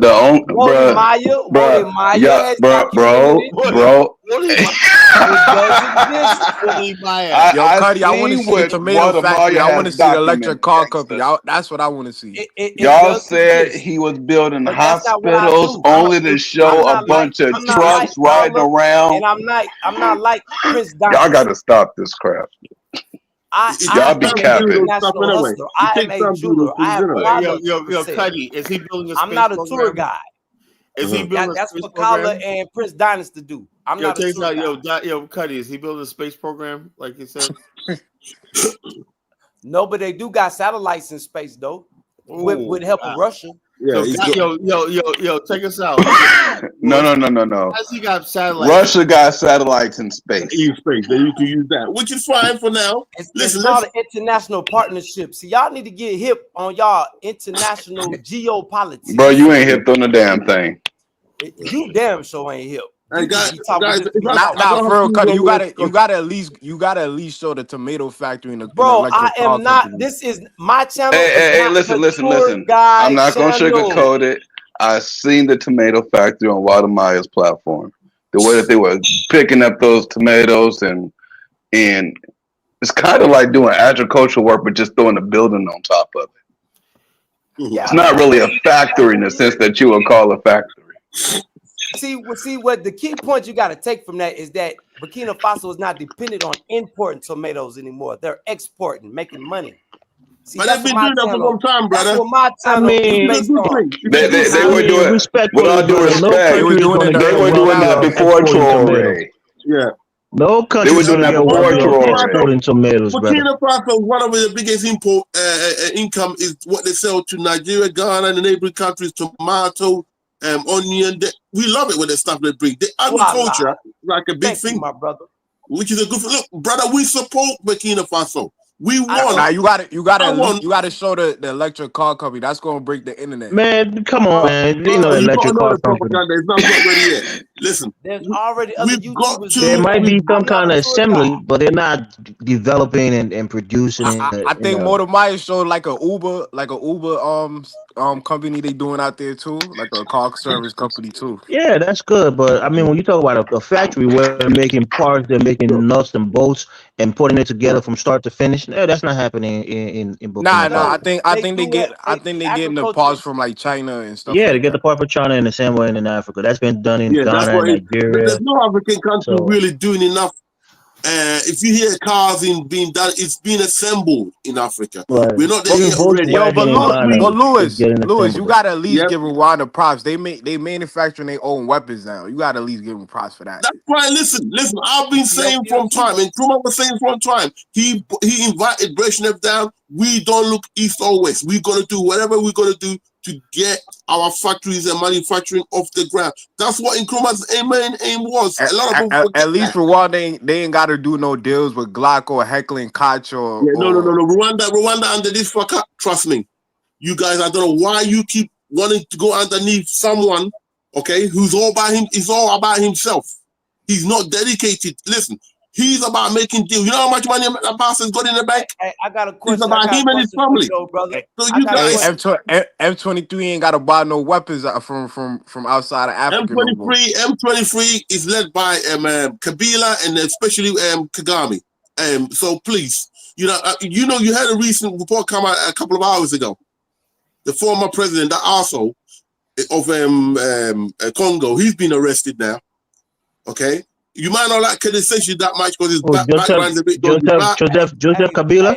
Big salute to Rwanda for being the cleanest country in He got arrested for what? Oh, he's been arrested because apparently he's also behind that M23 thing. He's working with Kagame to destabilize the place. I salute Rwanda. Yeah. See, Paul Kagame know how to dance with the devil. No, brother. Listen, don't get. Listen, see, Paul if you Kagame, want, he can dance with the devils of America and he can dance with the devils of Europe to make his country better. Big salute he to ain't making his Rwanda country for no being better, the cleanest country in Africa. Listen, no, At it least ain't. he'll get out there and sweep brother, up some listen of to that me. trash. Brother, I'm not against you. Listen, I'm not against you, brother. But listen, one thing I'm aware is pimps in Africa. That's what I can't take. Pimp politicians all over the world. Pimping the African people. Right? Like the guy in the Congo. Like the guy in Togo. He's now made himself. The French have helped him to make himself a king for life. Do you know he can't be opposed? Yeah, that's the son. That's the son of Yacine Yadima. You call a Paul Goat. You call a Paul Goat. We've got the same situation. Right? We've got the same situation in the Gabon, where the Gbagbo family was running everything. Listen, we've got to be wise. That's not the Gbagbo family. That's the Bongo family. Bongo. Right. But Omar Bongo and his son is you understand what I'm talking Bongo. about. You're sensible enough to understand. What I want the brother in there in Burkina Faso to realize, I'm not against Traore, because in all the French-speaking countries, the French have got to go. And if that's the only way to do it, so be it. Hey, all of them. The Americans gotta go. The Portuguese, they've got to go. They've got to get rid of. All of them gotta go. Right. No, right. The British is a little bit different. I'll tell you why. Okay? No. The only listen, the British a little bit. It's a little bit different. I'll tell you, and I explain to you. Listen, hear me out. No, you can't explain. Listen, no, brother, can I explain? The British Okay? gotta go. Let him talk, Cuddy. Let him explain, Cuddy. Tell me where in Africa that the British have a stronghold that they don't let go. They don't do things like that, bro. There's a little bit more grace with them. They don't do things like that. Kenya. Okay? They're not that demonic. They're not like demonic that they grab a hold of your currency. They grab a hold of no. They don't let you breathe. It's just up to you. Africa. Huh? No, they don't. They don't run South Africa, bro. They've got people there because they allow a lot of people from apartheid stay there. Okay, but they don't run. When they were running it was Zimbabwe. And Zimbabwe got free. Mugabe cut that off because some of the farmers will still run them off. Mugabe cut that off. So what you guys got to do is hear me out. So what you guys got to do is keep on with Traore, stay with Russia. Okay, Nigeria. Right. Listen. No. What it is? They have a stronghold in Nigeria. They control the oil with BP. That's because of the people. It's being raped by all the European nations. Listen to me very much. Listen, Britain, okay, will give you some sort of grace. Okay, if you want to go on your own, this is what Britain do. They get upset and they leave you to it. They actually want you to fail. We don't need grace from Europeans and Africa, man. Yeah, I'm not telling you all that. What I'm telling you is compared to the French-speaking nations, my friend. That's why how can I speak? That's why the Anglophone speaking countries tend to do better than the French speaking because the French we don't need to compare. Not necessarily. You got the Ivory Coast that been doing well for a while economically. Let's speak to the champs before we go on because I only got so much time. Yes, I still got to go and work for the white man, get my money for the series, build my future as well. So I'm going to work the time. The subject was Liberia, Ghana. You can't compare the two. Let's be straight out. You cannot. Yeah, I agree. Ghana is far ahead of Liberia in many. Right. All you gotta do is pull up the GDP of each country, and it's a completely different place. But Liberia has even a bad future, a good future because they're starting from raw. Well, we're not starting from raw. Don't say we're starting from raw. The eye of Africa, bro. What you talking about? Oh, shut no, up, Liberia used to be that. And no offense to 1 second, brother. No offense to American Liberian. But Liberia used to be so outstanding in Africa because other countries that could compete with us were colonized. So Ghana couldn't come up and bring the economic numbers. Nigeria couldn't come up and bring the economic numbers. Ivory Coast couldn't do it. Nigeria one time could have done. They missed an opportunity. In the 60s. But before then, when Liberia was quote unquote thriving, it's not too late for Nigeria anyway. Right? Yeah, they were the only country on the block. It's over. It's not over for Nigeria. Ravaged by the oil mafia and polluted. Right. I haven't been able to land any other points. From that reckless drilling. Yo, Louis, you gotta go to Kumasi and tell them that they Hebrews. You gotta go to Kumasi and tell them that they Hebrews. That's my personal thing. It's all right. That will come in a way because the man of sin has to be revealed. Then the end will come. The white man is going to be revealed by circumstances in the world. You just see what he's about when he try to pull that crap on the South African leader. For us to take some of your utterances serious, you're all gonna see who he's about. You gotta leave these French beliefs, brother. All right. In concern with the subject we're talking about, you cannot compare Liberia to Ghana. Ghana has got the best right now at the moment. is got the best performing currency against the No, US that's dollar not in the true. world. That's not true. What do you mean? You mean Africa or in the world? No, in the world against the US dollar. Ghana City. Are you crazy? I want you to do, Lewis. Listen, the Kuwait dollar, right? The Kuwaiti dollar is no, even stronger than the US dollar. No, come on, US Elvis. dollar You know how 10 far right now. No, we're talking about the best performance against the US dollar, not the one But what that's you always say? strong. I'm That's telling not you, what I'm telling you the a Reuters currency that's report, even brother. higher and stronger than the US dollar. Brother, The yes, British that's pound is different. That's higher not and because stronger than the US dollar. I The know, euro is but not that's not higher the than best the US dollar, performance. but it's way stronger Because than it's not in the a CD. race. Because it's not. Listen, it's not pegged against the US dollar. It's that strong. It's not pegged against the US dollar. I'm talking about the countries who peg most of their economy against the US dollar, which is silly, but that's how it goes. Okay, Do they use US dollars in Ghana, Lewis? Can you use? I don't do the report, brother. I don't do the Reuters report. Hold up, $1 US worth 11 CDs. Right at the moment, right? Do you know about a month and a half ago, it was about 17, 18? That's how far it's come down. Okay. No, it's doing well relative to African countries, but it's not the best performing in the world when you say that. That's what I'm saying. It's the best performance against the US dollar in the world, across What do the you world. mean against the US dollars? There are other currencies that's even stronger than the US dollar. So what can you say against? The British pound and I think the euro is stronger Do you know that dollar. people? Can I just explain? You guys not even letting me get my words out. Now let Lewis talk. Let Lewis talk. Right. If you go to a forest bureau, there are people who trade in currencies. Do you understand that? Currency. Come on, Elvis. You know that. I know what you're saying, Lewis. Right. Because of the policies, hear me out, that was put in place by Nana Addo, which is something Nkrumah had from time that these idiots ignored when they took over Ghana. Right.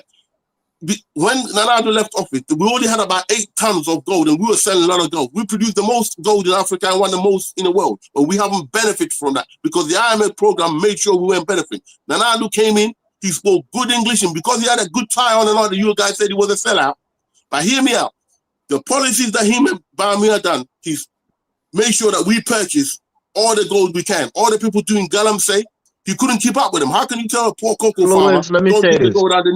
Just from our rudimentary research, it says the Russian ruble is the strongest currency against the US dollar. All right?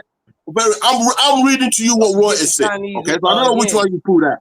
But hear me out. You've just given me the evidence. I think maybe you can say in Africa, maybe I would accept that, but not in the world. That's what I'm saying. Maybe in Africa, you might be right. Okay, all right. I didn't write that book, but I'll pull it out next time. I don't know how you guys are able to, but hear me out. We go from, 18 or so, all the way down to 11. Listen to me. Within the next month, it's going to go to single digits. You forget, when Nana took over, he brought it up to 4 to the dollar. But you don't want your currency to be too high. There's a reason for that, because you're still importing stuff. You don't want it to be too high. What you want it to be is like the yen. You keep it at a particular lower level. That's why the Americans were complaining. There's an advantage is having a low currency. If you got a high output, if you're producing things for people, that's gold in itself. Or you dig the gold underneath your ground. That's why they're worried about Traore, because Traore got a hold of the gold under the advice from Russia and made sure he's producing the gold bars. That's what I'm happy about. If Ghana Mali doing it, the other Sahel countries doing it, Ghana is doing it, right? All you need is to get Sierra Leone, diamond, or whatever on board, and that's the basis of your currency. So we're doing a good thing. All right, Lewis, let's have a conversation. Don't dominate the microphone, brother. You like to do that. Right, listen, no, but I'm making my point, and I'm gonna put but you gotta pass the mic, bro. You can't speak for 10 minutes. No, but I'm not landed. Come on, you guys listen, do you guys just want to argue back and forth for the sake of, or you want to actually look at the positive things that's happening in Africa? No, let other people respond to what you're saying, Lewis. What I was saying is that... Let me land, okay? 30 more seconds, Let me just quickly land. Under the policies that was given to us by Nana Addo, we started a gold purchase program, whereabouts all the people doing galamsey, right? He couldn't stop them, so he said, okay, bring your money, bring your gold, and we will give you the spot price in England, which is determined for most of the price in the world. So he will give you, if it's £1 a ton of gold, he will give you £1 a ton in gold, but he won't give you in British currency. He'll give it to you in the CD. Okay, and that's what allowed Ghana to go from 8 tons to 38 tons. What Nana Addo done? Now this current administration trying to take credit for it. Bullshit. He started a new program. Lewis, we hear you, bro. We hear you. No, hang on. No, you can't keep saying, hang on, Lewis. I mean, what's wrong with you, bro? There are other people on the panel, man. 20%. Relax. Listen, you guys got to be so more sophisticated, okay, in the talking Lewis, subjects. we hear okay? you. And when I bring you, Let other people someone brings you speak. something tangible, okay, you telling me I'm dominating. No, you need No, the right it's not. person, We're the right not. information. No, you move it on. gotta be civilized enough to know that you can't I speak am the whole. civilized enough. I No, want you to land my spoken. point, so you got a good Allow other basis to people go to on. speak. Yeah, well, okay, you guys been speaking for about an hour and a half. No, that's not. I'm just No, saying my not just job. one person speaking. There's been multiple people speaking. Now you come up. Right. You have something to say. You said it. Let other people the respond. problem. This Let is me the respond to problem you. for Let me uneducated respond black to you, people. Lewis. Okay, Lewis, who's going? Go ahead. let me respond to you. I hear what you're saying, right? I looked it up. It's a. I think somebody got to mute. If you got a TV on in the background, you got to probably mute it. We're hearing it. Tax cuts and some big changes to Medicaid. They pulled another all-nighter, launching into Is that you, Kyla? Are you playing something in the background, Kyla? the 1,000-page bill cleared the House Rules He might be Committee. calling. He might be in the bathroom or something.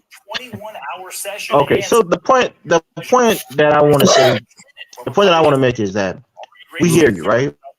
If you think the CDs is doing well, fine. It is not what I think. It is. But listen. We did the research, Lewis. Mm-hmm. It's not the best performing against the U.S. dollar. The Russian ruble is better performing. We know that the pound is better performing. It's been better performing for years. We know that the euro is pretty strong. It's not better performing, but it's like 80 cents to $1 for the euro. So we know that a currency No, that that's is better not. performing. Those are stable currencies. But what do you mean those are stable currency? When you say that the CD is the best performing currency, because you know why? It went from 18 to 11. If you say African currency, that's one thing. But when you say in the word, that's not just not that's what actually true. Reuters said. It's not Because the fact. it's a race. Who's running? Which one is running? It's not. If you say it was the race highest for the US rising dollar. currency, It's not in a race against the that's US dollar, different. bro. You can't just say things that's not true on the platform. You're going to get pushback. What do you mean? Forget it. Got it. Come on. It's not tell factual. Me. I read it from Reuters. Britain have not been chasing a pound. Yeah, post the source.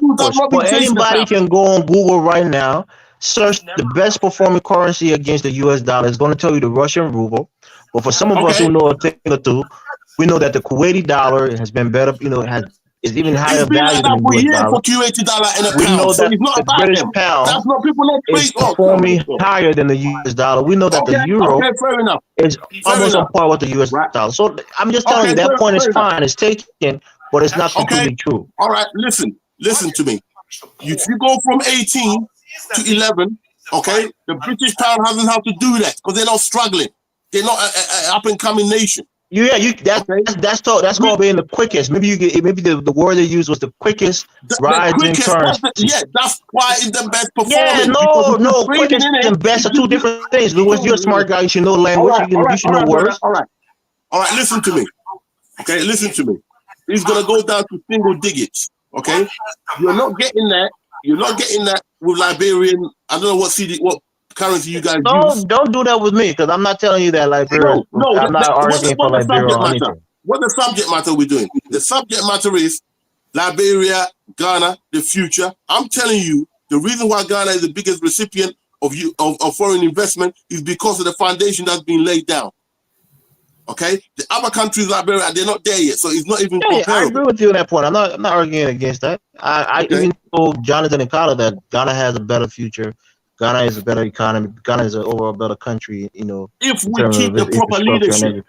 If we end up, the only thing I'm telling you is that the only thing I think is for African Americans, particularly, my opinion, right? I think African Americans have a shot at being integrated into Liberian society better than they would in no, that's one thing you got to do. You got to go to other African countries. That's subjective, Lewis. You can't say no on something that's subjective. No, because Carla is only been to Liberia, right? And someone honestly, like Liberia right now, like I said, until I can open up Angola, Zambia, and Namibia, countries like that, I have no really interest in any other part of West Africa. Listen to me.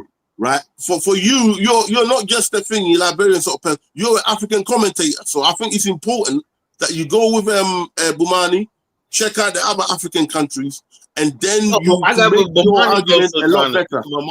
Bomani loves Ghana. You got Right. and But you gotta ask, there's a reason why. He has people saying, why don't you No, but there you gotta understand the history, right?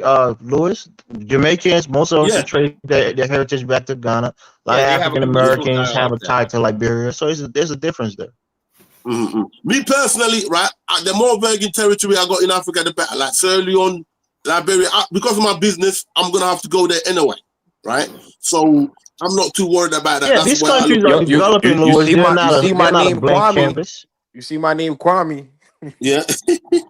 Yeah, I'm sure you tie your lineage back to Ghana, right? You're Jamaican ancestry, Kwame, right? Yes, sir. Akana Santi, you know that. All right, so that's the And like difference. I said, I hope for all you guys that Ghana, look, be happy. Like I said, everybody should get what they want. Countries in Burkina Faso. I love Liberia. Yep, it's a good thing. The future is good for Africa, I love Liberia too now. Yeah, the future is good for Cuddy, Africa. do you know your history, your genetic history, where you came from? Yeah, my but mama. what I think would make Liberia Hold on, let me listen to special. Cuddy for a second. 1 second, brother. Go ahead, Cuddy. Yeah, my mom Dukes did her African ancestry DNA. Man, it came back to damn near every tribe. I say, man, how we come back every tribe in West Africa? But it came back, I think, like 40% Hausa from Togo, Benin, Nigeria.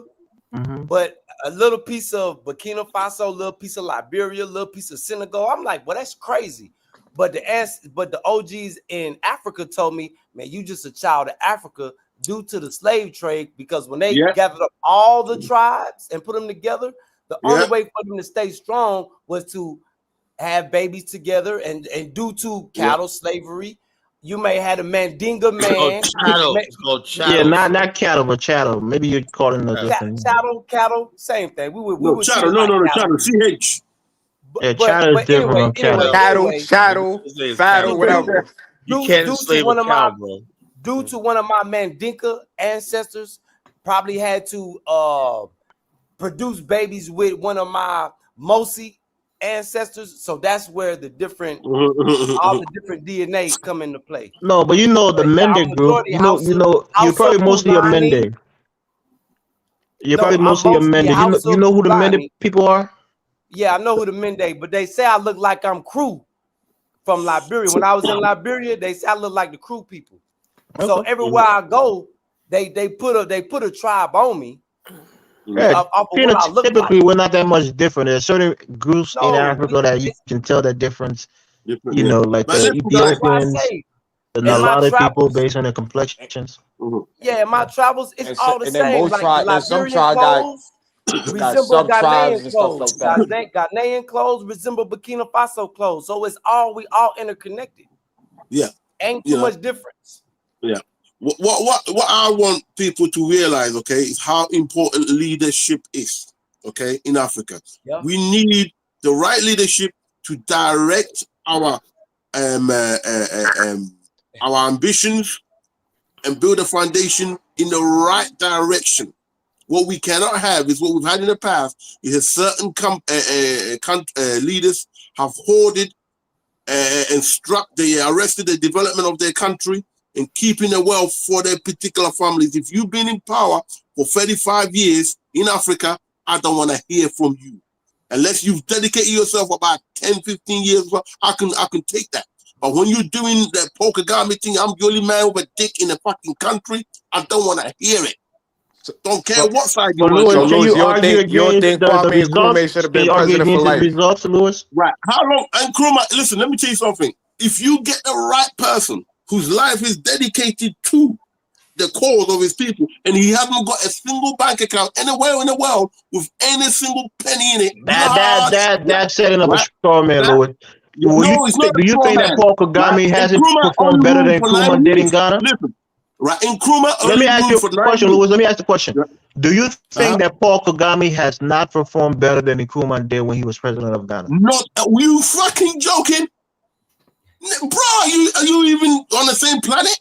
I asked you a question, brother. Don't get emotional. Right? Listen, Nkrumah was voted the African of the millennia. Okay, let that be self-evident. Do you For know his that he's not that popular? Pan-Africanism, not for the development in Ghana. Do you know that he actually isn't that popular in Ghana as he is outside of Ghana? You know that, don't you? Saying that's the point that I'm making. I'm talking about a president of a country, not somebody who is ideologically popular on the continent or outside of the continent. Because he didn't steal money and enrich himself. He didn't use Western countries No, to we're come talking in. about the development of his country. We saw what Kagame took over Rwanda after the genocide happened, and we saw what we see what it is now. We didn't agree with his foreign policy in the Congo, but domestically he's doing very well. Can we agree on that? Bullshit. He ain't. Look at the factories in Nkrumah put up. How many factories that geezer's got? Have you been to Rwanda, Louis? No one has got his record. Listen, Nkrumah bought motorway into Ghana when Britain didn't even have a motorway. Do you know that? Louis, those guys in the 60s were completely on a different Rwanda trajectory. is developing fast. They have developing industries. fast to what? They're developing fast. They're one of the shining countries in Africa. Bro, listen, let me tell you something. I can take Kumasi, just Kumasi, right? A place that Paul Kagame lived, okay? And just show you a couple of nice roads and motorways, and you're gonna put that picture against Rwanda, and you're gonna go, yeah. Listen, Rwanda, the only part developed is Kigali. That's it. Try and go outside Kigali and talk. Just don't be fooled by the PR. Let's, brothers and sisters, wake up. That's what I'm telling you. He's been doing well in this country. Give him that props. I don't agree with the guy. I don't like him. I think what he's doing in the Congo is despicable. But I think domestically is an African pimp. Mussolini is an African pimp. Let's not get carried away, bro. That's what I'm telling you. Right? We, the Western world, right, are dealing with him what they do with Ivory Coast. Carla, you got to do a comparison, right? Let's juxtapose it. Kigali and Accra. Let's see who thing is better. You got to be joking. This is Kigali. That's the national football stadium. Looks pretty nice. And here, one stadium, that's a bank. Arena, I should say. That's the bank. Arena. Okay, now pull out the Ghana Commercial Bank. Hold on, we're looking at the infrastructure that's built. It looks nice, bro. A lot of greenery. And look at the square mile. A lot of big, buildings. The streets are very clean. They have a nice sidewalk. Yeah, that's one place. Relax, Louis. Relax. We're watching it. I've seen this already. Paul Kagame cannot convince me, bro. He invaded. It looks a lot cleaner than Ghana. Won't you say that? It's very clean, right? No. You look at the whole damn country, not just the bloody capital city. No, we're talking about a city. We're going to compare cities to cities. I'm saying. Accra, right? It looks a lot cleaner than Accra and a lot less busy, right? No, it's not. Do you know how many cities we got in Accra in Ghana? We're comparing cities to cities, not one city to 10 cities, right? We're going to compare this city to your capital city and see. All right. Okay. Look, do that, right? Yo, Louis, that look a lot better than Kumasi. Right? It does. Make sure you show. We like Ghana. I don't really like Ghana, but we got to be honest on this discussion. Make sure you show Ghana properly, right? Mr. Kwame. Yeah. Mr. Kwame, are you there? Yeah, I'm here. Good. You represent Ghana for now. I'm going to take a shower, right? Make sure Carla shows Accra properly, Kumasi properly, Takrady properly, Kofuria properly. Show what do you mean properly? Define properly, Louis. Especially by Akukwado. What do you mean properly? Yeah, clean, bro. I haven't seen one dirt on the streets. I haven't seen one unpaved place. I see a lot of pavement everywhere. Okay. It is, bro. It's impressive, brother. Let's give them that. It's quite impressive, right? And how long did you do that? 30 years. That's what you got to show? Yeah, it's very clean, bro. Than Manhattan, for sure. Shit, Ouagadougou ain't even that clean. Yeah, Louis, I mean, yo, this is Manhattan. You would have seen slices of pizza. You would have seen garbage on the floor, rats running across. Oh, I know that. In Ouagadougou, yeah, it's dirty. I got you telling me all you got? They clean, boy. Listen, you telling me all you got after 35 years is a clean street. That's all you got. It's developed, brother. It's more developed than most African countries, brother. Right. What's your currency, bro? What's the currency of Rwanda? I don't know what the currency is, but we're looking at the development, brother. All right. You guys carry on. I'll cut you guys up later on. Okay, Louis. I hope we're on the way because this was our to change. Rwanda, if you use a motorbike, you have to wear a helmet for your safety.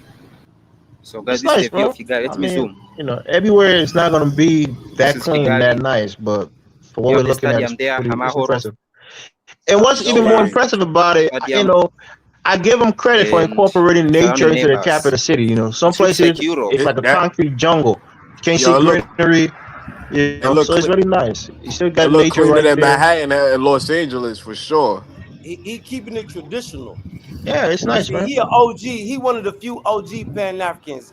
Kagame, the president of Eritrea, and Museveni. Those are Look the at this last roundabout. 3 OG Pan Africans. The last 3. They on their deathbeds too, but they the last 3 OG Pan Africans. Soldiers. Yeah, I mean these two guys are they're all dictators, right? But They Kagame would soldiers. be considered what they call a benevolent dictator. He's doing well for his Why people. Africans so against dictators? No, I I mean don't get in the olden time in the Roman Empire, the dictator wasn't a bad thing, right? But in this case, Putin is a dictator, but look how long Putin been in power. I don't hear no Russians complaining about Putin or are you crazy, brother? You know how many journalists Putin killed? You know how many people he Ever killed? wondered what your home looks like from space? You know how Enter Russia your operates address with the and get a oligarchs? 360-degree Come on, man. satellite They're view of your home. dictators. Right? Dictators can run a country effectively. Not all dictators go to war and crash their countries. But being a dictator is not a good thing because I think Africa need dictators.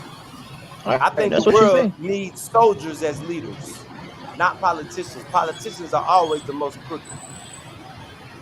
Soldiers gonna take an oath to protect the people I in the don't country. think Burkina Faso will You know fight how many against eBay. soldiers If been in Africa and eBay, killed their people and ruled and misruled their people? like I don't agree with Brandon when he said, "Yo, I'm waiting for eBay to do elections." I'm like, eBay should just be president as long as he want. Right now, he's saving the country. Yeah, they don't want no elections. They want eBay to stay. He didn't try to give it up. And the people protested and said no. I said, I ain't never seen nothing like that before. I Yeah, but have never we seen haven't seen this level of development on the eBay. He's doing one or two things, but he hasn't built up the country. No, I've So never and seen people come out and protest for a president to stay. For a I, leader I to he's think stay. if not a Thomas president though. Sankara, He's a head of state. He's not a I think president. if Thomas Sankara was alive, I For think a people head would of have state, still wanted whatever, he him. the leader. Yeah, he said it's different from president. That's what I'm saying. Yeah, but I've never seen that nowhere in history that people have came out for somebody to stay. I've never seen that. Yeah, that's Can not y'all true, name brother. anybody? Shit, you got Yeah, you conservatives in got America. dictators who has genuine supporters who don't want him to leave power No, all this is over different, the bro. continent. This is So different. Just the You population got comes out. conservatives in America that want Trump to run again for yeah, 2028. so it's all over the place. Any leader will have his bona fides who want him to stay in power at all costs. So it's all over, bro. It's not unique. I have never seen the average citizen Tyler, pull up Accra. Let's look at Accra. I'm sure Kumasi Accra is nice or one too, of the but major cities in Ghana. yeah, one of the things that Don't impressed show me is the Kumasi. cleanliness of. Kumasi cannot compete with that. Yeah, but it's not the capital, right? Let's go to Accra. Accra is the capital. Actually, Accra can't compete with that. And neither. Kyla, we're watching when you type in that search in that search bar. Don't type in dirty part of Accra or whatever. Just type in Accra. But it's damn near trash Yeah, because all the over video, the place. Kyla, you try to look for the worst video. That's what Lewis was saying. You got to make sure you one show thing I it can properly.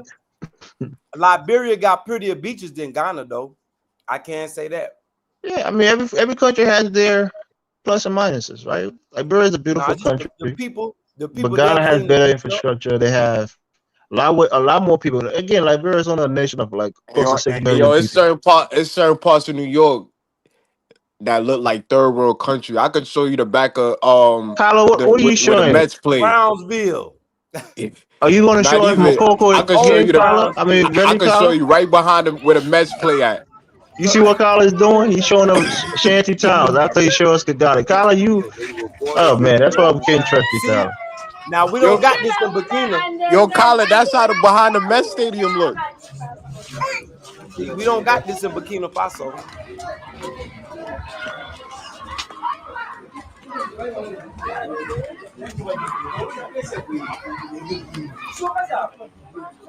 Well, I'll say Ouagadougou. I can't speak for all of them.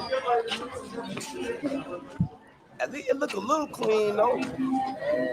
Nah, this Where ain't is this? really. Accra?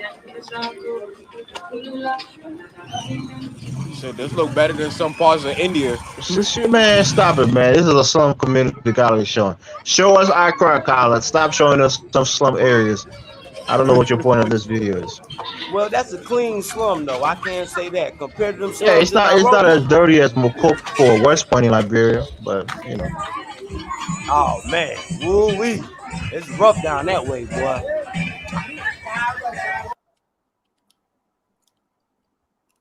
But see, the reason Liberia is so down is because, man, the CIA done destroyed that country. It's not the CIA, brother. Stop it. Yes, it's the Liberian people. No, the They're CIA not. destroyed that The country. leaders are not doing enough to clean up the city. The city is a small city that's overpopulated and congested. Let me ask you a question, the sewer bro. Why system was is the European down. Union there with this last election then? Why was the European Union To monitor, there? they do that in most African countries. They go to the monitor What do and they make got sure to there's do a with free and fair anything? election. Shouldn't they be in Europe and The America? African Union was there, representative from the United States was there. I didn't see African Union. I saw European. Yeah, there was Union. African Union. There was Nigerians there who even Go went back, back. go to my channel. I was there with the people marching through. Listen to what I'm saying to you, brother. There was a guy, I forgot his name, but he was from Nigeria. He was from ECOWAS, and they went there to monitor the election. They praised the election for being transparent, for being free and fair. We had a sitting president who conceded the election result. He lost by about 20,000 votes, and he conceded. So the elections was good, and we're proud of that. We're not a big economy or developed country, but we're proud that we're having successful elections. I'm saying you're there, fine, but I'm telling you, just because European countries are there to observe doesn't mean that they're the ones choosing our president. Who are they to observe is the question. Who are they? I mean, we have Africans there to observe. Do you like validation from Europeans? No, we're part of a global community, my brother. You have a killer e-commerce. We're part of a global community. Conversion rate. And these people come there to reinforce. Do they send delegation from Africa to observe New York? Ghana is located along the Gulf of Guinea and bordered by do we Cote d'Ivoire to the west, do we have a Burkina problem Faso here to the in the north, United States and Togo about to the east. fraudulent elections? Ghana is a country that epitomizes the region's cultural and geographic diversity. I mean, with you a gotta land understand area the of global order, my brother. We're not at the top. 238,535 square kilometers. Ghana's size places it among the smaller election, countries a lot in of the West African Democrats felt like they were Yet cheated. its impact and influence have But the far Supreme exceeded Court its ruled on physical it, and the dimensions. Supreme Court is the final arbiter of Comparatively, anything in terms of legal, land and area, they made that decision. Ghana is almost what the I'm same saying- size what I'm as the saying United is- Kingdom. Why they Despite send no its relatively delegation from smaller Africa to size, observe Ghana has the managed to Just establish mute the itself sound, as a please. prominent force in the region, making significant strides Liberia in is a economic war-torn and country. social development. A lot of the help that Its we stable got democracy. from the UN, a lot of the help that we got from the UN and other places is contingent on having successive, peaceful. Why the UN elections. never sent no delegation, no African delegation to Chicago to see Did you hear what I'm saying to you, brother? Liberia was a war-torn country, and a lot of the help that we got 7 days was contingent clashes on between certain two things. thug groups who residents say have Peaceful been feuding elections. for almost 5 years or You know, can't hear. we're a part of the MCC, the Millennium Compact Challenge, and having free and fair elections give us like brownie points where we can get like a couple of $100 million at the end of the year. We win that challenge. Because y'all can't manage But to be fair, Elvis, I understand Cuddy's point though. Because they ain't sending no African delegations to America to observe nothing. No, that's what I'm saying. You have to understand the war order. Charles Taylor tell y'all Understand what he the war worked for order the is, CIA. right? Samuel Doe was against the CIA. The president before Samuel Doe. You know why they killed Samuel Doe? Because he wanted to build the second biggest. Man, you don't know what you're talking about, man. Get out of here. Let him say it, Colin. Samuel Doe was. Colin, let him say what he's saying first before you get down. Let me finish his thought. Samuel Doe wanted to compete with Firestone. That's why they killed Samuel Doe. Man. Where do you get that information from, Cuddy? I want to hear it. It's documented, bro. All you gotta do is do your research, do your history. Yo, do your research, dude. Charles Taylor was just on C-SPAN. Do you know what my history is? Charles Taylor. Yo, Cuddy, Cuddy, you can't say that, man. That's a Dane Calloway line. Do your research. No, I want Cuddy to tell me. Do you know that me and Samuel Doe, Cuddy? Do you know me and Samuel Doe are from the same ethnic group? Education. Cuddy, do you know me and Samuel Doe is from the same ethnic group? Okay, so what that mean? That means I know his You grew up rule. in America. You didn't I grow up know in him Liberia. intimately. You are FBA. I'm No, I'm not FBA, but let me tell you this. Just what Kyla was telling you. And that's why I want to hear your complete talk. That's why I don't want to jump down and attack your points. So what makes you think that he was trying to compete with Firestone? It's documented, bro. No, don't say it's documented. You wanted to compete with Firestone. How long has Firestone been in your country? Listen to me, Cuddy. Let me tell you the history of Liberia, brother. Like I said, you know little things. Tell me how long Firestone has been in your country, bro. Listen, how long Cuddy. has Firestone been in Liberia raping your people? Cuddy, listen. How long? Listen, let me tell you this, right? How long? There's a guy. It's for you too, Kyla. How long has Firestone been in you have to let other people speak, brother. Yo, Cuddy, Kyla not going to take any Liberian slander. Look, let me tell you this, Cuddy. You don't know Samuel Doe, right? I know Samuel Doe. I know his American. It makes me feel bad as a let me debunk American. your point. Kyla, I think you got to mute him now because, I mean, Cuddy, you got to be respectful to other panelists. I'll mute myself. Okay. Samuel Doe was not trying to compete with Firestone. I think the person you're talking about is Charles Taylor, who had a fight with the head of Firestone in Liberia. Hold on, who had a fight with the person in Firestone called Donald Inswinger. He was the head of Firestone in Liberia. And when Charles Taylor took over Arbel, Wait. You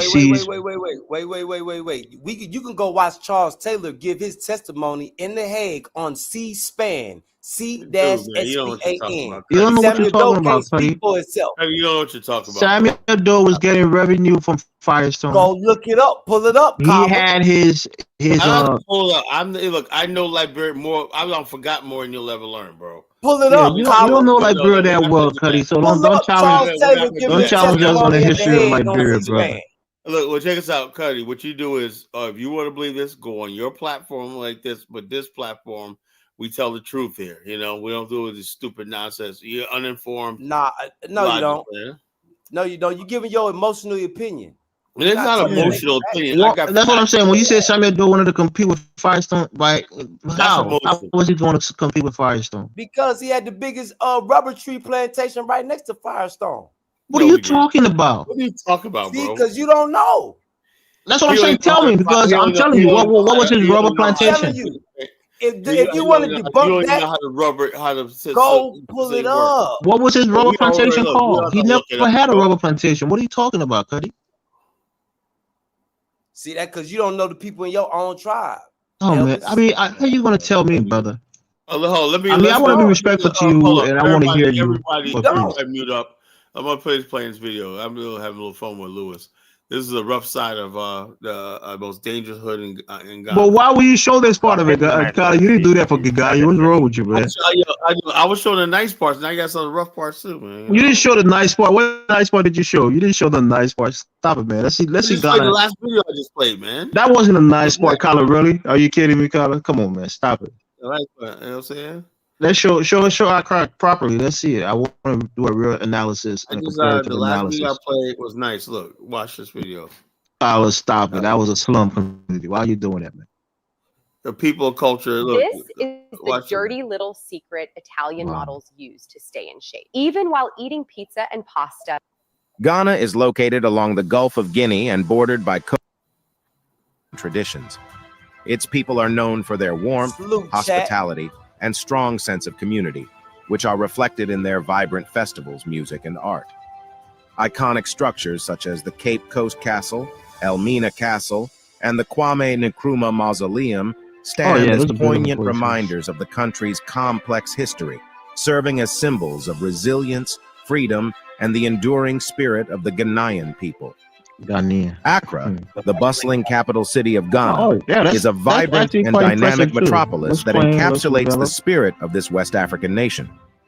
With a rich history, a growing economy, and a diverse cultural scene, Accra stands as a symbol of Ghana's journey towards modernization and development. Located on the country's southern coast, Accra is not only the largest city in Ghana, No, but also one of the most think Accra populous is more cities in West developed than Africa, Kigali, with a actually. population of over There's way 2 more million buildings, people. way more developed. Its strategic coastal position Yeah, on the Gulf of Kigali Guinea might be has cleaner, but I historically think made it a Accra is hub more for developed. trade, connecting I don't Ghana care to the about- rest I of the like- world all like and Kigali serving as a looks like gateway for the Casablanca to transatlantic me. slave trade during its dark past. Well, did you put Cuddy down or did he Today, leave? Accra is a city of contrasts, where the Lewis old and the left. new coexist in a No, harmonious Cuddy, way. where's Cuddy? I think he In the left. heart of the city, you can find the historic he Jamestown district with its He colonial-era dropped off. architecture and winding streets, a reminder of Ghana's complex history. Yeah, man, y'all got At the Cuddy same mad, man. time, He said Accra is a peace rapidly out. modernizing city with a skyline dotted with high. He has a lot of these people, ignorant people, haven't helped Liberia. They don't know shit about the country. Yeah, I mean, Not like- that's what I said. The brother know a couple of things that he tries to equate as other things. He might be mixing up Samuel Doe and Charles Taylor. He might We be never missing try to out, overtake you know, Fire's tone. whatever. So the bottom line, he's like, Sam, it's like, dude, man. The bottom line is, if you don't know, I'll teach you, man. It's like, dude, man, you don't know shit about Liberia. But come back on the panel, Cuddy. I want to hear your point of view, brother. I like to get to know people and their ideologies and see where they're coming from. I don't just want to argue with them. So all I know is, and bottom line is this: when really it comes down to it, there's more African Americans in Liberia than there is Burkina Faso, and that more will come there. And Well, when that- yeah. And Because of the Okimune language said, barrier, Kala. We know that. Okimune said, why was Charles Taylor released from prison in America by the CIA? Who Is that knows, true? you know, we don't know that he escaped. You know, so he made his way to Liberia. You He know? did. He did say his escape was easy, and he did suspect that there were some larger Remember those? hands behind it. Remember those people that basically escaped in New Orleans? You know, so it's not very hard if you really want to escape. You got murderers on the loose in New Orleans. You know, He did insinuate, though, Kala, that there was hands for maybe the U.S. government in his probably his so my escape. handler got him out of there because Yeah, they knew but he never said explicitly that it was the Samuel Doe. CIA, that he Samuel was Doe working with the CIA. by the time 1989 rolled around, Samuel Doe was out with the U.S. because there was so much violence in the country. It was spiraling out of control. You know, he got out with the U.S. because Ronald Reagan was really staunch on fighting communism. And when Doe got in there, he was working with Doe. Right at the time, you gotta understand something. 1989 was But you didn't even let me finish the sentence, Kyla. Cold War. When Ronald Reagan, vice president, they didn't need all that stuff. George anymore. H.W. Bush became, the president. Now, don't forget that George H.W. Bush was the director of the CIA, and he did that coup in Nicaragua, in Panama. By 1989, Elvis, they didn't no longer needed Liberia. That's what I'm saying. I get it, but I'm saying it was a guy who was well versed in regime change, in George H.W. Bush, a former CIA director who had intelligence up the wazoo. Like and Samuel Doe tried to say that he would pay their money back. Every time, they were being defiant. Every time the CIA always fails in Asia, they always fail in places like Cuba. They fail in Central America, but they always got like 100% success rate in Africa. In Africa. So they succeed in South America. They got Manuel Noriega. Hold on. Not necessarily. Yeah, that was one incident, right? But they've been trying for generations to freaking get rid of Fidel Castro. Fidel Castro outlived 7 American presidents. You know, they tried so many times to take him out. Whatever. Like that. Because not because the Russians was giving. No, not because Castro Russians, intel. the bottom line is he had the country on lock. And the bottom line is this, the CIA propaganda did not work in Cuba. CIA propaganda. You say that Cuba is better off now? I'm not gonna lie, both sides is the greatest. What both sides did in Iran is legendary. Yo, check this out. The CIA took out a democratically elected president and installed the Shah. You said what? What are you saying on me about both sides? What are you saying? What Mossad did in Iran recently. Oh, the Mossad? You mean the Mossad? Yeah, the Israeli Secret Service. So bottom line is this: CIA is what basically put Saddam Hussein in power, right? And Rumsfeld green lighted, and the next thing you know, Iraq was headed to be a very modern country, an intellectual country. Then Saddam Hussein came to power in '79 and had a purge. He messed up trying to go after Kuwait. Yeah, that was the thing. Yeah, like I said, that's what happens. But Saddam Hussein, the Ba'ath Party, was put in power by the United States because they were going to do the America's bidding. And then Saddam waged an 8-year war against Iran, you know? So the bottom line is they play this game to weak countries and whatnot, you know, but countries in Asia and places like that basically don't fall to the U.S. The U.S. tried to take out Lee Kuan Yew of Singapore, failed. You know, they take out the Kim Jong-un ill, failed, you know.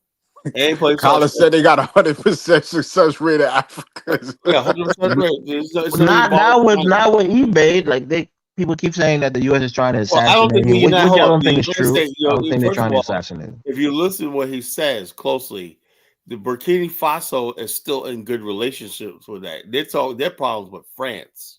Right. So that's what I say. When people say, So "Oh, CIA he's is against not the West," he's not really against the West. They're the not trying to take CIA him out. wanted to get rid of him, they would. You know, trust me. You know, they got 100% success rate in Africa. You know, Not true, Carla. Not true. Yes, it is. Yeah, that's it. They have 100%. They have a high success rate, but not. So tell me how they took out Patrice Lumumba. They took out a lot Yeah, of. it's not 100%, bro. Took out Kwame Nkrumah. You know, Yeah. They didn't kill Kwame Nkrumah. That was just a coup. You know, who else, man? Whoever they want to take out, they're gone, man. You know. As soon as you rise up with that Pan-African shit, they coming. They took out Idi Amin. You know, they took out Midland Bowley first. Then they said after Idi Amin got a little still feeling himself a little bit, they took him out. You know? But Milton Obote came back.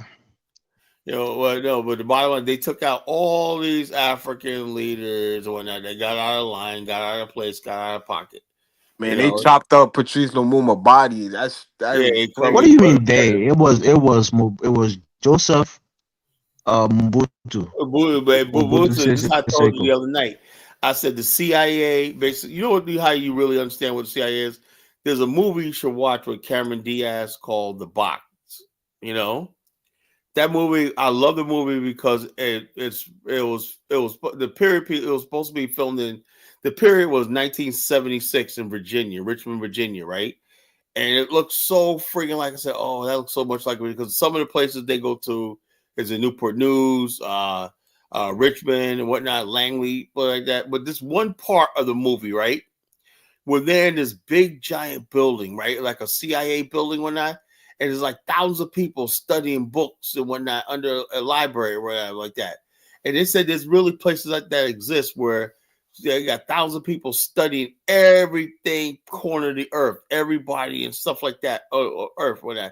If you have any idea how powerful the United States and these people are, whatever, they got profiles on everybody. Yeah, the CIA gets intel on every country. There's a website on the CIA. No, it's not just every country.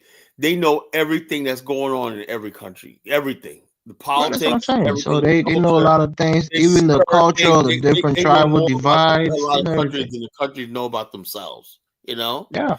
And they know at any time this is who they can put together what they call intelligence. Intelligence means put A, B, C, this person, that person, this person, and this person like that. And boom, okay, these people ready? Okay, Kyle, I'm going to say something that you're not going to like. And who do you think Dusty Brother is? Who do you think he is? Who do you think is the real person? I have no idea, man, but he's getting on my nerve, you know. Yeah, but I want to say this. I'm going to back up his point that he's making, right? There was a Dutch guy, I think he was either the Dutch ambassador to Liberia or the EU representative to Liberia. He said Monrovia is the dirtiest capital city he's ever been to. And that caused an uproar. And a lot of people agree with him. Our capital city is quite dirty. Hold on. Sanitation is very poor. Whole thing is, yeah, Liberia got challenges and whatnot, but yeah, trust me, I've seen parts of Taiwan and China open trash all over the place. So it happens all over the world when you have a good sanitation. Yeah, but that's what I said. When you talk about Liberia, be honest about your developing country, right? Hold up. What's the excuse when China has mountains of trash all over the place? Yeah, but that's not in Beijing, Kyle. That might be something from Wuhan. No, throughout China, they have a trash problem, you know? China is pretty clean, bro. In their capital city. Our capital city is filthy. It's just not. It's still run down. There are new places coming up. Elvis, have you seen New York? I mean, bro, we get it. New York is not DC, right? New York is not a capital city of the United States. Bottom line is this. It's the economic capital, though, of America. Yo, Connor. Yeah. Yo, Carla, that was a disgusting trick you pulled, bro. Yeah, I know Lewis was gonna come back. Did you cut your shower short, Lewis, to come back on? Hey, come on, Elvis, man. Kwame, you just lost your Asante card, bro. You can't sit Yo, me and Lewis been telling him, I was actually impressed by the view he played. I heard he was pretty good. Hey, I'm gonna help you. Carla, type in Tema interchange Ghana. We're saying the land. We're saying the highway, Lewis. We know that. No. Just type in Tema interchange Ghana. Spell it. The Tema interchange Ghana. How you spell the Tema? TEMA interchange. I'll humor you, Lewis. Right? Carla, man. How can you do that to your brother? What? Oh, what I do, man? Does your brother want you to play this white guy's horror trip to Liberia, where he talks about how dirty the country is? I don't listen to anything the white devil. Because know why? Because when I was in Liberia, I see these white devils all over the place hitting on Liberia. You know the country is filthy, Carla. Go look at the other African countries; it's quite dirty. They don't. No one's asking them to come there. You know, they can stay the hell out. Was never. I think these guys. I just want the audience to know, Kyle is not going to try to show the bad parts of Liberia. He has a tour plan in the country. He's not going to try to show in the bad light. That's Kylo homeland, man. He's going to defend Liberia. Kylo has business ties to the country with his tours. He's not going to try to show the bad parts. I don't know any bad parts and whatnot. You know, maybe you're missing something. People saying something I don't see. I know some parts of the country is old, but this sections are not. A lot of the capital city, Colin, is filthy. No. The system doesn't work. Have you been to fucking New York, Manhattan? Trash all over the place. Yeah, that's different. At least they have working plumbing and sewer systems. It's a white working plumbing and sewer system. Hey, yo, New York got possum-sized rats running. New York. Hit that one. The second one. Hit that one. Those cars and whatnot. You know. Okay, blow it up, Carla. Let's see. I've never seen one. But remember, Monrovia is our only big city. The United States have hundreds of cities. Yo, you got to get hyenas to fight the rats in New York. You can't even get a cat. Put it across the screen, bro. What is on the screen? Is it playing? No, put it wide on the screen. That's a short. So you probably can't. Don't do it short. Come on, Carla. What are you doing to the brother? We see it, brother. Relax. Don't get too. No, it doesn't do it justice. Get a big wide screen. This ain't no good. Tell my interchange. Come on, bro. Wait, what language are they speaking? It sounds like my language. Sorry? What language is that song? Is that what? It could be. They tend to play all type of music. It sounds like better. Want to help drive America's technological edge? Alumni Ventures U.S. Strategic Tech Fund gives you access to startups. It's English. That language was in English. Right, that's it. Now blow it up, bro. In the heart of Ghana's bustling industrial hub lies a structure redefining connectivity, commerce, and progress. That's the work of a Kufuor. Watch that. You got that in Kigali? It's impressive, Lewis. Economic flow. The old Tema roundabout stood as a symbol of our old one, and you turned it into the roundabout. Yeah, that old one is kind of impressive. That's a new one. Yeah, that's quite impressive.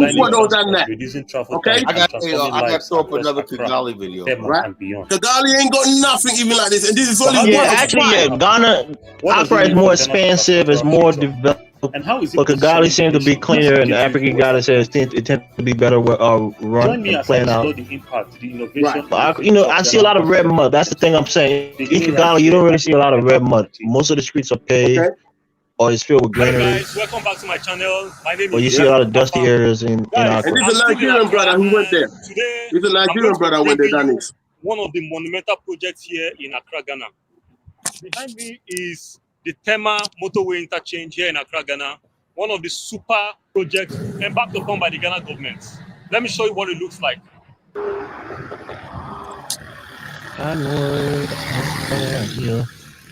Are they speaking crew? No, it sounds like it. He's a Nigerian brother. Yeah. No, I'm not talking about this. Some of the son I was playing. I'm like, what? It almost sounds like Jose from the Ivory Coast. Well, we got a lot of Liberians in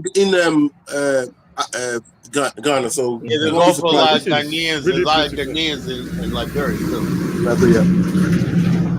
A lot of Ghanaians work in the hotels. I'm sure Lewis, you don't believe this, but people are saying Kwame Nkrumah, man, was a crewman, but I don't know. They say it's No, not. that's just it's propaganda. But we know his mum, but we didn't know much about his dad. Because his dad died or whatever. But they were trying to do anything to darken his name. Now, beyond this point is the city called Tema that Nkrumah built from scratch, and the infrastructure. The one by the sea coast. Yes. So when you go beyond this point, then you got the seaport. So if you import anything to Ghana, you can get it cleared from there. Burkina Faso's got their own port. Yeah, that but they're building. you gotta pay people. People get robbed at Tema Port, man. They get robbed all the No, time. it's all digitized, brother. Carla. No, I'm serious, man. The thief of all joy is Colin. The thief of all joy is Colin Genesis. Yo, Carla, not too much on my ancestral homeland, man. Not too much. Yeah, but it's the truth, man. Ghana's corrupt, man. You know what I'm saying? Kwame, have you been to Tema? If you go down, why they put those little blocks and barriers? Why not make it? I'm hoping that's temporary, Lewis. Inside Accra town. Those blocks. So we can get the top view shots and all that. Road. And this was built in conjunction with them Japanese. It looks kind of unfinished though, Lewis. Don't you say? Is it finished or is it still in progress? There's a few touches. This was built in conjunction with the Japanese development thing. So you can work with foreign companies, get infrastructure into the country, depend on your negotiation skills. Man, they could have got some black Americans, man. Oh, get the fuck out. Okay, black. Lewis had to catch himself real quick. He was about to say something out of control. But I'll forward it a little bit so that we can get the top view because he's only going around the underground at the moment. Yeah, when we get the top view shot, and obviously you can see the expanse of that particular motorway. And by the way, that road is part of the West African, the motorway that's supposed to go from Abuja all the way across to Liberia and that. Yeah. Go this way. Yeah, that's part of it. Yeah, this is the sort of work that Akufo-Addo put in when he came in. So when you hear me talk about Akufo, because I saw evidence of the work he done. Joe Mahama never done nothing like this. He just revived the airport a little bit and that's it. This is what done. Yo, this look way cleaner than the Cross Bronx Expressway. Carla, do me a favor, just speed it up a little bit, brother, so that we can get the top view and then go into the other ones. Yeah, but why not put some greenery right there? Why just leave it up muddy and Carla, you know if this was New York, you'll see a pile of trash. They're still just putting their finishing touches. Now, what we don't want is them stupid market women coming and selling tomatoes and fucking dry fish and shit. Yeah. Like, listen, if I go there, I see them there, I'm gonna drag them out myself, my bare hands. Oh, Lewis. But anyway, if you forward that little bit, what was up with you that one night when you were calling that lady the B word and cussing her out? Why were you doing that, man? No, because I think I'll explain that. That woman comes on here and wind people up, right? By putting down black men, and I don't like that. Women use that psychology. That's evil. I don't like that from women. I'll protect women all day long. Yourself, man. If you guys gonna come on here and if she's gonna come on here and put down black man, I can't have that. Anyway, Carla, just speak up a little bit. Lewis was about to jump through the screen or Honey Fly. Oh man, I just don't. She just winds people up.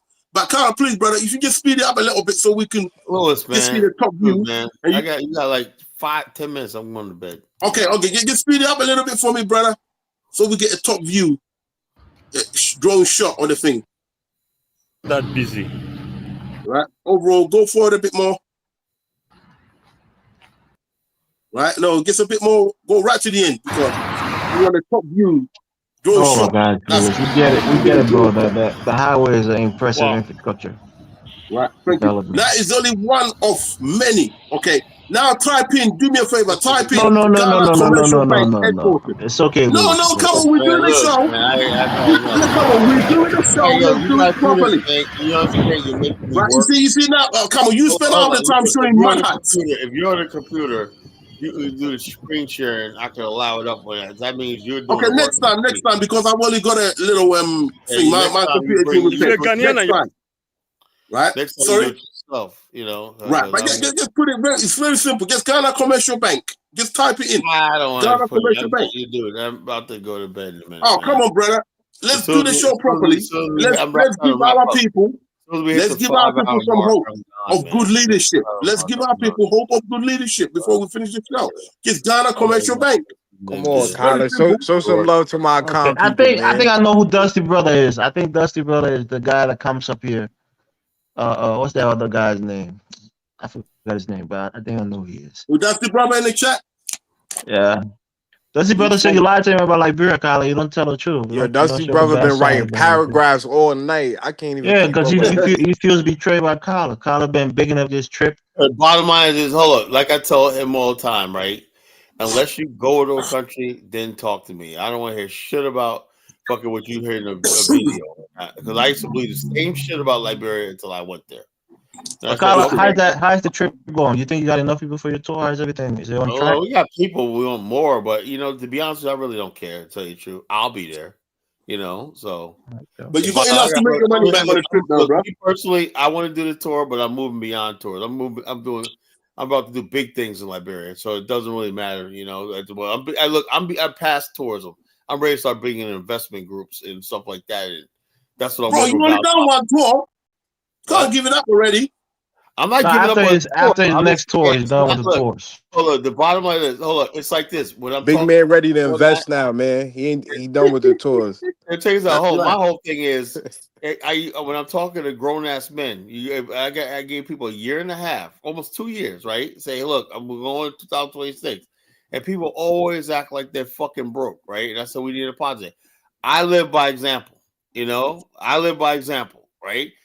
My deposit's already in Vermont. You can start my paperwork, whatever like that, by the time the tour comes, I'll have the balance, whatever like that, And I'm saying to everybody, oh, well, I don't know if I can get off work. I can't do this. I can't do that. And I'm like, don't be throwing shit at a dollar bill, Colin. Hey, no, that's not dollar bill. I understand what he's still doing. I got my guy Marcus. I want to look thin, man. Dollar bill's my boy, man. But even that, like I said, some people got legitimate situations, But me, I'm just at the point at my age, right? I'm like, this is how I am, right? Like I said, I don't give a damn who you are. When I get ready to go, I don't give a damn. I'll drop everything and go because Colin, respectfully, you don't have kids. You don't have a wife and kids here in America, right? Your wife is entire family is on this side.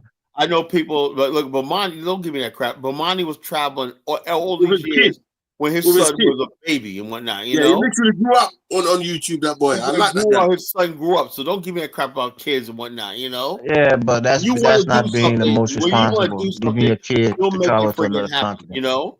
You may have it. Like I said, my whole thing is some people like I can't afford it. There's no problem with that, right? Man, people taking trips to Miami, Las Vegas. How basically is our financial system that bad? That really bad. Then maybe. Another thing I'm trying to think of is the fact that I look at Dynas, right? He has 118,000 subscribers, right? He could barely get 4 people on his tours, Well, why would you say that? Do you think Dynas keep doing these tours because it's not profitable? I know it's tours, I'm sure Dynas is making money. He goes on tour like every 3 months. So the bottom line is, if he got 100-something thousand subscribers, right? And I'm not even at 1,000. Well, Kyle, how many tours do you think Dynas has done? How many people do you think want to go back on repeat tours? He's not on Bomani's level. Right. I mean, it's not a comparison, but Dynas is doing well, bro. Look, Dynas is nowhere near Bomani. Fine, but Dynas is doing well for himself. But Dynas has more subscribers, a bigger following, and everything like that, and he's struggling, So why you say he's struggling, Kyle? Why are you talking about that? No, I'm not going to talk about his bet. He calls me and tells me that, Why are you bringing it on the public forum? I know you're trying to start something between me and Dynas. You're the one that's saying private conversation on public. Hold on. Let me say this. Since you asked me, like, how's the tour going? I'm just telling you the reality of the tour business, right? You got people with when you got Phil Scott trying to get in it, he can't get it off the ground. O'Shea trying to get it, can't get it off the ground. Dynas has been doing tours continuously. It's not easy. Tourism in Africa. If it wasn't profitable, he won't be doing it. He's doing look. I partnered with money, and we took 18 people there last year. Could I do that again? Probably, but I don't know. You know, I'm not. All I know is I'm not really. I don't really care about. Yeah, you're not selling a tour to a resort destination. You're selling a tour to a country that is, you know. Well, the bottom line is if people go there, and the way the tour itinerary is, we're staying in 4 top hotels. You know, the Wakara Lodge and the Labasa Lodge is off the friggin' chain. That people tell me that's some of the best places they've ever been to. And the people that went on the tour tell me it was amazing, the places they went to and the time they had. So, right. Right. Listen, Dionys, I love Dionys, but he made a bad decision for the tour thing when he decided he ain't going to Ghana. This is how can you not go to the most popular place and you run the business? Yeah, he could. He should have started with Ghana. You cannot ignore it. What do you mean? You think Ghana is more popular than Nigeria? Yeah, of course it is. Oh yes. Yes, it is. Okay. Listen, bro, it's there. There's no tourism business in Nigeria. Nobody goes to Nigeria on tour. Okay. When you do the business, there's a reality of a business. When I make products, the same products I love making, but people gonna buy the basic table, chairs, basic. They're gonna do that. So you got to make those things. Even if you want to make a kitchen unit, they'll buy 1 or 2 kitchen units every now and then, but they're gonna buy table chairs all day long. So you can't ignore Ghana. I was surprised Dionys done that. So I thought, eventually he's gonna have to put. If he does Ghana tonight, you watch how many people gonna. Or another country he could focus on is Senegal. That's a good country. Or yeah, that's he goes to Senegal too. The language barrier could be something. It doesn't matter. No, they're no tourists. Who cares about language? You know. Yeah. They're no tourists. I think. You can do Ivory Coast. Dionys is doing fine, bro. Dionys is not begging anybody for help. I think he's probably on the boat. He's probably going to a tour right now. Yeah, but listen, from YouTube, I know he's doing well. So like I don't think you worry. Tourism is not. I don't make my bread and butter off of that. I'm tour. Yeah, it's gonna be a side. You should do it as a side hustle. I'm not trying to. Tourism is not something I want to dwell my life on. Dionys has a downfall. He built a computer lab in Sierra Leone. I think he got the money to do those things. He's doing well.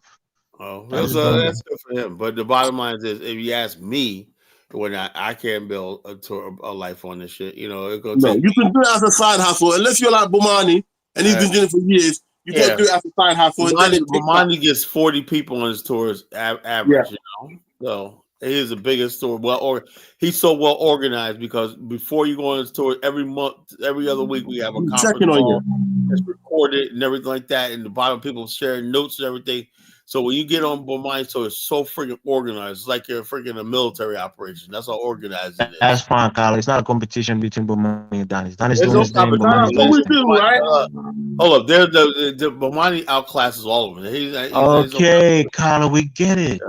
Elvis, don't tell me what to do on my own platform, bro. Please. What did I say? Right, just so we get it. Yeah, we get it. I say what I say. Don't ever say it to me again. Carla, listen. What I'm gonna do is you get so sensitive. I'm gonna get myself organized, and we're gonna have to do a special show on Ghana during the time of Akufo-Addo and his achievement. We're gonna have to do a special show. Why do you keep writing this guy, Lewis? Is it a because you can see his work. Hey, look, I don't care about Akufo and his achievements. Listen, you should do. You should. I'll tell you why, Carla. I'll tell you why.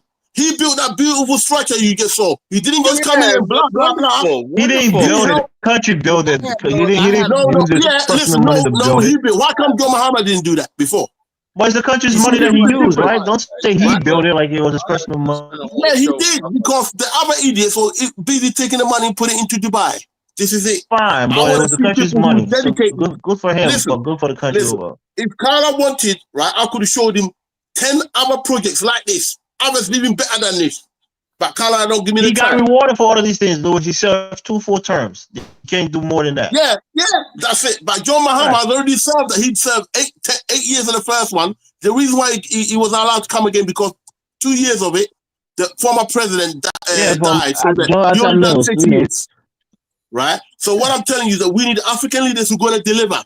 Don't give me a little Kagame. Well, he still got what? He still got another 4 years, right? He's got 4 years now. About 3.5 let's see what he'll do in 4 years. Yeah, nigga ain't gonna do nothing. Let me get. Oh Lord, you see, you already preempted it. Don't preempt him. He might do better than his first term. I hope he does Brother, better than his first term. If you was in power for 6 years and gave us doomsday, what the hell are you gonna do for us again? Let's see what people change, Louis. Okay. People adjust. All right. Don't be so negative. I'll be showing 3 years time, and we're gonna be back on that.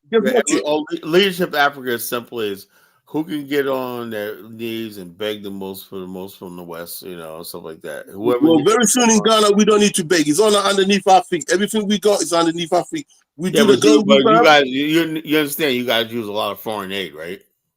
We don't need it. We don't need no foreign aid. Listen, what do Ghana you mean, Louis? don't need no foreign aid. Man. No, go look at the foreign aid. Listen, we got investment. Right, we got people knocking on the door for investment. You probably need less foreign aid than other countries, but I'm sure you get. No, we don't need. Listen, Ghana can cut foreign aid today, and the US already cutting it. We don't need it. They come knocking our door for it. We don't need it. If you, I mean, Louis, it's a poison. Foreign aid is a poison for us where we are. I want Ghanaians pick up their own bootstrap. Okay, it says right here. It says right here. Foreign aid has played a significant role in Ghana's development, with the United States. We know that.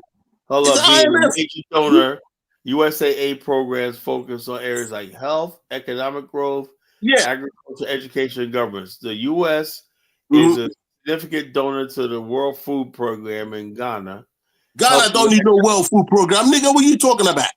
What world food? We giving you cocoa and shit, man. We don't need no world food program. I never learned in my village. Never mind. Listen, go in and type in Ghana Commercial Bank. Type in Ghana Commercial Bank. Come on, let's do the show. What it says, man. Yo, man, Louis crack me up, man. You know what I'm saying? So it says the World Food Program, God is helping to address food insecurity and improve nutrition, you know. Louis, you're not above foreign aid. You guys take a lot of loans. I get it. Every country has loans. So loans is not a foreign aid in particular. Elvis, there's nothing wrong with foreign aid. We're taking a loan. No, that's what I'm saying. I get it. Every country take loans, but I'm saying you have to benefit from foreign aid. Listen, when I get there, it says 2024, the U.S. provides significant support to drought-affected areas of community in northern Ghana, addressing food and nutrition. Oh wow! There you go. You know why? Because they want to buy influence. Hey, but it's foreign aid though. They want to buy foreign aid is always about soft power. It's always about influence, Louis. Well, that's and it. That's it. Listen, Ghana don't need it, bro. Right before we did HIPIC and all certain that. places in Ghana needs it.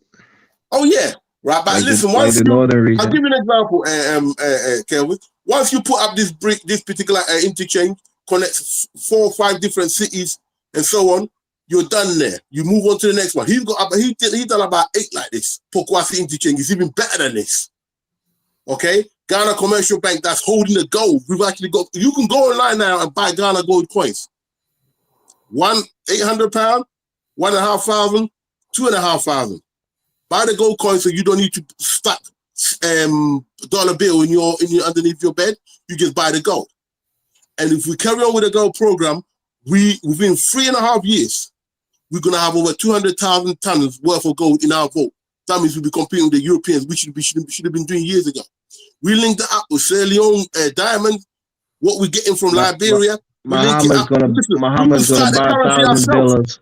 Muhammad's gonna buy 1,000 villas in Dubai with all your gold reserves. Yeah, that's what he probably do. But now he's been scrutinized. But you see, that's why you need leadership. Akufo-Addo, you're gonna see in time.